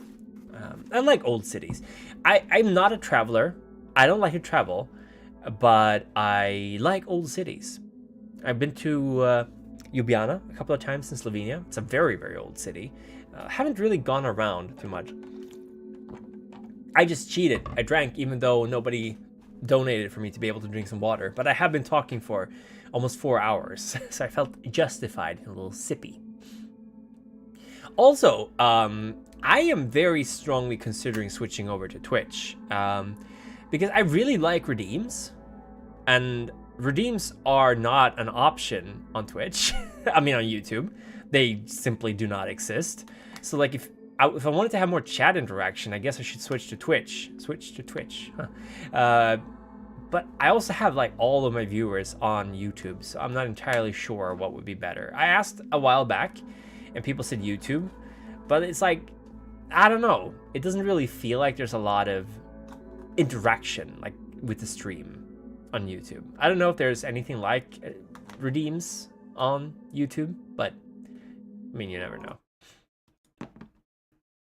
Also, for some reason, I had top. Okay, welcome to the chat room to guard your privacy and the Bible. Okay, but yeah, I might do the switch over to Twitch depending on if I'm going to be streaming a lot. If I'm not, I guess I should just be doing it on YouTube. You managed to make those two very. Oh, I keep an eye on things around here. Now, shall we talk business? You managed to make those two very angry. How industrious of you. I could use someone with that sort of initiative. This is how I begin working for him.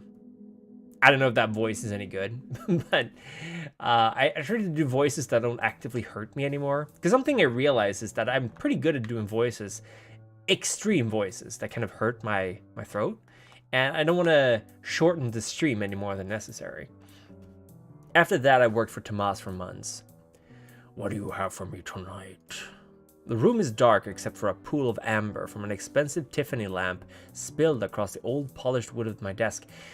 I love the narration in this, by the way. It's just extra enough. Tamaz sits half in the shadows and half in light, in chiaroscuro. I don't know what that means. Chiaroscuro? I guess it's like half in light, half in dark. It makes his gaunt face seem even sharper. I push the folder across the desk and Tamaz takes it, flipping through to skim my notes and look at the photographs I've taken. But I know he'll want me to give him a summary too. I recite quickly. Andras Kurtish, a phlebotomist at Zentrokus Hospital. He's addicted Zentrokus hospital. He's addicted to painkillers and having trouble getting his fix. They've locked down... Alright, yeah, I'm absolutely struggling. These are Hungarian words, I believe? Budapest is in Hungary, right? Am I completely off? Budapest is in Hungary, right? That is where Budapest is. I think it's Hungary. Romania?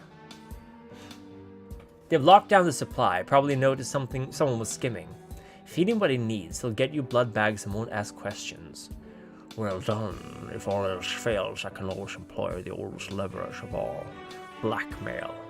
Zendwalkers isn't within my domain, but if the deal happens to take place here, well... He's pleased with his loophole, sorry.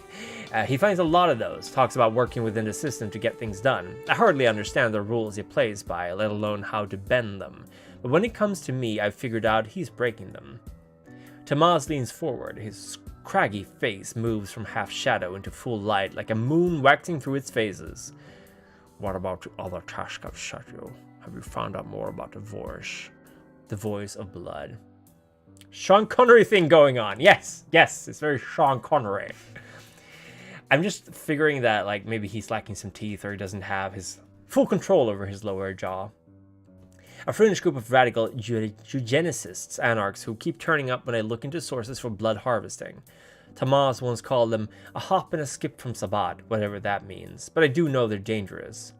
Before Tomas took me in, I'd run odd jobs for a few anarchs, including this one guy, Lidach, until I cut him out of a couple of deals and he caught me at it, almost killed me.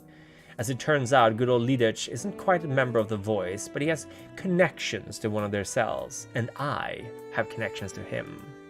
I'm pretty sure it's the main reason Tomas keeps me around, but before I answer him, I have a question of my own about all this. I ask directly. I do know a few things. I've been working on it like a good old little Duskborn. I always have to prove my worth to full-bloods. Tomas protected me from Lidach and his friends. He even teaches me when the mood takes him, but I sometimes wonder if that's only to make me more useful to him. Sometimes I wonder if this is all my life will ever be.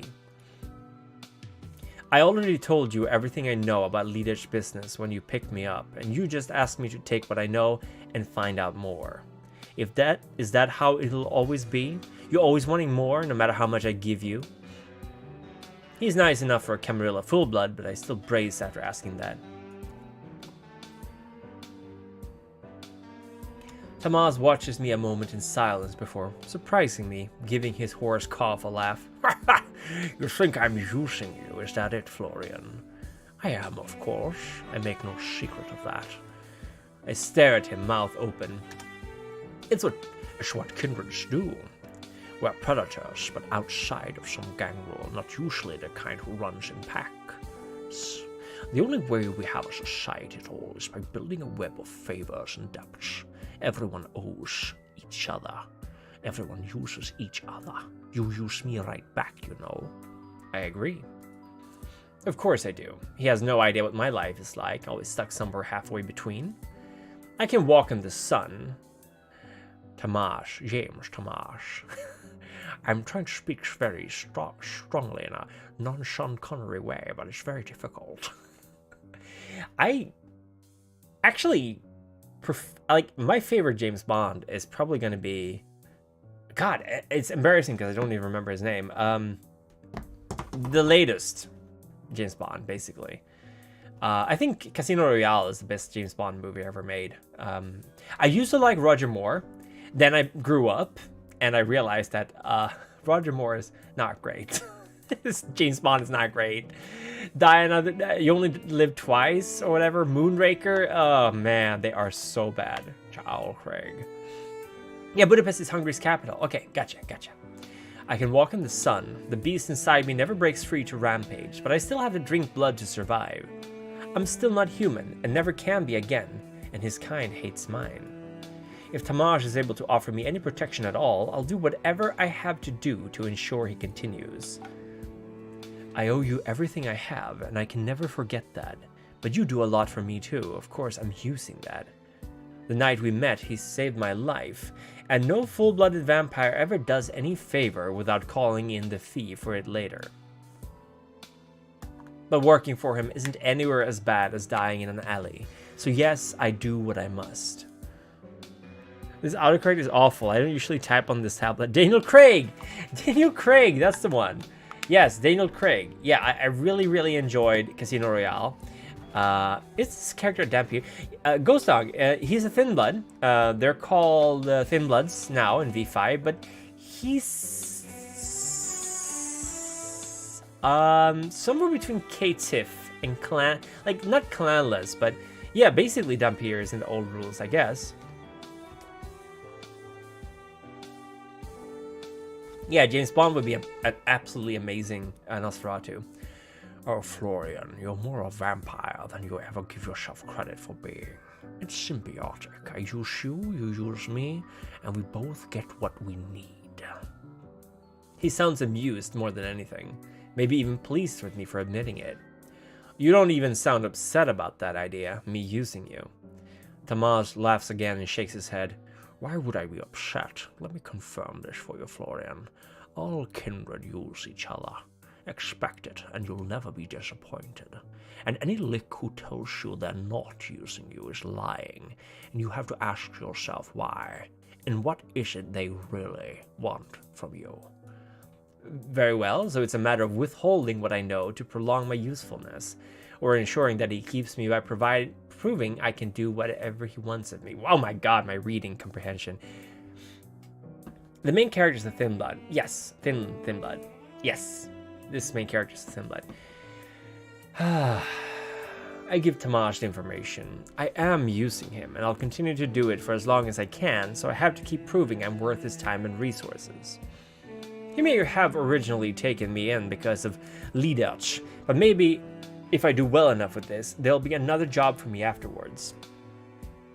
I followed one of Lidach's couriers to meet up and caught some of what they said. Got another name for it. Vadliani. Oh my god. Hungarian names. Vadliani. And following up on that is what led me to Jens Rokus.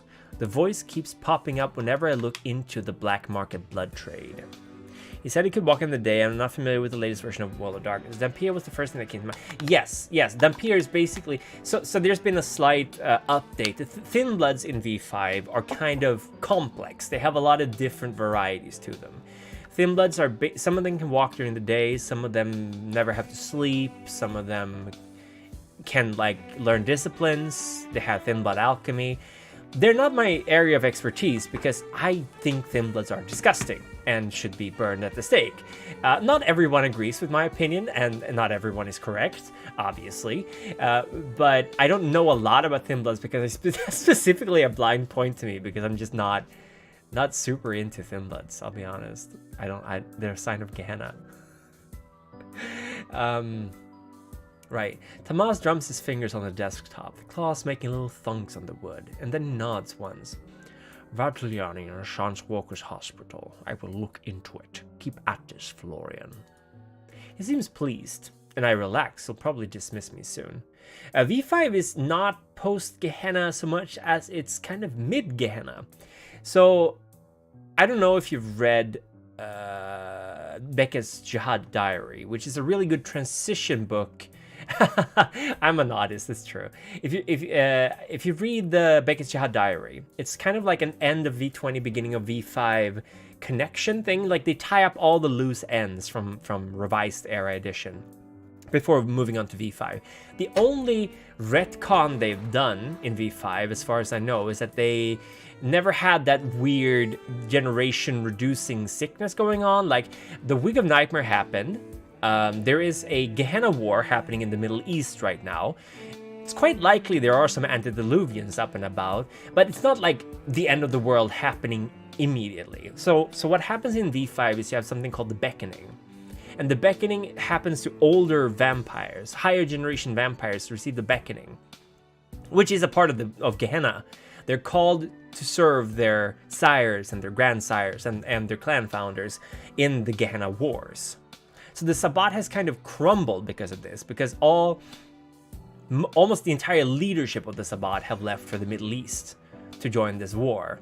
And what you've got left are like individual isolated cells of young Sabbat or Sabbat who have managed to resist this. Give me a second. Or those few who don't feel the beckoning. I'm not sure. I think the Ravnos feel the beckoning, which is kind of weird. Because Ravnos, the antediluvian, allegedly died. Of course, Ravnos the antediluvian also had chemistry 10. So, you know, could have just made that up. I love this little wiggly guy. He's so wiggly. Like, I just move my head a little bit and his entire body goes, whoop. It takes some getting used to. But basically, that's the major plot point in V5. Because V5 is a step back to V1, basically. It's the young versus the old. It's the Camarilla versus the Anarchs. And the Sabbat are more like the boogeymen. They are not nearly as strong as they used to be, the Sabbat, by the way. They lost Mexico City, they lost Montreal, they lost New York. I don't know if they still have Madrid, because I know Madrid was a Sabbat city, ruled by, what's his name? It's on the tip of my tongue. Sire of Lucita de Aragon. I don't remember his name.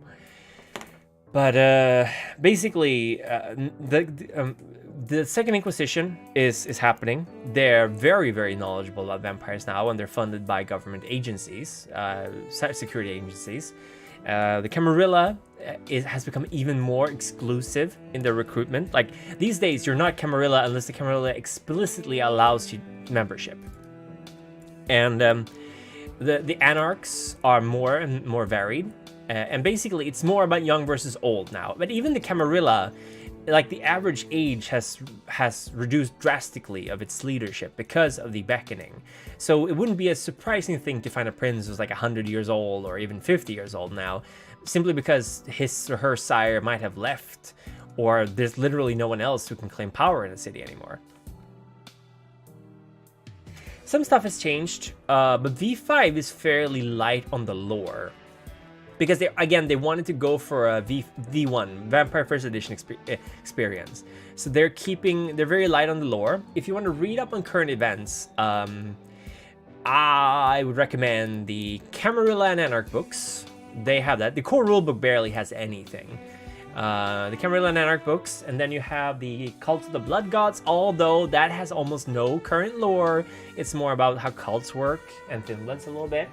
And then you have Fall of London. Barely anything happens in that one that's relevant, except that London has fallen. You have the Chicago Chronicles, the Chicago V5 Chicago by Night. Really good book. The La Sombra have joined the Camarilla, basically. At least the Amici Noctis have joined the Camarilla. So roughly 40% of the La Sombra.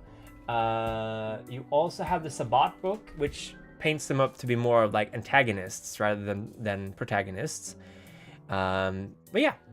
I don't know if I've done any videos talking about it, but I know that Josh or Strange Adventures has talked quite a bit about V5. So if you want to watch videos on that, you can definitely check it out.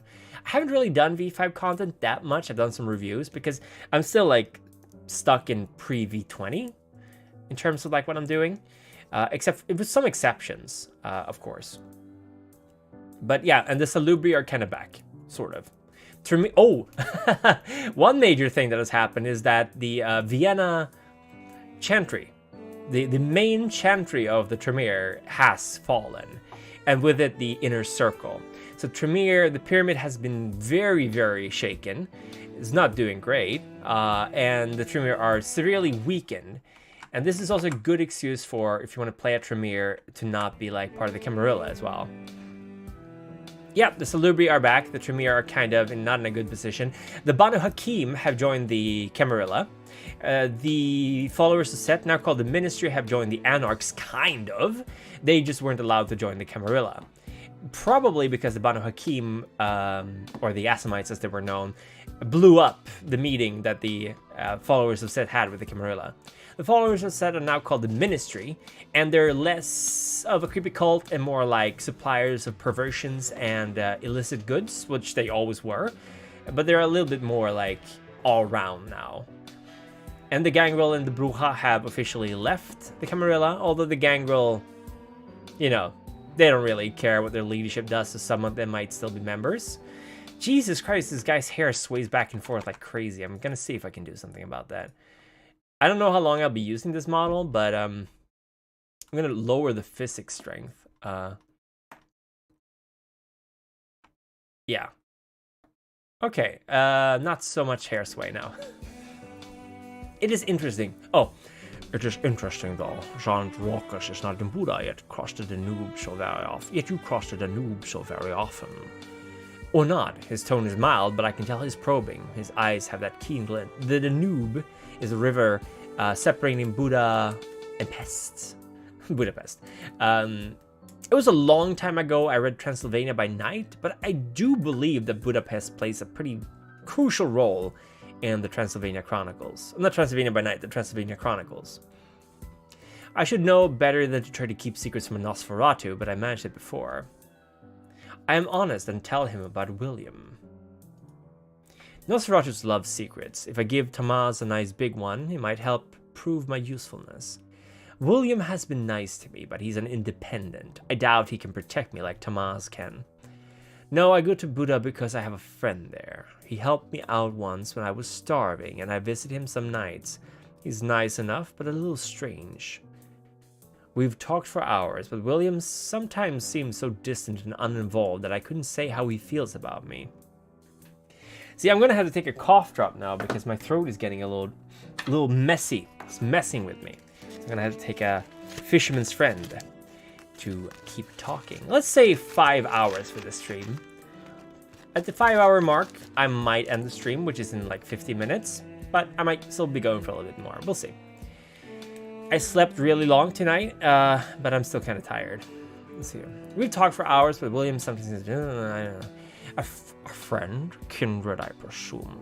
A friend, kindred, I presume. And what is his name? Is she Camarilla? Is she Camarilla? I was right. He seems interested. His focus sharp. I nod in answer. Yes, he's a Toreador, I think. I don't think he's with the Camarilla, but he's not an anarch or anything. Don't worry. Autarchus, he said once. I don't know what it means, but he's not connected to any of this. Just someone I know. Tamaz leans forward, eyes glinting in the half-light. Have an answer, Florian. I won't try to forbid your friendship, but ask yourself who it is he answers to and why he's interested in you. The Autarchus are the unaligned. They have no allies and no protection and no rules. Beware of solitary predators. They are usually trying to hide something. Thinking again how maddeningly composed and closed-off William is, I feel a touch of disquiet. Tamaz watches me for a moment and then smiles and leans back. Continue your work on the voyage, then. Now, was there anything else tonight? I consider. There is something I need if I want to hold on to what few benefits I get from being even halfway a vampire. A taste of Tamaz Vitae, so I can keep using the bloodborne disciplines which make my nights a little easier. Asking is awkward, and I hate being even more indebted, but I can't put it off anymore. One way or another, I need it. I ask more tactfully, of course. Asking to drink another vampire's blood isn't quite like asking to make out with them. But it's not like that either. It's weirdly intimate, so I'm circumspect about how I ask. Oh, Anonymous! Thank you for the $10 donation. Thank you. It goes to a really good cause. It goes to Doctors Without Borders. Thank you so much for the donation. Really appreciated. Every donation goes unshortened. I don't get anything out of this. That's why you shouldn't donate like with super chats or anything. But there's a link down here beneath the mouse pointer, Primdono.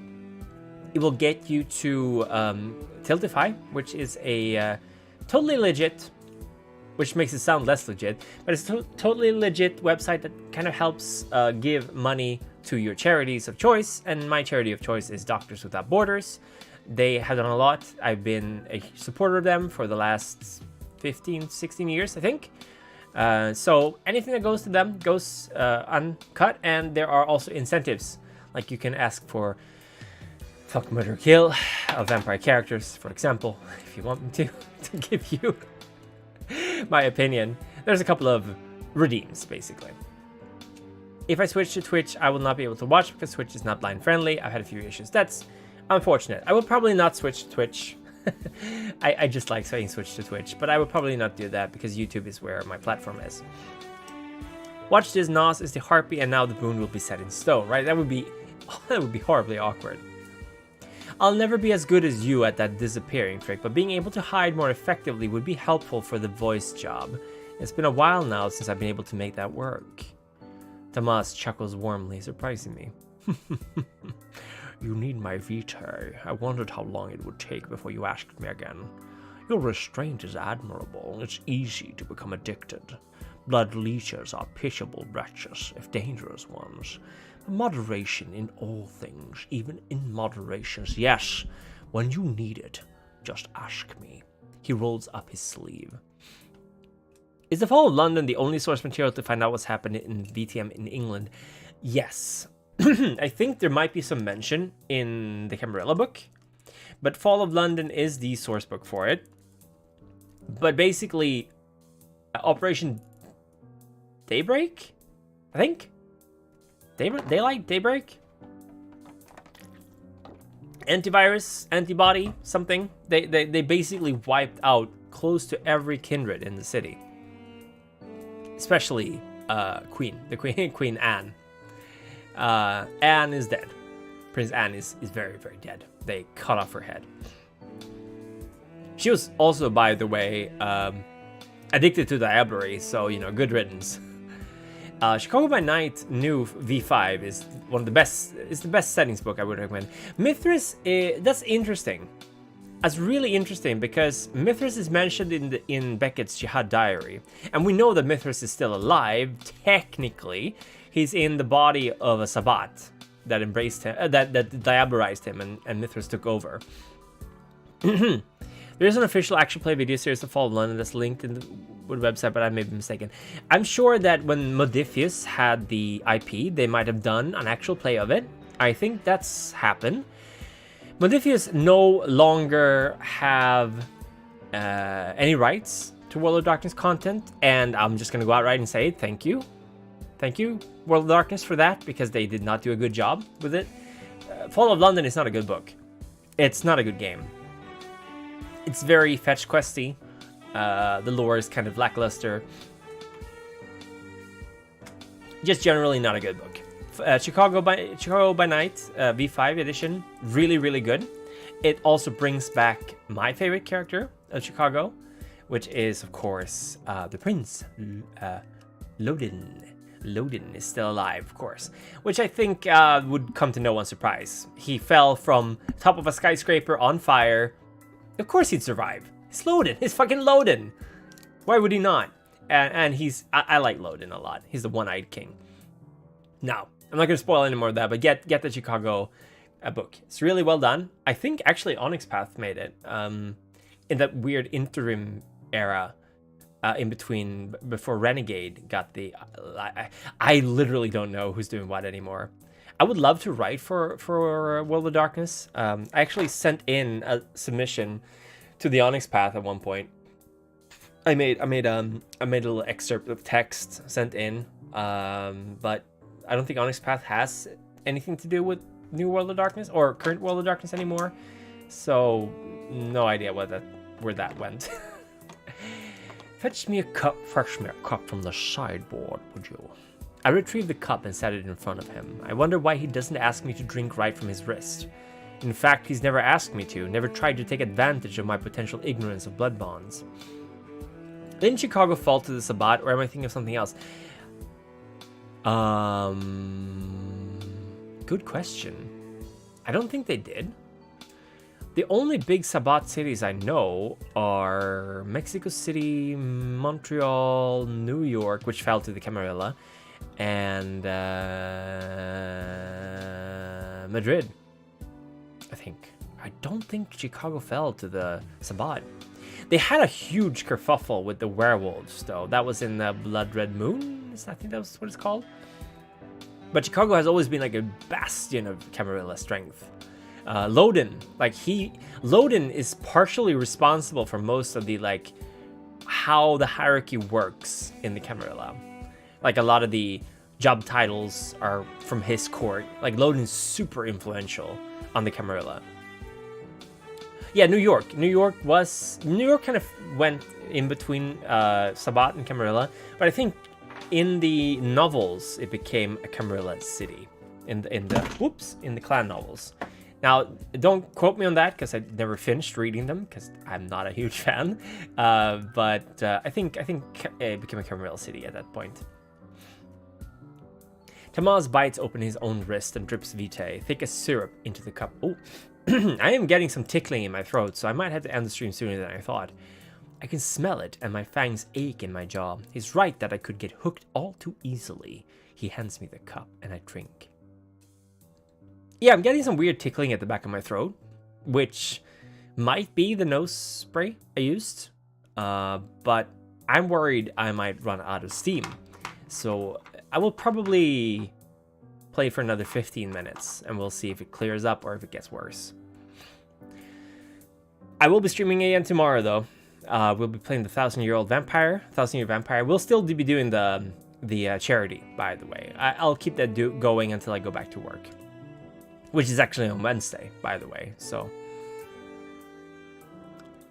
Pierce Brosnan. Pierce Brosnan was the second to latest James Bond. Yeah, he was before.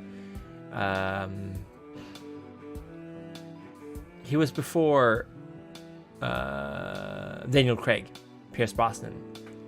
I like GoldenEye a lot. Die Another Day, not so much. But Pierce Brosnan was fine. He was a good James Bond. Sweeter than honey, richer than wine, Tomas's vitae slides down my throat, and something inside me responds to it. The blood welcoming this new infusion. I don't know what my face looks like, but Tomas smiles indulgently.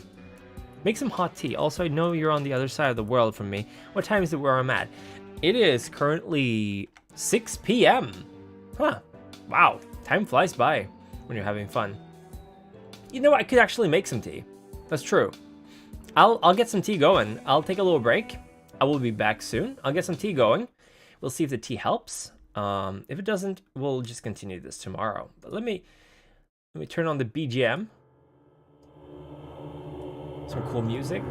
Although this is the wrong song, it should be something a little bit more vampire. So let's go with ambience, main ambience. Here we go. I will be right back. I'll be making some tea and get some stretches in here. You approve?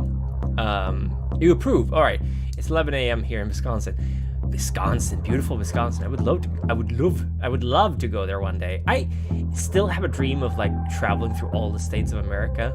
Because I saw Forrest Gump when I was young, and I'm like, I would love to like go on a motorcycle or a car across the entire U.S. Just visit every state. Vincent Witzleb, this game is Waning Crescent, which was the third place game in the Vampire the Masquerade Jam on its show last year. Sponsored by World of Darkness themselves. So this is more of a visual novel type of game. The first winning game is like a point and click adventure, the winning game. The second uprunner is called Praxis, which is more like a resource management strategy game, and this is the third game, which seems to be more of a visual novel. I will be right back. I'm gonna just get some tea started, and I will do some stretches, and we'll continue with this game. Is your model Let's Meet C's hand puppet? It is absolutely not. How dare you? I am a normal human being. This is a temporary form that I have taken because I kind of want to get into VTubing, or at least having a virtual avatar. As some of you might know from my earlier videos, I had a little guy in the corner, but basically I just don't feel super comfortable with Facecam, so this is a good compromise. I will be right back. Gonna go get my tea.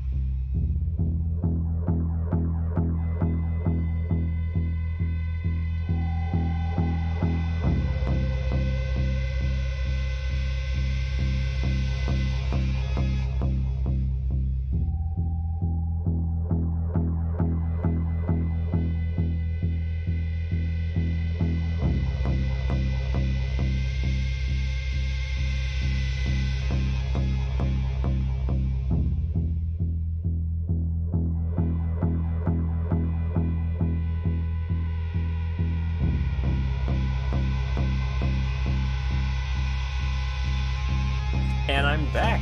I love how this model just whenever I move away. Like he just dies. Let's see here. BRB, we're done. Turn up the music as well. Boink.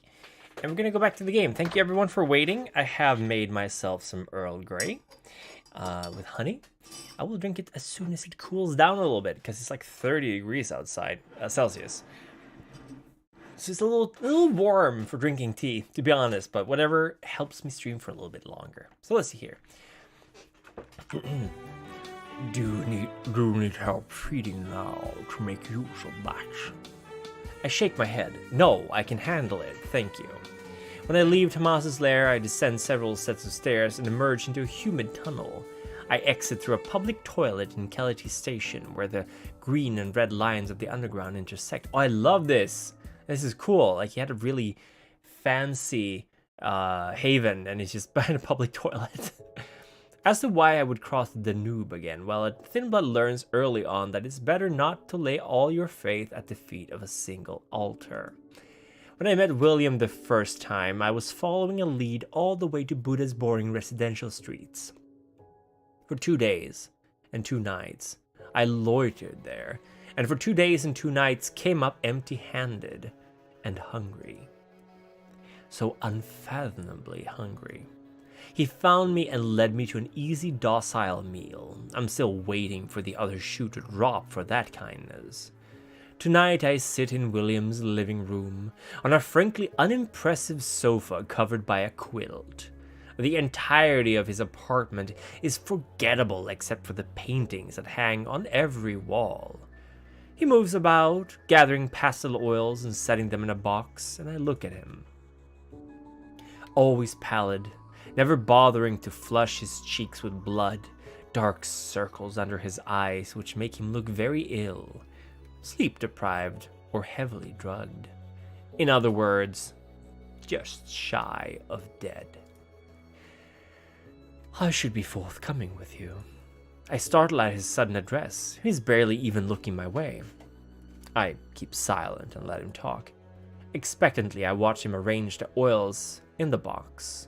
If I let him ramble, perhaps he'll say more.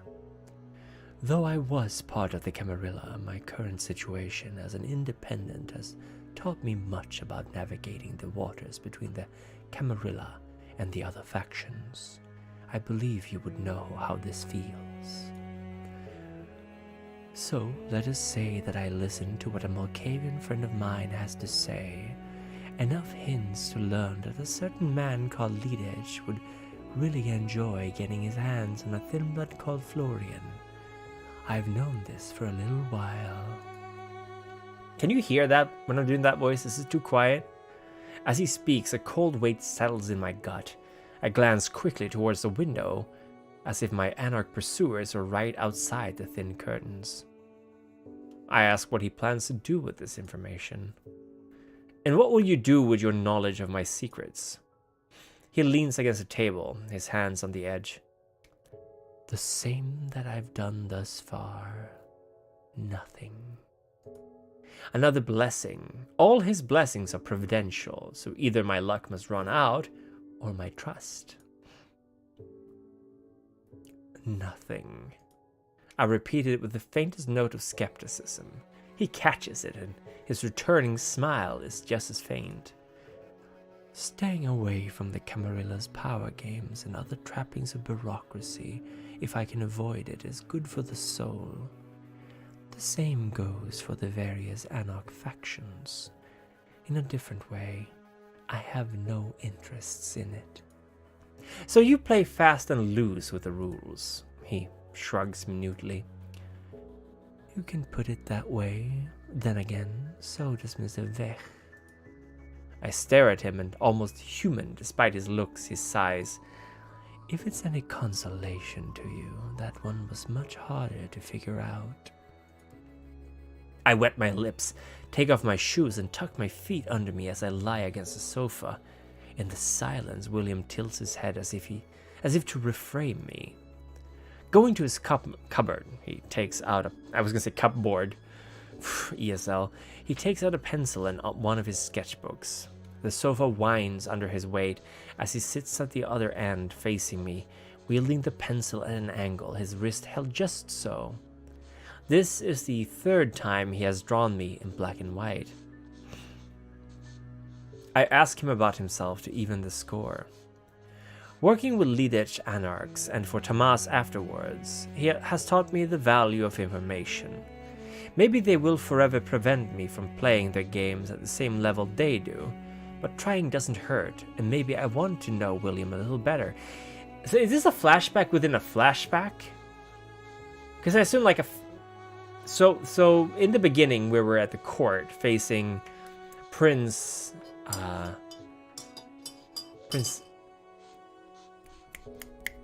Anastasia.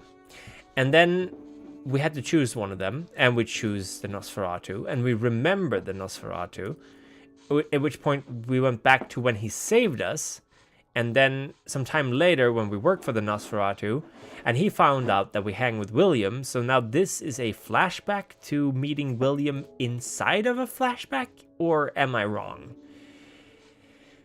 Working with lead-edges anarchs and for Tamas afterward has taught me the value of information. Maybe they will forever prevent me from playing their games at the same level they do, but trying doesn't hurt, and maybe I want to know William a little better.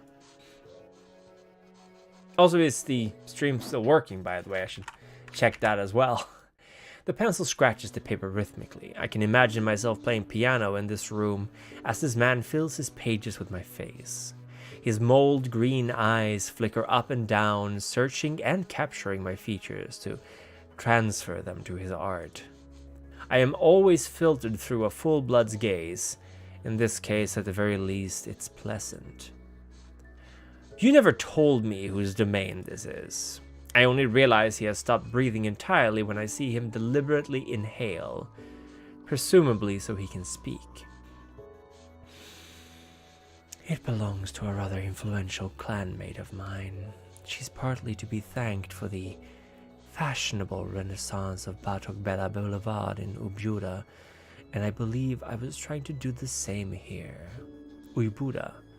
Residents aren't very keen on the idea, though. I ask if he knows anything about the voice of the blood. This one is both a gamble and a risk. By his own admission, he skillfully navigates the spaces in between kindred factions. I presume he could access the fringes of vampiric society too, if he wanted to. What Tamaz will think of me mentioning this to William is only going to be relevant if he finds out. I shift carefully on the sofa, turning to look at a landscape of green rolling hills, its frame unable to rival the beauty of the painting. William says nothing of my change of position. He hardly ever protests such minutiae. Say, since it seems you can find out things, if you put your mind to it, do you know anything about a group called the Voice of the Blood? William hums as if he was looking over the headlines in the morning newspaper. A group of extremist anarchs with some strong opinions on the annihilation of the sect as a concept. Camarilla, anarch movement, you name it. Dangerous, as most extremists are, and probably holding peculiar views about undeath being a powerful gift, or whatever the like. That was not a lot. He still speaks of his vampirism in a very blasé manner, a thread that has often resurfaced since the night of our very first meeting. Are we getting a flashback to that too as well? When I took his hand on the fateful night of our first meeting, it was icy cold. I thought little of it in the moment, too distracted by the pangs of my hunger, but it has remained consistent all through the long months of our acquaintanceship. His hands are always cold. I regard him carefully. I see. I'm looking into it for Tamaz, as you likely figured out. His answer is placid. I did, yes. I remain silent for a long moment. I can probe for more, or perhaps see if I can startle something more of a reaction from him. I tell him I can walk in the sun. I shift carefully on the sofa, turning to look at a landscape of green rolling hills, its frame unable to rival the beauty of the painting. William says nothing of my change of position. He hardly ever protests such minutiae. Again. I wonder if I can shake his truth a little by sharing something more astounding. Vampires always miss daylight, at least in stories. And I don't have to make it sound real, only suggest it. What would you say if I told you that I can walk in the sun? Something very close to a smirk tugs at his mouth, even if he doesn't look up. Really, I would say that so can I. I blink. Now he looks up. It's a joke. Oh. His eyes remain on me, holding a rare glimmer of curiosity. Can you? I confirm. Perhaps I can let this one go. This is also the Chicago Folios too. Yeah, they're very good. They're like Adventures in Gary, for example, which is cool. Look back to Gary, which is, I think, the example Chronicle setting in first edition of Empire. Gary, Indiana. With Modius as the prince of the city. Perhaps I can let this one go. He must have wondered, after all, how I managed to survive the streets the first time we met. The sky was this close to pinking. Pinking. Yes, actually. However, this whole curse situation works for me. It has decided I don't burn in daylight. William arches an eyebrow briefly, then makes a small, fascinated sound. Is that his whole reaction? Do you miss that? I ask him. My probing gives him pause, and I wet my lips in the silence. Not particularly. All I miss is the lack of natural light for painting. I release a breath, not breathe. Is it all this easy for you? That makes him snort softly. Some things are easy, I suppose, others less so, much like during my living days back in London. Nonetheless, he must have been in this world for a while for him to feel as if he has it all figured out, so I tilt my head. England, London, a while ago. How old are you exactly? Old enough to know a not insignificant number of people, owe some of them and be owed in return. Old enough that most leave me in peace. I've been told before not to use the word vampires. They are kindred. They are licks. And I am whatever insult or description they choose on a given night. But I've never heard any of them self-refer as people. William flexes his fingers elegantly, sets the pencil down in his lap, and turns the sketchbook around as he hands it to me. Okay, so impression so far of this, very slow boil. Doesn't waste, like, it has a really nice pacing to it. It's a little hard to follow what's going on. A lot of politics, but definitely there's love for the craft in this, and there's a lot of good character building. I like this. It's taking its time. And there's not an awful lot of internal monologue either. Like, there's not a lot of exposition this and exposition that. It's taking its time, but it's doing it to build a world. So I like this. I can definitely see why this came in third place. I think, personally, that there have been a little too many visual novels for World of Darkness, although the setting makes it really good for visual novels. In terms of resources, they've got some really nice background art. I don't know if this is like made by the artists who made this game or if it's something they bought, but I really like the backdrops, and I really like the character art. Of course, it's just like one drawing per character, but that's fine. Doesn't need to change. William flexes his fingers elegantly, sets the pencil down in his lap, and turns the sketchbook around as he hands it to me. Our fingers touch. As always, his are cold. The sketch is not, however. It's as if the graphite has been caressing me, my skittish posture. But my eyes are so keen. It sees me with uncanny beauty. Mesticina, welcome back! We are playing Waning Crescent. That's the name of the game. The third game. We haven't gotten very far. I played one game of Bloodhunt, got 5th place, pretty good. But we're playing this. We're rapidly approaching our 5th hour of streaming, so I am getting a little exhausted. I'm not gonna lie, but I've got some... Oh, I also got carpal tunnel in my right hand. Didn't mention that, but that's a thing. I got some really nice tea. Earl Grey. I love Earl Grey. 5 hours. It's so long. And I feel so tired. I remember I have 15 hours of Bloodlines and then another 15 hours like a week later. Those were the days, 2020, when I was young and full of piss and vinegar, doing whatever I wanted to. The sketch is not, however. It's as if the... Oh, sorry. When I love the art of this. It's amazing. When I finally leave out in the quiet streets, humidity settles on my skin. I look up at the full moon, pale as William's face, and think of blood. Okay. I look at the prince, my muscles aching from tension, my stomach heavy. I weigh in my head the 2 choices laid before me. Tamaz and William have both been kind enough to me, each in his way. They have both helped me, each for his reasons. Tamaz is open about what he wants from me. He's using me, but he protects me too. William's motives are far less certain. Oh, he's different clothes. Oh, wow, I love this collar. Moss green is so nice with like a wine. Oh, I want this. I want to buy this. I would look horrible in it. Green does not work with my complexion at all. Damn, this is nice. Earl Grey is your favorite. That and Germaine. I think I'll have to make a cup of it in a bit. Yes, Earl Grey is such a nice tea. It's a very subtle flavor. I like the acidity of it, like the lemon-esque, the citrus flavor, and I love it with honey and oat milk. Oat milk is superior to milk in literally every way. Oat milk takes...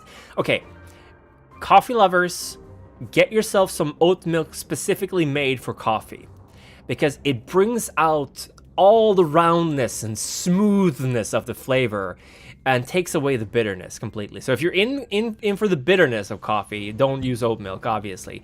But when you use normal milk, it gets kind of sour, in my opinion. Like, normal milk makes coffee taste more sour. Oat milk smooths that baby out. There's no sour in coffee with oat milk. It's like it's so good. The bergamot, that's the citrus in it. Oh, yes, the bergamot, that's the one. Yes, bergamot, it's really tasty. Earl Grey, it's so nice. William's motives are far less certain, as is the value of any protection he could give. Perhaps he has some kind of feeling for me. Perhaps he knows every single thing I've ever thought in his presence. You drink coffee in any way, shape, or form. I'll give the oat milk a shot. If you can find it, specifically one made for coffee, because there's a bunch of different oat milks. It's kind of sweet. So if you don't like your coffee sweet, then obviously don't go for it. But it makes the coffee remind me of the best coffee I've ever had in my life. And listen to this, because it's going to blow your mind. I bought it in a Japanese vending machine, the Suntory Boss Rainbow Coffee Kilimanjaro, I think it is. Super sweet, super milky, so good! It's the best coffee I've ever had in my life. And I've been to Italy. I've had Italian coffee. The Japanese, they know what they're doing. They know what they're doing. Vampires in Love, the Love Boat. We will be taking another ride. But in the end, there's only one choice I can make. I'm going to choose Tamaz. Because fucking amazingly well-designed Nosferatu.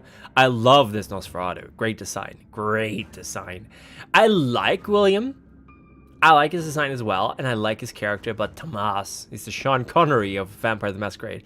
Barista blend, oat milk, definitely agree. Yes, the barista blend, yes. Always try Boss Coffee. Suntory Boss Coffee is really, really good. Like, it lacks personality, that's what I would say, but that's because it's from a vending machine. But it's so good. If you ever go to Japan, try the rainbow-colored hot coffee from a Suntory Boss machine. You will not regret it. But yes, barista blend oat milk. It's It's delicious, and it brings out the flavor so well in tea as well. I use it for my Earl Grey a lot. It just gives this round, smooth flavor. It just makes me, it makes my toes curl. All right, I reject William's suggestion and I choose Tomas. I look at Tomas. Insouciant. I don't know what that means. Confident, thinking himself in control. Insouciant. Thinking himself in control of this situation. He gives no hint of nerves as he stands waiting. Also, love his clothes. I love the clothes in this. It's amazing. As aggravating as I sometimes find him, he deserves his peacock's pride. Great design for Nosferatu. Yeah, Alicia, if you ever get to go to Japan, try the Suntory Boss coffees. Really good stuff. It's cheap too. It's like 200 yen, I think. Or even 100 yen, which is like less than 10, which is like less than $1, I think. Really cheap stuff from vending machines in Japan. In general, Japan is only expensive in terms of living standards. Like, I mean, living, like rent or hotels. Travel is pretty cheap, and food is ridiculously cheap in Japan. Like, you can eat so much food. It's crazy. Best McDonald's I've ever been in my life, too, in Japan. I know that doesn't say a lot, because McDonald's, but, like, those burgers are really good. Really, really good. I love my model. I'm sorry. This guy is so charming, and the way he kind of bounces around, it's just, I'm watching him like, yeah, yeah. And I can do like I can blush. Angry. These stars in my eyes, and glasses on and off, and controller, which I'm not using, of course, because I'm using the keyboard. I mean, in terms of design, it's so far off from the Primogen, obviously. So this is not hello, a gamer boy. Look at him, da da da da da da da. But solid design. I can zoom in on the face.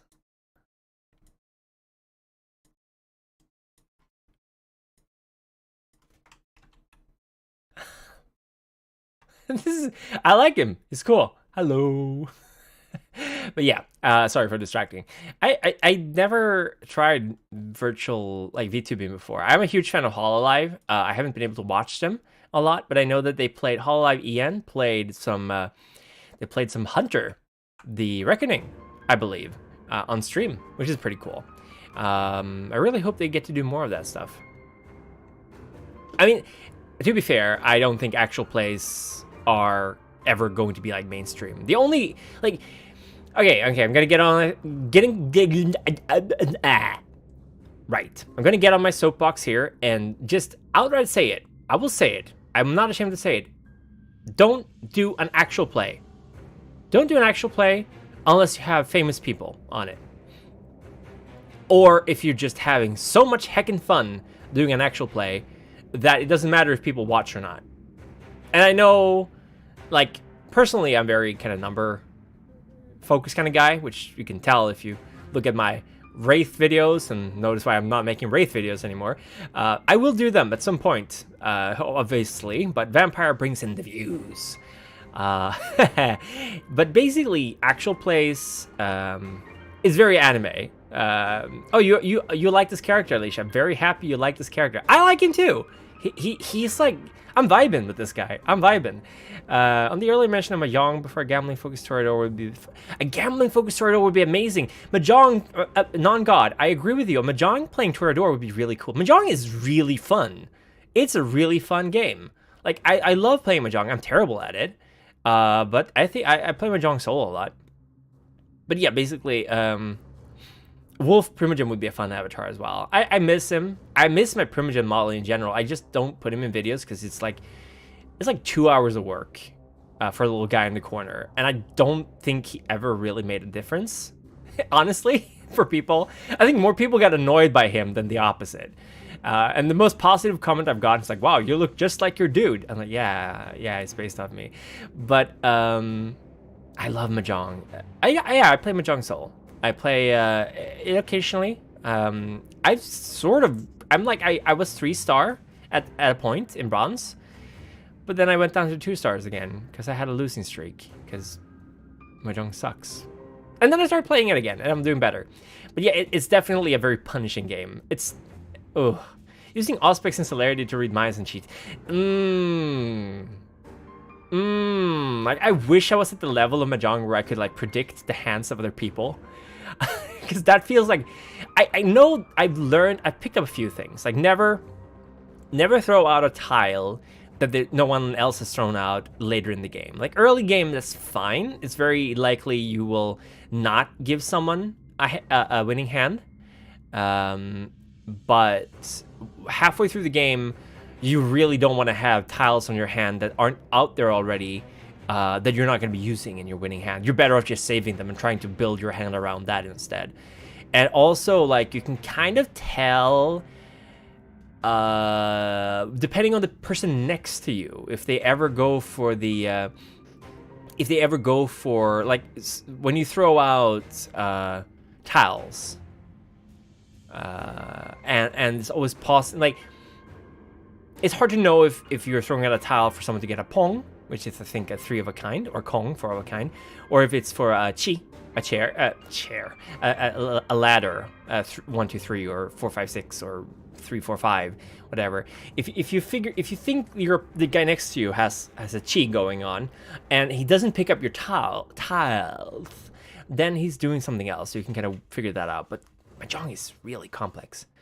I also love my Wraith videos, reading the stories in between the chapters and the music selection you had. Wraith got dealt a bad hand. It's a very mature setting. Yes, Feral Gangrel, I agree. Wraith is one of my favorite settings, if not my favorite setting. It's just not appealing to a lot of people for some reason. It's very bleak. I rewatched my intro to Wraith recently. I rewatched it. Damn, that opening is solid. It's really good. It's really, really good. I was listening to it. I was like, holy crap. Where did that skill go? Because my latest couple of videos have been kind of bland, in my opinion. I don't know. Maybe I lost my gumption. Yeah, losing streaks can really hit you hard in Mahjong. You just gotta accept you get dealt a raw hand. Like, it's never your own fault. It's always the game's fault. I was gonna say something earlier.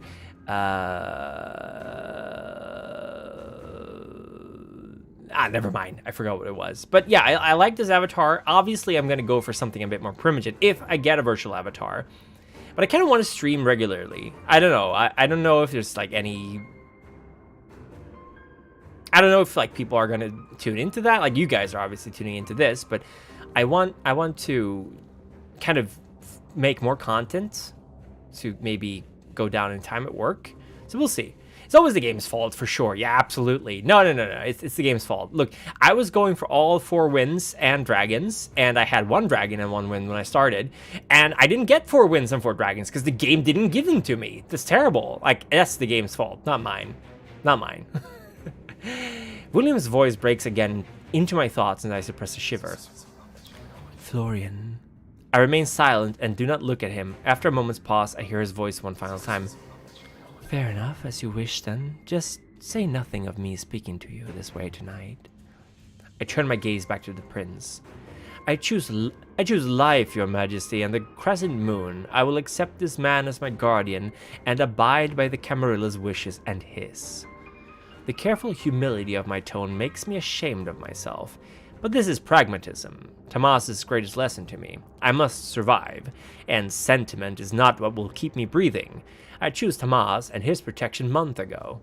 I chose. Tonight, I just chose it officially. I just choose it officially. Tomas looks at me and smiles with satisfaction. On the other side of the room, William sits silent and straight-backed. God only knows what he's thinking, for I surely never will. Yeah, I like Tomas more. He's more straightforward. Also, Nosferatu, you kind of often get what you're buying. Toreador, I don't know. Not really my kind of game. Also, it's just like a huge discrepancy between the voice and model, by the way.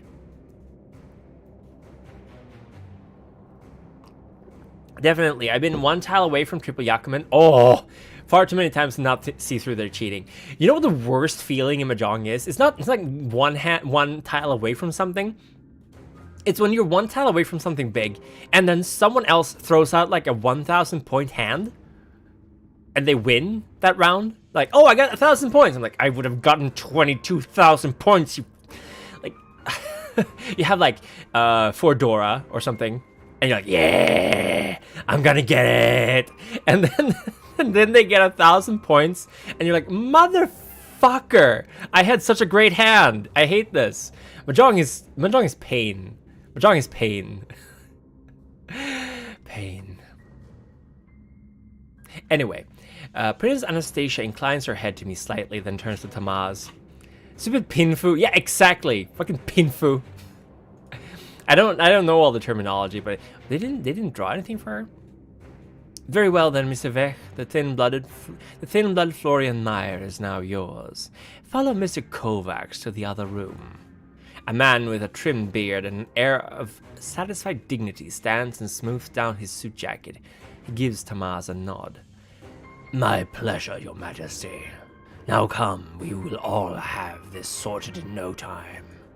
The Scourge grabs me by the shoulder. She manhandles me away with surprising ease.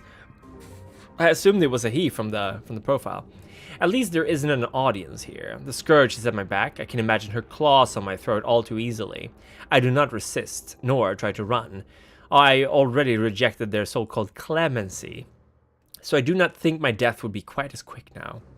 I wish there were more storybooks, novels to read. Most of the books that are available are lore and rulebooks. Vincent, I agree with you. In terms of V5 especially. V5 is going very light on the lore. But I think that's for a reason. Because way back when Revised was being worked on, Revised is the 3rd edition of Vampire the Masquerade. It's the edition I'm familiar with, and it came out in 98, I believe, and it was running for like 2 or 3 years. 3 or 4 years, I think. Revised edition is the edition that was in use when Bloodlines came out, if that gives you any idea. Revised was basically the end times, so to speak. A lot of focus on the coming of Gehenna, a lot of focus on the Sabbat Camarilla War, a lot of focus on all the hocus pocus, all the old shit coming back to life and ruining everything. It was basically like high stakes game. Very, very little, very small connection to 1st edition, which was more about like young versus old, rich versus poor, Camarilla Anarchs, that kind of stuff, which is very much V5 now. But if you want the lore, if you want to read lore stuff, I strongly recommend getting into Revised era books. Of course, they're not novels, and the clan novels are kind of bad. They were released in Revised edition as well. There are clan novels. If you're going to read them, don't buy the whole collection, because then they're done chronologically instead of by the book, which will be very confusing. Because they released one book for every clan, and they had a couple of time skips in them and stuff like that, but they were like different characters for every book. But then someone had the bright idea of putting all the books together into one and have them be chronological. So it jumps between characters and it happens in like chronological order, which makes absolutely no sense if you haven't read the books before. It just confuses the shit out of you. So yeah. Anyway, the clan novels are a mixed bag. I will say that. Some are pretty okay. Some are outright horrible. But they're worth a read. Definitely a good insight into like the life of vampires, I suppose. But even then, like the Revised era clan books are pretty good. And the short stories in the beginning of a lot of these books are pretty good. But yeah, in terms of like actual novelization, there's a comic out, Winter's Teeth, which is pretty good. And there are like interactive novels like this one and Shadows over New York, Coteries of New York, Heart of the Forest, the 3 novels released, interactive novels released, Night Road, Parliament of Knives, and Out for Blood. Now, I heard Parliaments of Knives is not great, although I've heard some people say it's really good, so I wouldn't know. I've never played it. Out for Blood is supposedly the best one. You play as hunters, and Night Road is decent, is good. Kind of a plod. I don't have the concentration to go through these books myself, but it's good. It's well written, and lots of insight into like the nightly life of vampires. Let's see here. One way or another, they want me to hurt. The chamber they take me to is empty, but for a stranger and a chair. I look at the chair. The chair is a chair. It has 4 legs. It has a back. It has some upholstery, which is strange, because it's not a couch, it's a chair. So mundane and commonplace that it's somehow more horrifying than a more esoteric torture device would be. The chair could be found at any tattoo joint or, hell, a dentist's office. There's a 4th interactive, oh yeah, Sins of the Sire. There's a 4th one. I missed that one. Sorry, my bad. They're all, like, I think they're good. And yeah, Bambi, you're right. They're blind friendly. So if you're visually impaired, you're able to play them anyway, which is really good. You can have it read up for you. Very good. More games should have that. Except for the leather straps at wrist and ankle, of course. A look at the stranger. Come on! Give us the actual art. Did you just make a silhouette? This really bothers me. He's as unremarkable as the chair. You wouldn't pass him on the street and know he's a monster. Like, at least give the prince a portrait. He picks up a sharp silver tool, and his tone is bored when he addresses the man who is now my guardian. Where do you want it? Hand, temple, somewhere else. It has to be visible. Panic seizes me. My heartbeat quickens. Through some magic I don't understand, the Crescent Moon Thin Blood brand never fully heals. If they mark my hands, how will I play the piano? I remain silent, of course. It's not my decision. I refuse to beg. If they choose my hands, I will bear that loss anyway. You could, oh yeah, I mean, you could wear gloves while you're playing the piano. That's an option. I don't know. The Camarilla claims his brand is for my protection, but I know it just marks me as their property. Interestingly enough, I think in the time of Thin Bloods, the Crescent Moon... Oh yeah! Oh yeah! That's actually, the Crescent Moon appears on the woman giving birth to a vampire. Like a vampire, Thin Blood, giving birth to another vampire is marked with the crest. Yes! That's part of the Book of Nod. That's part of the prophecy. A woman bearing a crescent moon shall give birth to a child or whatever, and she's a vampire. Good Nodist I am. So that's probably why they're using the crescent moon symbol. Let's see here. I look at my guardian. Tomas gives me a look, regarding me for a long, silent moment. Look, okay, hold on. How wounded are you yeah, the Signs of the End Times. How wounded are you going to be if you get this mark? Because if it's on your hand, you can still play the piano. If it's on your temple, people would see it. Like, are you scared of people seeing it, or are you scared of not being able to play the piano? Like, is it going to hurt? Huh. Tomas gives me a look, regarding me for a long, silent moment, as if he's assessing me. The nape of the neck. How erotic. I breathe out with a private relief. With quick efficiency, I am strapped into the chair, face down. Oh, I should have done this Sean Connery voice. The nape of the neck. And they unfold it until I am prone and spread-eagled. I have never felt so vulnerable. The pain, when it comes, is nothing I could have imagined. It's like a bleeding sliver of the sun itself, slipped beneath my skin to burn there forever. I scream until my voice breaks, but as the sharp silver tool pares back my flesh, I discover that I am not human enough to pass out. Another mercy denied to me. I think these are not hand-painted. I think they're just bought. Tomas leads the way into a confusing labyrinth of concrete staircases and dimly lit access tunnels beneath the palace. Eventually, these passageways... I need to look up who did the art for this. I need to do that before we continue. It's on the... let's see here. Praxis, Waning Crescent. Gaia Fiorenza, Arch and Bun, writing, narrative design, art editing. Katie Maziach, Finch, writing, editing, copy editing. Very art, UI design, programming. Moira Quoth, programming, sound design, UX design. And Red Robotics, music. Red Robotics. Oh, you can get the soundtrack. Ah, man, it's nice. It's on SoundCloud. The music is really, really good. I actually thought they'd just gotten it from some website. It's great stuff. I think the backgrounds might have been bought though. Open source photographies. Okay, they got a bunch of open source photographies. That explains it. The art is amazing though. Okay, I'm gonna keep playing this game because my throat ain't hurting no more. This game is really good. Like, but it's slow paced and it's a visual novel. So if that ain't your that ain't your thing, I don't know what to say, but I like this so far. I like it because they don't treat me like I'm an idiot. They don't explain things I should be knowing already. And I like the characters so far. I like him. Also, like, I love this Nosferatu. I love this character so much. Like the owl look, because it looks like an owl. He looks like an owl. It's beautiful. Mwah! Chef's kiss. Great design. Tomas leads the way into a confusing labyrinth of concrete staircases and dimly lit access tunnels beneath the palace. Eventually, these passageways will connect up with a part of the underground near the major junction of Kaledi Station, where he claims a rich domain. Let me just open up this. Wink. I trail behind him, hurting and uncertain, wearing my turtleneck so nobody can see my mark. Too many questions jam my brain. What will happen with my investigation on the voice of the blood now? Will Tomas still have work for me? How had the Camarilla found out about me in the first place? Someone must have told them, but who and why?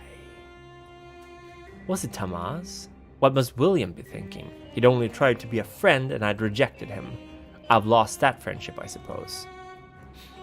I asked Tomas if he sold me out to the Camarilla. Why not? I'll just ask him. There will be a time for all my questions, I'm sure. Eternity, or at least as much of it as a thin blood can claim, whether he wants it or not. Tomas doesn't look like he's in the mood to have a long conversation, but he's won me. I'm his. Bought and paid for, and branded too. The least he can do is answer one question for me. He might even answer honestly. Out of all my possible questions, one rises to the top. Are you the one who told them about me? Tomas laughs hoarsely and his eyes shine as he looks back to me, uncanny in the half-darkness. Why would I do that? You were more useful to me before.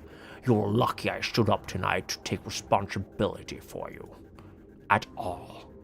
He had been breaking Camarilla rules to keep me unbranded and unknown. I'd figured that out months ago and never asked why, though I was sure it hadn't been altruism. And now that I know his business and how he operates, I wouldn't call his intervention luck. Who then? Tomas stops walking and turns to me. He cocks his head bird-like and predatory. I don't know yet.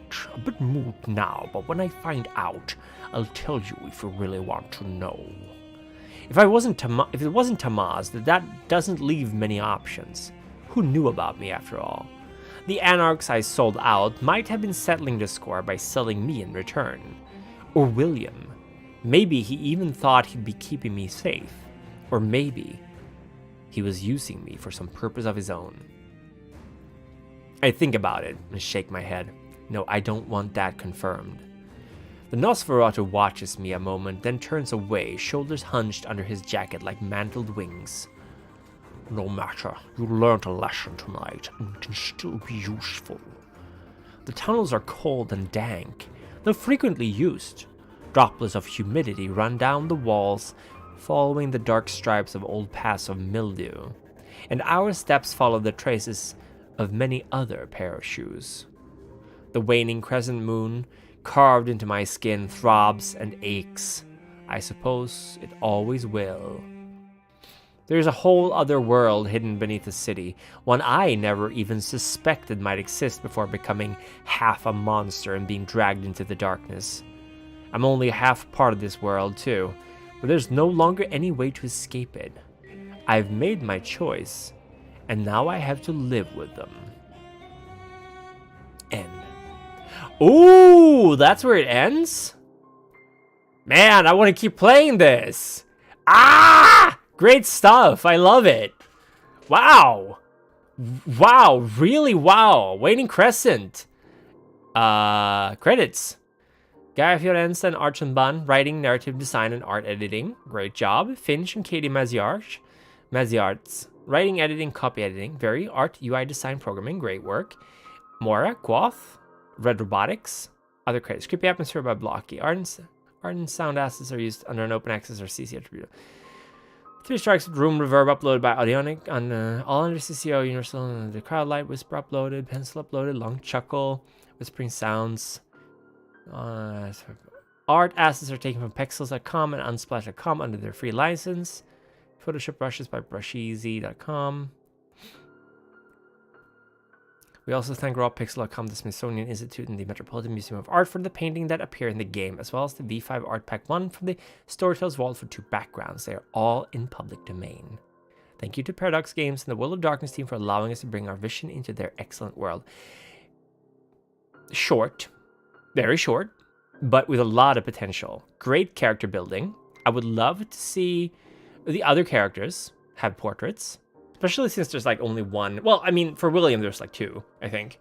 But more portraits, maybe more outfits for the characters. It was great. This was great fun.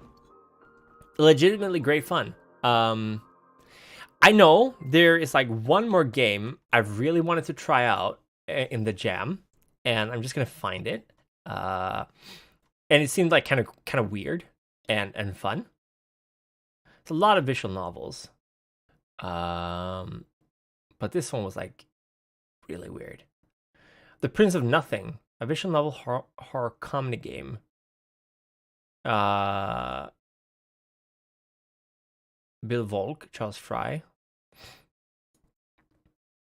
I don't know how long it is.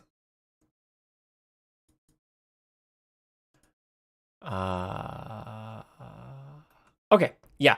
I'm going to download The Prince of Nothing, and we'll try that out and see how that is. That is another one of the games in the Itch.io Jam. That is the Vampire Jam, run by World of Darkness in 2021. And I am, as always, late to the punch. So, Prince of Nothing is what we're playing now. Prince of Nothing. We're going to play that. And we'll give it a little try, see how long it is. But we might end the stream at like 6 hours. I think that should be enough. If you haven't yet, consider donating. Down in the lower left, we are running a charity for Doctors Without Borders, a very good charity. I have been supporting them for many, many years, and I will keep doing that. I give them some money every month, and I would love it. I would love it if you wanted to give them some money as well. It would be very swell. I don't get any of this money, of course. So game crashed. Prince of Nothing, indeed. Let's see here. Prince of Nothing. It's a Unity game, so hopefully it's stable. Start up the Vamp game here. Pon. Boink. This game was created as part of it. Okay, let me see here. There's also some redeems you can get if you donate, like asking me certain questions, stuff like that, if you feel like it. Don't gotta. You can also allow me to drink some water, which is $1. Okay, so this is the Prince of Nothing, new game. Creepstain is the default name, but we're gonna go with Flurgle. Flurgle. That's gonna be our name. Yes, we are Flurgle. Dear Diary. It's voiced! I hate you. I hate you because you are a microcassette recorder from grandma times. I am only talking to you because I am bored out of my mind because my sire found and took my phone, which itself is a reminder of what a state of shitty, useless limbo I'm in. The whole reason they made me a vampire was so I could do IT work for them. So I could help them modernize, which I haven't been able to do for years now. I got to be a sysadmin on ShrekNet for all of 1 week. This is amazing. The NSA found it and we shut everything down in a panic. Now we're not even supposed to use computers anymore, which is a ridiculous overcompensation, which they'd know if they'd ever paid attention to me and let me do my alleged job. I love this. This is great. Instead, my sire has me holed up in the utility rooms above the Squirrel Hill Tunnel, eating pigeons and dot workers and studying vampire etiquette and other useless dog shit. The car is on its way. Let's not keep them waiting. Flurgle, the car goes well. Let's not keep them waiting. Well, speaking of fucking fucking devil. Flurgle. Elysium will be quite crowded tonight. Pussbag Jeffries. Return, and every kindred in Pittsburgh will have business with him. You'll have quite an audience for your becoming ceremony. Jesus Christ, are you still not dressed yet? Pussbag Jeffries. Beautiful I'm name. dressed. I am not. Oh, I love the art style too. Matthias Kuhn wearing that. Matthias You Kuhn. have to convince him that you will behave yourself as an independent neonate. Really, I go through all the trouble of finding you some suitable evening wear, and This is delightful. That stuff wasn't me. Look, it's not like I'm gonna look good either way. If he has to see me to sign off on me, he can go ahead and see me. This is me. He can take it or leave it. I love you're this. not taking this seriously. Also, I love that it's voiced, so I don't have to do a lot of reading. This flippancy endangers us both. You may not care for kindred politics, but those who ignore it... I cannot take a guy called Pussbag Jeffries seriously. This game takes itself very seriously. Kind of getting Hunter the parenting vibes, right? Very, very much so. It takes itself very seriously. It still can, like... The best part is, like, it's not even like a I mean, it might be satire, but it's not a parody of the setting. It is the setting. Just Pussbag Jeffries is a totally legit Nosferatu name. Dear Diary, you just missed my sire chewing me out for not dressing up enough for my stupid fucking vampire quinceanera. Quinceanera. I love it. He needs to wear a pretty pink dress. A tutu, yes. Whatever. We'll get it over with some other time when I'm not being gawked at by everyone in town. They weren't gonna respect me no matter what I did. I'm young, I'm weak, I'm ugly, and I'm only good at something that I'm not allowed to do anymore. I'll never be important. I'm a fucking joke. Aw, Flurgle, don't say that. Right, I guess I'll just go to the window and watch the cars passing under me again. That's actually pretty cool, having a window to look down, like a tunnel. Dear Diary, so my sire didn't come back that night. Or the night after that. Oh no, what happened to or the night Pussbag? after that. He's trying to give me a scare. I won't give him the satisfaction of panicking. I'm going for a walk. I guess This is scary. Kind of fitting that the one good vampire power I have is not being noticed. I just sort of melt into the background and walk up Forbes. People even weave around me as though they could see the rotten little goblin coming at me. The rotten little goblin. I love this. This is beautiful. This is also part of what I really like about Vampire is that you can use a photo like this. This is just a street in an American town. It's fine. It works. That's the setting. I love it. This is really good. I mean, this is... So far, we haven't played it a lot, but man, Flurgle, what an engaging character so far. I'm hungry. Me too. Me too. Maybe that's what Pussbag was aiming for. Sending me to bed without dinner from a little outburst. I'll figure something out at some point. That's lovely. Squirrel Hill doesn't have much in the way of nightlife, but maybe there's a squirrel or something. Where else would all the squirrels be hiding? Yeah, in Squirrel Hill, obviously. Here's a candlelight vigil. Wonder what it is this time. I start looking for newspapers. Lawrenceville Fire may be linked to domestic terror, FBI says. Hey, wait. Rats. That's where the vampires were having Elysium. Oh no! The sudden fire that broke out in an abandoned industrial complex in Lawrenceville on Saturday night, already under arson investigation, is now suspected to have housed a weapons stockpile for an extremist militia group, according to an FBI press release. Fuck. Yeah. Indeed. Fuck. Dear Diary, I checked out the place. Then I checked every haven I know about. Yeah. They're all dead. This is great. Pussbag, This is great. The Primogens, everyone. They got raided. Now that This is a some great government story. types know about us. This stuff has been happening. Vienna, London, and now I guess they're getting around to buttfuck nowhere cities with like 12 vampires in them. I love this. I love this. This is great. There were only like 12 of us tops, and from what Pussbag was saying, They were all at Elysium. See you in a while. See you, Farragangle. Thank you for hanging out. I will be streaming again tomorrow, unless something comes up. We will be playing the 1,000-Year Vampire. Thank you for popping by. Hope you have a good walk with your wife and kids. Thank you for coming. All but me. I am the last vampire in Pittsburgh. Pittsburgh, I love it. Delightful. Pittsburgh, Arkansas. Population 223. I'm the prince. Oh boy, I love it. Dear Diary. The Prince of Nothing. Matthias Kuhn's old haven is hidden under the Carnegie Museums. Seems kind of a risky place with all the guards and cameras. Yeah, above us. anyone can claim I gotta admit, the location does feel and very... literally anyone can claim princedom over any city. Can claim Praxis, and the only one who can challenge it is someone else who wants to be a prince,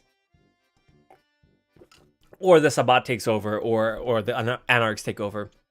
But literally, I could proclaim myself Prince of Stockholm right now, and by Praxis. And if the other vampires in the city in Stockholm said, okay, sure, a majority said, then I'll be Prince.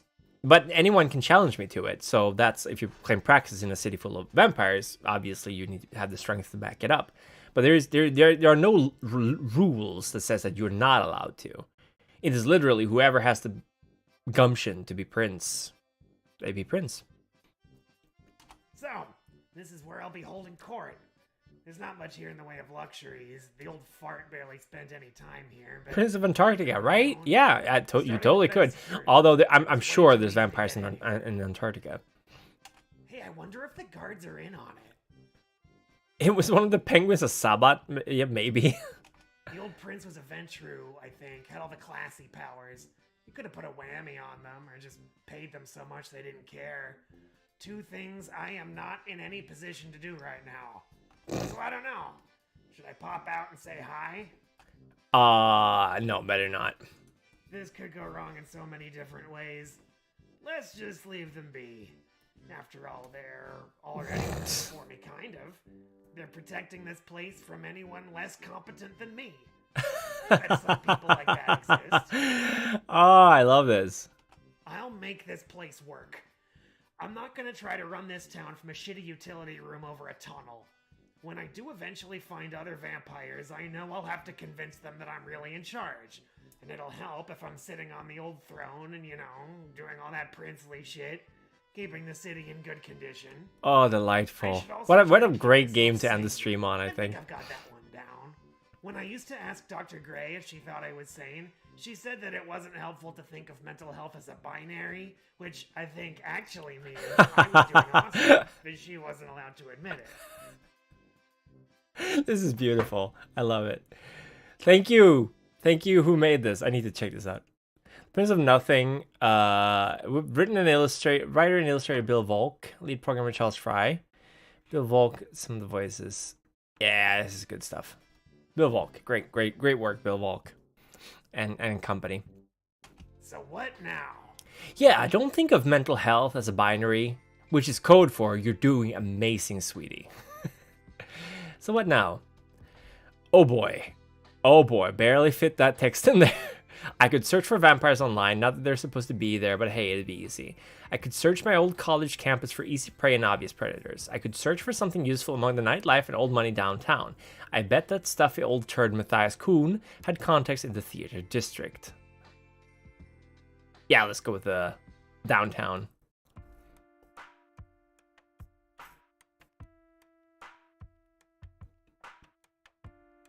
Okay, Flurgle, we're downtown. Diary. Try poking around downtown on a Saturday night with my powers on. Okay, that's very quiet. Shows. Some kind of party going on at the Omni William Penn. Gotta be real, I'm not sure where to start. I can't just ask people if they're vampires. And if any of them are, they're probably the type to take their prey up to their rooms, not just tackle. Probably the type to take their prey up to their rooms. Gotta raise the voice volume a little bit. Oh my god, this is so scuffed. I love it. It's beautiful. Gotta be real. Hey, strong bear, I need to be kicked in the face. I can do it. 9 times. Thanks, strong man. That's the best. Shut up, you. Shut it up, me. Here, the Chiefs have a trophy. I'm a huge fan of Homestar Runner. I don't know if you can tell. So this guy's voice acting is giving me huge Made by the Cheat vibes, and I love it. I'm here for it. I got an idea. I got an idea. Spooky vampire shit. The Chiefs have a We trophy. get to. They're gonna be doing it in the Duquesne Club. Let's get the voice volume up to top. It's like the old school gentleman's club that the Steel Barons used to go to. My dad was a member for a little bit when we still had money. Real classy. Doesn't even Yeah, have any that's strippers. real classy. No strippers. I go through You the know a revolving place is doors. classy if there There's are no probably strippers there. cameras. Negative strippers, now we're talking. If they're like anti-strippers there, people who put on a lot of clothes, then you know a place is great. Like people covered in coats. The more coats people are covered in, the more anti-stripper that place is. There are vampires whose powers are strong enough to prevent people from noticing them on camera footage. Ugh. And I've been practicing, but I don't think I'm quite there yet. Without humans to test it on, there's no way to be sure. Poor Flurgle. So, instead, I pretend to talk to the guy at the front desk, shoot him some finger guns, and go right up the stairs. If I'm gonna get this guy fired, I might as well have some fun with it. I go from room to room, trying to overhear something spooky. Not a lot of people here. Some old people eating dinner. They're not vampires. Oh, there's a guy at the door there in It's this a nice, photo. urbane thing to talk about murder over. Now listen in for a bit. Wow, they are talking about some dumb shit. Sound quality is This one's top talking about notch. Christian rock. Christian rock? Tools they're letting in these days. Okay, focus. You want to be a good prince, you gotta see past all the stereotypes. Like the stereotype that all vampires are cool and sophisticated. Yeah, Bambi, I agree with you. It's a really Oh, fun boy, game. that one wrong. Flurgle, Maybe these like a dude walking bros will start zit. talking about Camarilla stuff any minute now, and I can. Dude bros. I can see you, you know. Hmm? We should speak. This way. I have a room. I have a room. Hey, jackpot! I just found my first subject. And I know what you're thinking, and fuck you. This is clearly not about that. He could see me, which means he has powers, and it also means that he can, see that I look like a melted hobo. I was searching for one such as you. My name is Akil. I am the ghoul of the late Justine Laurent. I thank you so for coming to my deliverance. my deliverance. Fuck, he's just a ghoul. A living guy I love addicted this to guy. vampire blood. And he worked for the Toreador Primogen. But hey, maybe he knows stuff. I know he'll be loyal because it's sure looking like there ain't nobody else around here passing out vampire blood. Of course. I love the least smooth I can jazz do. in the background I'm too, the by new the Prince way. Pittsburgh, Ah, you know. mwah, My name's top Vern, notch. Child of the Name's late Vern. Pussbag Jeffries. Maybe you saw him around. Tall guy. Looks like a pile of shit. I love this. I love how he goes, the name's because he can choose your own name. If you saw him around, tall guy, looked like a pile of shit. Oh, Tory ghouls. Oh, hi, Patty. You shall be sorely missed, my prince. I have a baby boy running around in the hallway screaming. A little cat goes, I want food. But you won't get any food, Finally Victor. being called that is really cool. I gave you food can like get used an to hour this. ago at most. Maybe this guy's alright. Yeah, maybe this guy's alright. Hello, do you want to come up on the desk? I have a kitty coming up on the desk. Let me make some room for you. Here you go. I have a lot of shit on this desk. Okay. I am yours to command. I am yours to command. Grant me a taste Of Vitae. Grant me a taste of only Vitae. that I might serve you better. Too much longer and my true age may start to catch I up. am in fact 52 years old. You couldn't be able to tell. I grew up in the 70s. 80s, actually.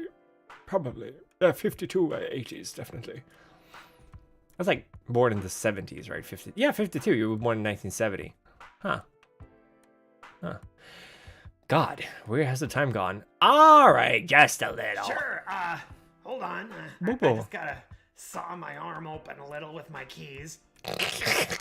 Please, oh prince, take my pocket knife. Please, oh prince, take my pocket knife. I love I this. tell you how to do your job. Oh, it's beautiful. You could if you so wished. God, this guy's a pushover. Yes. Sweet deliverance. Right. All right, keep it together now. Don't talk with your mouth. Boo boo. I have baby boy on the desk. I I have a got cat on the desk. Matthias Kuhn's old place in Oakland back up and running. Let's go. It's certainly more. Oh my God! It's like than a. it was when I last Oh, okay. That's. Oh, it's the room we Keep it left. Never simple mind. here, oh prince. Yeah, I found this big bag of museum-branded can cozies in the supply closet. It's actually a pretty nice bag. What's a can Got cozy? Dinosaurs on them.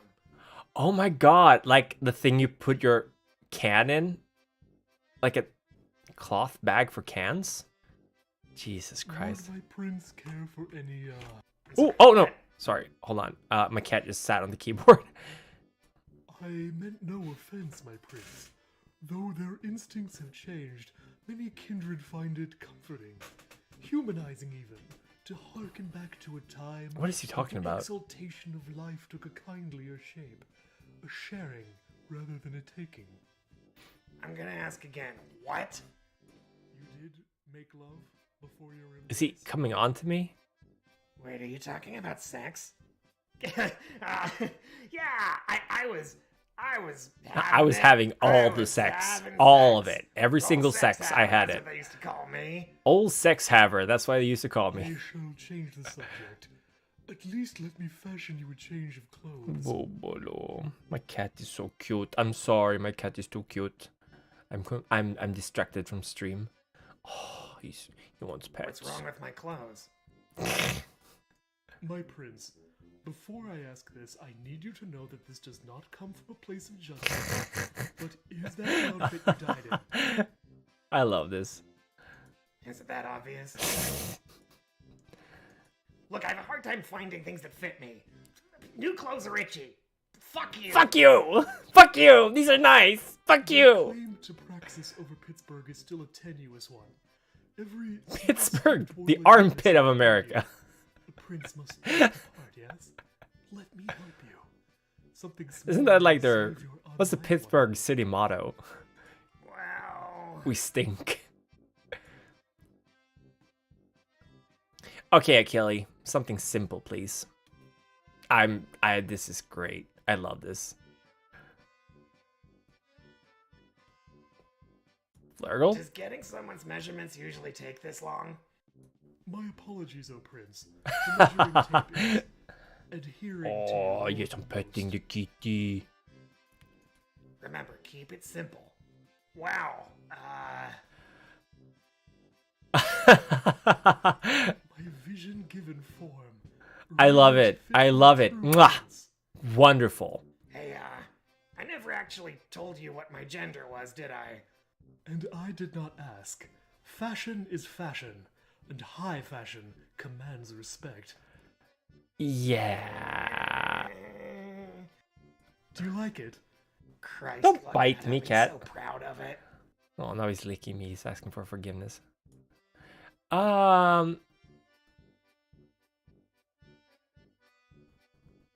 You know what? I have one more outfit. The stupid ball gown Pussbag got me. I'm gonna break that out. Hey, this is wear a ball gown.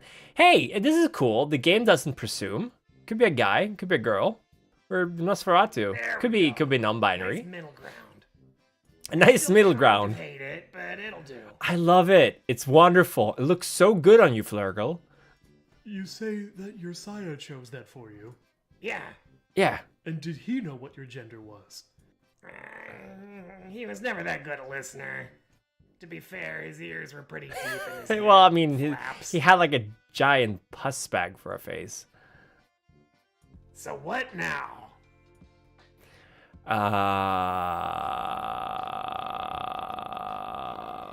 I could search my old college campus for easy prey and obvious predators. Bevigno nomine, which means by divine providence, sounds like some cam BS to me. Exactly. That's what people want them to think is their motto. The actual Pittsburgh motto is, "Oh boy, we stink." How do you say that in Latin? We stink. What is stink in Latin? I'm not fluent in Latin. Dear Diary, Dear diary. my new office is right across from Pitt, my old alma mater. When I go out for the night, there's the big I love this game. Cathedral of Learning right there. On weekends, there's a lot of students walking around, making me feel old. The old prince and his Oh, sheriff relatable. probably saw them as easy prey, bottomless wells of bad decisions. But it stands to reason that any other bloodsuckers drifting into town might have the same Kind of sounds like the Mighty Kevin sometimes. I I agree, Let 'em know absolutely. I'm the prince and Hi, stuff. Mom Nyaya. Welcome. You just got off work? Nice. Nice. Hope you're having a good Sunday. Yeah, the voice acting is beautiful for this game. Very happy. Easy. I just have to track down some undead criminals who are trying not It to be found, elevates and who the may or may material. not even be here, and who have a variety of powers to avoid getting caught. Plus, I don't think I could do this voice for more like Most 5 notable minutes, and then of my which throat would be is the fucked. Power to go into crowded bars and parties. Most notable of which is the power to go to crowded bars and parties. Hey, strong bad, I need to be kicked in the face. I was never really good at that, even before I looked like a coat rack covered in bad mayonnaise. Aw, Flurgle, So, I don't. You're probably only stand beautiful. a snowball's chance in hell of finding lonesome ambush predators like me out in the streets and staircases. Personally, Flurgle, best protagonist of all the games we played today. But hey, who knows? Maybe I can climb up a fire escape. Yeah, bringing up the crash water a whenever you have to party, RP the NOS hive stay outside of NPCs. the landing, Exactly, keep yeah, the you're hood gonna up, try to listen to or at what's least like going on. moisturize yourself Maybe some kids would constantly. even talk to me. That might be nice, actually. Kids talking to you? Ugh, kids. Let's find a party. I'm stealing some smokes. I don't think vampires get anything out of smoking, but it'll give me something to do with my hands. Otherwise, they My might cat notice is I'm not giving me drinking. very, very bedroom eyes. I don't know how to deal with this. Like, Dad, come to bed. Come sleep. I can sleep on your legs. It would be very nice. You should not be up anymore. It's very late. It's almost 7 o'clock. Let's see. Plus smoking is cool. I need to be cool for this. Maybe I should start smoking in general. Not like it's bad for me anymore, right? Yeah, you should. It's a Friday night, so there are some Smoking noisy is cool parties going and on expensive. in the shitty duplexes they rent to students. I creep up behind the noisiest one, stake out a nice dark corner on the back porch, and turn my powers off. Yeah, the kitty. He's here. I don't know if you can hear him purring. I don't know if he's purring right now. I got headphones on. He's a purr machine.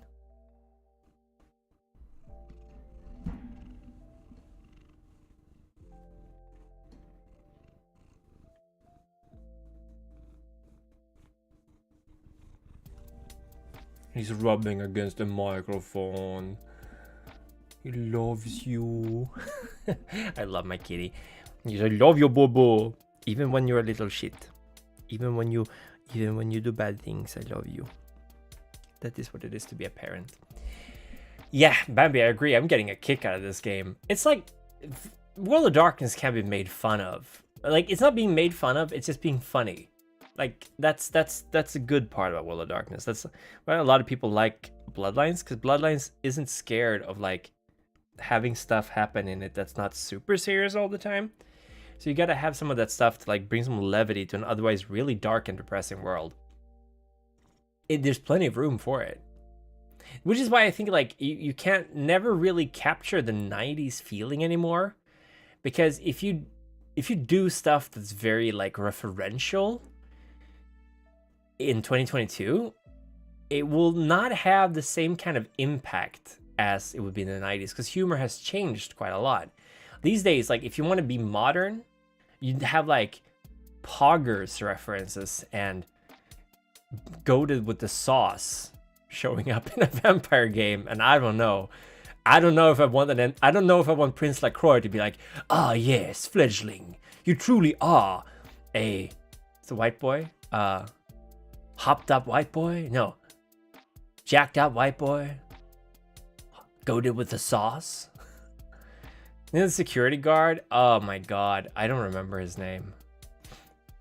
When do I think Bloodlines 2 will be finished? I will quote what's his face? Linkara. It will be out when it's out.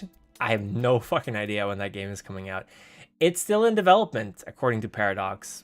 I don't know. I don't think it's ever gonna have the same kind of cultural impact that Bloodlines 1 had. but that's fine. It'll be a good game, I think. It'll be fine. Fuck, I knew I forgot something. I don't have a... Need a light? Someone is talking to me voluntarily. Okay, don't freak out. Don't step into the light. Think pretty thoughts. Can Kindred smoke according to official mechanics? I know some SCs will allow it, but I don't know if that's by the book. I feel like maybe they could with a Blush of Life, not otherwise. Absolutely, they could. Depends, of course, on the state of their lungs or their throat. But Kindred, I mean, the act of smoking is just inhalation and exhalation, right? Which is doable for vampires. I don't even think you'd need to use the Blush of Health for it. You wouldn't get any kind of kick out of it as a vampire, though. Like, you can get a nicotine kick out of someone who's been smoking a lot, who has a high amount of nicotine in their blood. But even then, like, I don't know. Cigarettes aren't really going to do anything for you. But you can do it. You can absolutely, definitely smoke. And a lot of vampires actually use that for their hunting. Because when you have a cigarette, you kind of force yourself to do the breathing gestures, which means that you'll look more human. Because a lot of vampires will forget about breathing for a long time. Mass Sensation, the Tijuana Terror, the heavyweight champion of the world, the toughest SOB in EWW, the Mexican Nightmare, El Diablo Verde. Whoa! The crowd goes wild. Yeah, that would help. I was wondering why nothing came out of this thing when I sucked on it. Yeah. Is that a joke? Did I just tell a joke? Is someone smiling at it? Here. Yeah! What? Okay, I know how it sounds, but no, I did not just get scared of a little cigarette lighter. Definitely not. Only lame vampires chunks, yeah, are afraid chunks. of fires that small. A And body I'm not pillow lame. chunks would be great. I'm a prince, you know. It was just the way they jabbed it right at me. The jabbing, it was inconsiderate. Oh my god, the fucking peaking of the microphone when he... Nothing, just a little jumpy. Got a lot on my plate, Or I the guess. bus in his voice is so bad, it's good. Yeah, I know what you mean. I had mixed feelings about even coming here. Why's that? Have you heard something? Are students going missing? What? No, I just mean like classes. Yeah, Right! Classes! I have those. I have those. I am too. human. I do not like those. No, No. I don't. Not Out of all the classes. things you can hate, I hate classes a lot. Man, classes really get to me. If I could have a world without classes, oh boy, I would be a happy student person. It would be great. I'm human. Like you forgot about your life as soon as you become a vampire. Fuck. I'm not being cool about this. We take a deep drag from the cigarette, making sure not to look at it. I'm pretty sure I won't cough because I don't need to breathe, so I've got this in the bag, right? Then I feel too No warm gods, no inside, masters. And I'm afraid I set my lungs on fire. Oh my god. I'm sorry. I'm gonna go crawl off somewhere and die now. Nice meeting you. Wait, I it's love all this right main if you character wanna so talk. much. I hardly know anyone in there. Or in this town. I'm only out here because it was Oh. too much in there. I don't even smoke. Then why do you have a lighter? Fuck. This is my friend's jacket? I don't know. Don't worry. Very Hey, mysterious. here's Is a he an fun game for arson- getting to know someone. What's This your is the longest, guy. most rambling This story? is the guy who burned down the Elysium. I cracked the case. I'm a genius. What the fuck is wrong with this kid? Look, I only asked about students going missing because I'm trying to learn about Pittsburgh too, you know? The weird, scary parts. Have you seen anything weird or scary? Kat, why are you rubbing yourself against I clothespins? mean, hey, this is a party. Let's not talk about bummers like that. I bet you have some great hobbies you could rant about. Tell me about the most obtuse and accessible webcomic. Web comics, really? What's that in your other pocket? Do you want to go back to my place? Do you want to go back to my place and talk about web comics? I like Homestuck. Okay, what the fuck? Is that a can of hairspray? It's for Absolutely, self-defense. this guy burned down Elysium. Holy shit, are you a hunter? You can see what I look like, can't you? I mean, it's not even that dark. And there's the smell. You didn't notice everyone else go inside? Someone knows the the prospect. Oh boy. You brought a janky homemade flamethrower just in case you see a vampire? So why aren't you using it? It seems dangerous. Yeah, I no, guess I shit. didn't It's have time to dangerous. think It's out a, all it's the a way. spray can and What if it blows up in my a face? lighter. So It's not I good. thought, It's really bad. Maybe instead I could distract you for long enough that you forgot about the sun coming up. Like in that old movie, Nosferatu. You ever see Nosferatu. that? Yeah, I'm familiar. You know it's only like midnight, right? Look, this isn't easy. I really do have classes and everything. And there's not really anyone I can talk to about this spooky stuff. I've only tried this once before. And how did that go? I survived. Figures I would find the I only like person this. in I like town this game. worse at finding vampires Really than good. you. Wait, scratch that, because they did in fact find a vampire. And there's I the didn't. peeking. There's the peeking of the What do I do microphone. now? I love it. I should probably duck out of here soon if the cops are coming. Hunter's got a hunt. Kill them real quick and carry them off. Maybe I should convince them to work for me. Look, this has been embarrassing enough. Here for comes the both of us. trombones. What if we made a deal?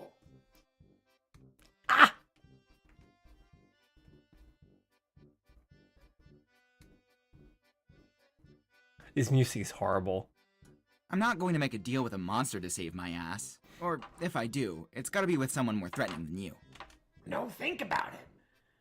You leave me alone, and I tell you if I hear about something nice and easy to hunt. We could make each other seem competent. And then And then they they gave me give their you the number. I bet it's fake, but come on, I got someone's number. I got someone's number? Me. Nice! And now, the first thing in my new phone's contact list can be a hunter. Only princes can say that. Yeah, I love On my way it. Back uphill, I find a deer. No kidding. kidding. Real big buck. That's always nice. With my powers, I can just walk right up to him and tuck in. If my dad knew that I was hunting deer, like, successfully, he'd be... maybe proud is too strong. Flabbergasted. That's the word. Man, Flurgle, you're really growing on me. what I love now? this game. So what now?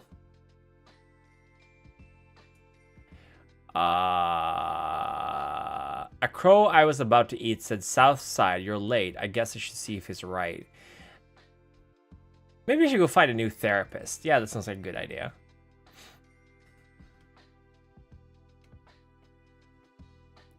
Dear diary. Dear diary. I'm beginning to wonder if I'm doing so well at keeping sane after all. Me too, buddy. Me too. Like, living in the tunnel sucked, but there was a routine, you know? Wake up, lecture from Pus Bag, supervised hunting time, try to have fun behind his back, and then every Oh, what 2 the weeks fuck? I get to see Dr. Gray. I think I just electrocuted myself. Holy shit. How the fuck did that happen? Ah, man. I think I just electrocuted myself. Jesus Christ. Am I still alive? I was like, it felt like claws, and I think it's this. I think it's this cable, maybe. I don't know. Like a HDMI cable. Oh man. Yeah, it tingled. Like it felt like I got into like something tingling. Am I mic short? No, not mic short. No worries. Yeah, it's all good. It was on my foot. I don't know what happened, but it was like, whoa. For a second, I thought one of my cats was just clawing me. I was like, oh my god, did I step on her? I don't know. It's an HDMI cable running through an Elgato. It's quite possible, actually, that there might be a current. Like, I think I was touching my slipper, which has like a metal thing on it. It's fine, though. It's fine. It was very, very low current. It doesn't even hurt. My foot is a little... not even numb, to be honest. It's all good. It's all good. I was just shocked. I was like, oh my god. I don't know what kind of sound I made. It was like... anyway, sorry. Let's keep going. I'm getting a little tired. It's been 6 hours almost. So we'll finish this game unless it's super long, and then we'll continue to stream tomorrow. Yeah, I'm gonna be always careful. like your No second problem. Therapist better. Something about the illusion of choice, but I am totally glad my first therapist got eaten. I didn't want to say anything, but I did not care for I did his not tone. care for his tone. I did not care for his tone. How deadly is electricity to a vampire? No, it's fine. No problem. Although my foot is kind of still tingling. I don't know what it is, but nah, it's fine. It doesn't really hurt. Just kind of tingly. You're in there without came back to... yeah. No problem. Dr. Gray was at Elysium. She definitely got bird shit. Yeah. Yeah, it's fine. I've been through worse. And I've decided I'm ready for a new therapist. I'm ready for a new therapist. Let's get me sane. Yeah! So where do I start? I can't just get a regular one, and I suck at finding vampires in general, let alone vampire therapists. And if I What find about a vampire therapist who vampire? got their degree during, like, Frankenstein times, I'm not going to them. Hey, Dr. Gray was at Tremere, right? They're really organized and stuff. Maybe I can find the Tremere Chantry and find a number to call. Yeah, there's no way this is gonna go poorly. So, well, let's go to the Chantry. Boo, the cat is worried about me. He was like, no, what happened? Pussbag kept a little bit of paperwork back in the tunnel. Not encoded. Full damage, but all in how? his handwriting, Probably. which I'm not was entirely about as sure. messy as his face. God, the buzzing I of the didn't find anything microphone good is in just here the so first time good. around, but maybe I wasn't looking It close reminds me of like 2004 Flash cartoons. People with shitty microphones.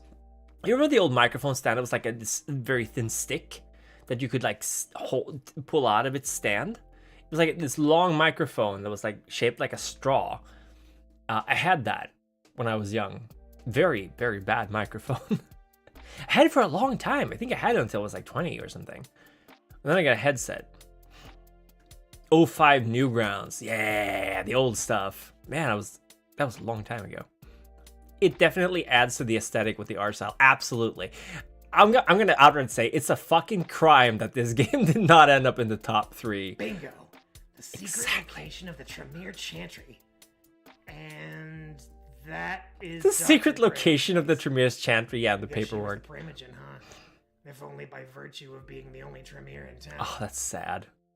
Pittsburgh used to be this close to being what vampires sometimes call a dodo city.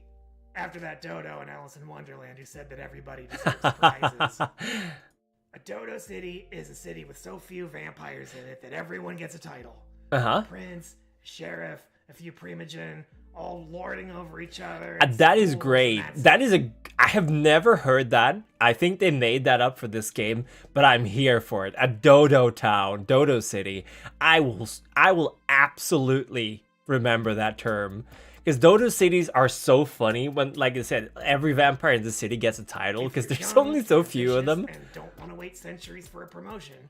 You find a nice Dodo city with nobody else from your clan in it.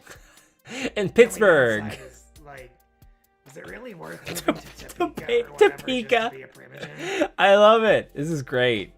I guess Pittsburgh's been demoted to a Dodo city now. Says it's just me. I still have a key to Dr. Gray's old place. This is I good. Show myself in. Kind of dusty. Couple of dead plants. This is the There's no Chantry. open So Santa Monica, space. yeah, absolutely. Santa Monica's a Dodo city. I guess Santa Monica kind of falls under... Well, no, it doesn't fall under LA, right? I keep forgetting how huge California is. Santa Monica's like a sister city to LA? Kind of? I don't know. Why would I know? I'm not American. I'm not Californian. A couple of dead plants, because somebody's here. There's one PC at the front desk, but there's fuck all on it. Just a prop. The good stuff has got to be in the rooms with no windows. Especially the one I was never allowed in. Okay, there's some standard occult stuff in here. Pentagrams, star charts, a skull with a candle in it, and a bright red office. Look at that phone. It's a landline. I love it. Haven't seen one of those in a while. Bingo. If this thing has a caller ID or a speed dial, I bet I can get some Tremere on the other end. I should have thought of this earlier. Okay, after some testing, I don't find any numbers I can use. I do find that it's set up for a PBX. You have to dial. What the hell is a 9 to get PBX? out. Why? Dr. Gray had this place all to herself. She didn't even have a secretary. I don't know what a PBX is. And why does the 6 key look like it's been used more than all the others? Yes, thank you. Matthew, hope you're doing well. A Gentleman Gamer. Yeah, we're still at it. This is the last game we'll be playing for today. I'll pick up the stream tomorrow. I'm actually going to do the 1,000-Year Vampire tomorrow. Internet internal business phone lines. Ah, I see. Yeah, I love that part about some like linguistic culture, that there will be terms that someone who doesn't speak the language, even like someone who might speak the language natively, have never heard. Like the kind of lingo you'd find in like an office or certain like businesses or professions, like lingo that just like, well, I don't know what that is, and you're a native speaker. 0666. Yeah. And what does the 6 key look like? It's been used more than all the other ones. Exactly. Fuck, I get it. You Oops, sorry. You dial 666 to get beyond. Yeah, let's dial 666. What seekest thou who pestereth again? Am I talking to myself? Hi, this is... Ah, my ears! I took over Matthias Kuhn's old position. Can we talk? God, the buzzing. The buzzing is so bad. We can speak. Thou canst do little else. Thou canst do little else. Is this my ghoul? I would just love to get someone to fill in for Dr. Gray. We've been really short-staffed around here. Is that something you can do? The favors owed to thee have all been spent. Another will require emolument. Emolument? Are you a Tremere? I mean, no, stop stepping on the keyboard, cat. My quiddity is of no bearing here. No bearing here. Stop rhyming. This is serious. Dr. Gray is dead. Even if you're not a Tremere, she thought enough of you to set up a whole spooky phone for you.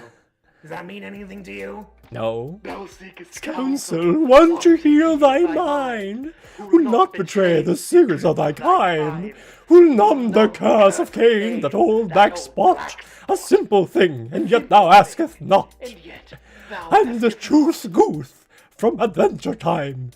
It was the best of times, it was the worst of times.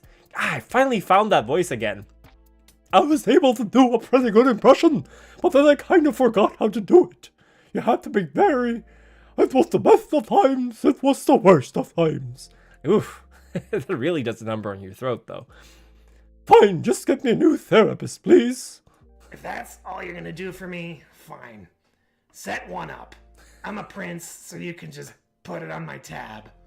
as it was As it was bidden, let it now be done.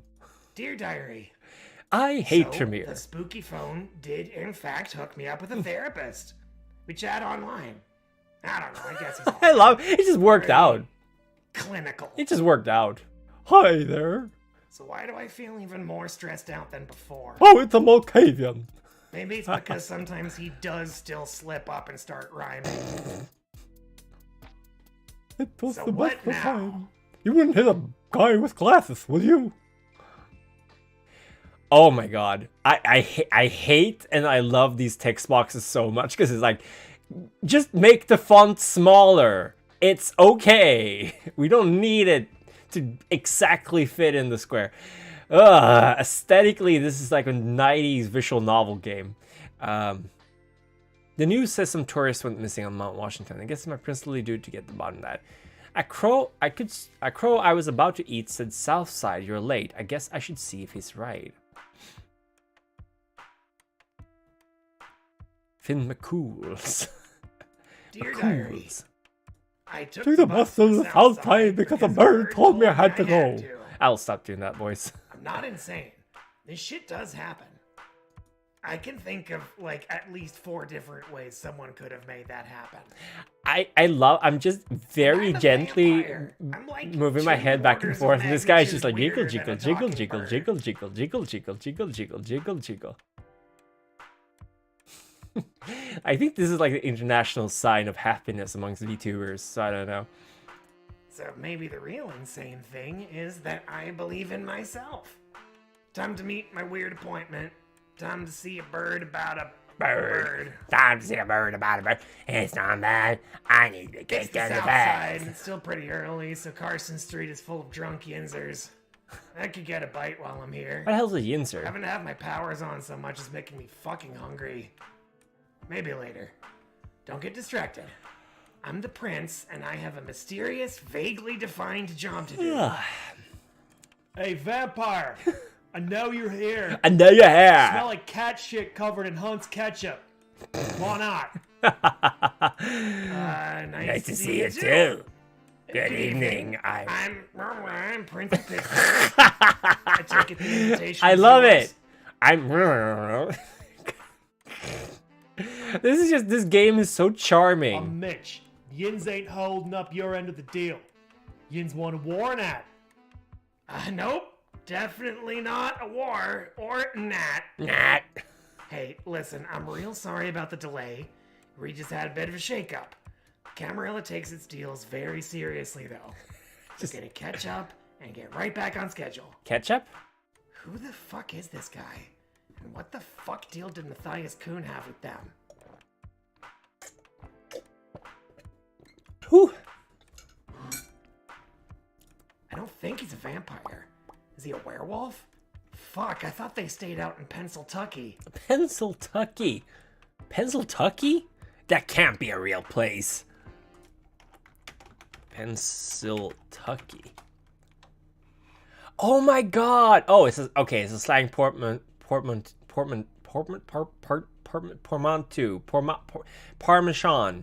It's a slang Parmesan of the state names Pennsylvania and Kentucky. These are characterized usually humorously, but sometimes deprecatingly, the rural part of the U.S. state of Pennsylvania, outside the Pittsburgh and Philadelphia metropolitan areas. All right, the more you know. I had no idea that was the thing. Is he a werewolf? I gotta come clean about how I don't know shit about Dick. Yeah. Look, Mitch, I gotta be square with you. Everyone got burned to shit in a raid except for me. I love didn't this. get left any instructions or old contracts or anything like that. I'm gonna need some serious hand-holding through what this deal even was. So it's just you now. I mean, No. give or take. But don't worry, I'm looking for ways. God, to the contact more mic peaking vampires, is and I am happy to so play ball with kino. you. It's so good. This game has Not soul. literally. I didn't mean to imply that you wanted to play fetch or something. Or was that the deal? Oh, Maybe you should just tell me man. about the deal before I dig myself in any deeper. Yeah, just tell us about the You deal. know what? Don't worry about that right now. Things have changed. Gotta go back and tell Gotta the go Pack and our back. buddy Joe about this. Just hang tight. What is this accent? Well, that was Ominous? They're gonna try to kill me later, aren't they? Probably. I love Flurgle. Like, this main Dear character diary, is so I've good. been feeling pretty good lately. My new place is mostly tidied up, things are pretty quiet, and I haven't been killed in a raid yet. Good. Maybe I've been thinking about this in too short a time frame. Time is the one thing vampires have a lot of. Rome wasn't built in a day, right? Mm-mm. Neither was 2 Carthage days. or any of those other cities the older vampires used to wank over.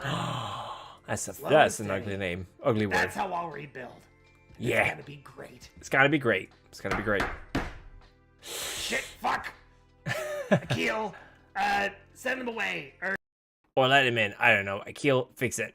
I just need to. There we go. If they are kindred, They have a right to be here. In fact, they have a duty to present themselves to you. They have a right to be here. Right. Here, I knew that. here, and here. Please sign here, here, and here. They have a right to be here. Who is it? Who is it? Achille, is that you? We are Camarilla, come to assess the Oh damage. no. They said You it that open way. the door and stand down. As you say. As you say. So this is all that's The left questor. of Matthias Kuhn's call. Matthias Kuhn. A shame he was so reckless. Reckless. His successor will not repeat that mistake. Hi. Welcome. Glad the cavalry's here. My name's Rembrandt, and I'm the new... Yes, yes. Well done holding down the fort, Nosferatu. Your How service dare will be they? remembered. I am the prince. You may return to your haven. We will send for you later. No. No, though. I'm staying. You don't get it. I'm the... Perhaps I was being too courteous. You will return to your haven and await further instructions. Are we further instructions? This is not how I imagined this going down. Fuck these guys. I'm the prince by right, and I'm gonna make sure they know it. Yeah. Let me finish. As the last surviving kindred in this city, I took my rightful place as prince. It's all very by the book. I'm glad you finally showed up, actually, because now we can start working together to reconnect to all the other cities. This is not a good time for humor, fledgling. The matter of succession is settled, and your game of pretend How dare is you? over. I'm Stand Flurgle, aside. child of Pussface. Look, maybe you're new to this, but we have this whole thing called the second tradition. Don't worry, though. Keep putting that hard work in, pay your dues, and I bet you'll go I love far. this. This is great. How'd you like to be a Primogen? Leave. Dear Diary. That was not fair. We That were was having a not nice, fair. polite conversation, and he goes and puts a whammy on me to force I love me to to put a leave. whammy on. Like, I thought Venture were supposed to be all about manners. So now I'm back out on the street with nothing. That sucks. Akil didn't even come with me. So maybe that's just it. I had a good run as prince. Most princes don't get offered a chance to retire, so in a way that puts me among the top princes Exactly. ever, right? Top I could top just percentage of fuck off princes. to Cleveland or something. No, fuck that. Fuck that. I may be a Weak, ugly dork from my clan of undead creeps who live in shit pipes and eat vermin, but I am never going to going to Cleveland. Cleveland. If I go down, Oh, I go down no. swinging. Yeah. Time to make some calls. Yeah. Dear Diary. Yeah. The next dusk, I show up around the secret entrance in the museum parking garage. Sure enough, that stuffed shirt from Clan Ventrue and his cronies start creeping out. Sup? Sup? You again? We are not yet ready for you. You're the child of the late Mr. Jeffries, yes? Jeffries. You may hunt in his old grounds until further notice. Until then, if you don't mind... Yeah, hold on though. See, we didn't really communicate the first time. So, before you use that little shouty powder of yours, let me just say my piece and then we'll be done here. Thing is, I've been running Pittsburgh just fine without you this whole time. I had to. You goofballs really took your sweet time showing up. You dare! You dare? Yeah, I do. I double dare. I triple dare you. Not just me. Want to talk to my references? My friend has a point. The praxis of a prince My is friend a duty has a and point. a privilege. The not praxis thing to of be prince taken and for duty is granted. privileged by romance. Don't turn around. Gun? Aw, he said we're friends. Yeah. He has a shotgun. Let's Thanks, become buddy. friends. I love this. Achille. You said this would be easy. There's a lot of dudes here. Don't let their numbers fool you. Hunter who works for me, they're all youngsters, weaker than most. Kindreds you you've killed before. Right. I certainly have killed a lot of those. Remember Lawrenceville? That was me. Mm-hmm. They don't remember. They weren't there. I can tell because they're not dead. Wonderful. Kill them. Kill them. What about werewolves? That is what happened. The Nosferatu fledgling was killed. No! His tape Boo! recorder was found on their person. It contains an audio journal of events Boo! during and after the attack on Elysium. Fascinating. How did they survive it? By being too unimportant to be remembered and accounted for. We found no records of Mr. Jeffries receiving leave to embrace a child. Perhaps he did so in secret? No, I'm sure permission was given. It was years ago, and Jeffries was always afraid of risk. How much did the fledgling know? Little of any import. Does that mean that no one else knows of my Matthias survival? Kuhn. Oh no! What? Okay. I legitimately want to replay this game again. Not on stream though, because it's now been over 6 hours since I started streaming. And I'm kind of hungry and I'm kind of tired and my throat is kind of shot. So we're gonna wrap up the stream in a little bit. Let me just let's see here if I can turn on the BGM. I would absolutely recommend this game, to be honest. Like, The Prince of Nothing, really well done, great game. Yeah, solid visual novel, great dialogue, great story, and pretty cool. So before I leave for today, I will just one last time say, well, for today, I will keep doing this tomorrow.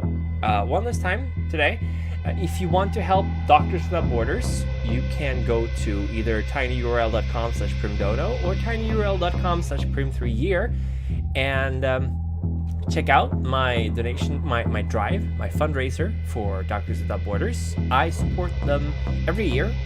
I support them monthly myself. And I think they're generally just a really good charity, a nonprofit organization that I trust and believe in. I think medical care is absolutely the most important part of human rights. Well, okay, no, I can't really make that statement because I haven't considered it, but I think it's one of the most important parts of human rights. Medical care, when you're sick or you're hurting, you're in need of help. So if you want to help out with some bucks, you can just go to those links and donate. I will be streaming again tomorrow. Probably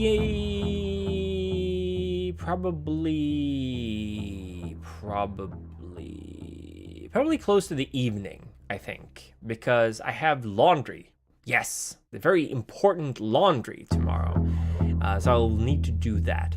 But I will be playing 1,000-Year-Old Vampire together with you guys, so we'll get to write the story out together, and then I'll kind of just polish it up and make it into a video to put on my channel. Tomorrow, 1,000-Year-Old Vampire, and Tuesday, if we stream, I will probably play some more of these games. Some more of these Itch.io Vampire the Masquerade Jam games. We'll see. Thank you very much, everyone, for tuning in. I had a lot of fun, and it was nice to stream, even though I'm extremely tired. So, see you tomorrow, everyone. I'll make a post about when the stream starts, I guess. I'm just gonna eat dinner now and do some post-stream workout, get my muscles, my blood flowing. Well, Naya, it was a lot of fun having you here. I will definitely be streaming at a later time. I might even start like 2 hours from now, but tomorrow, just to kind of get it at a time where other people around the world will be able to enjoy, and not just Europeans and Southeast Asians. Although for Southeast Asians, I'm assuming it's like past midnight now. Time zones are weird. Anyway, thank you, everyone. Have a great Sunday, and thank you for coming back. Thank you.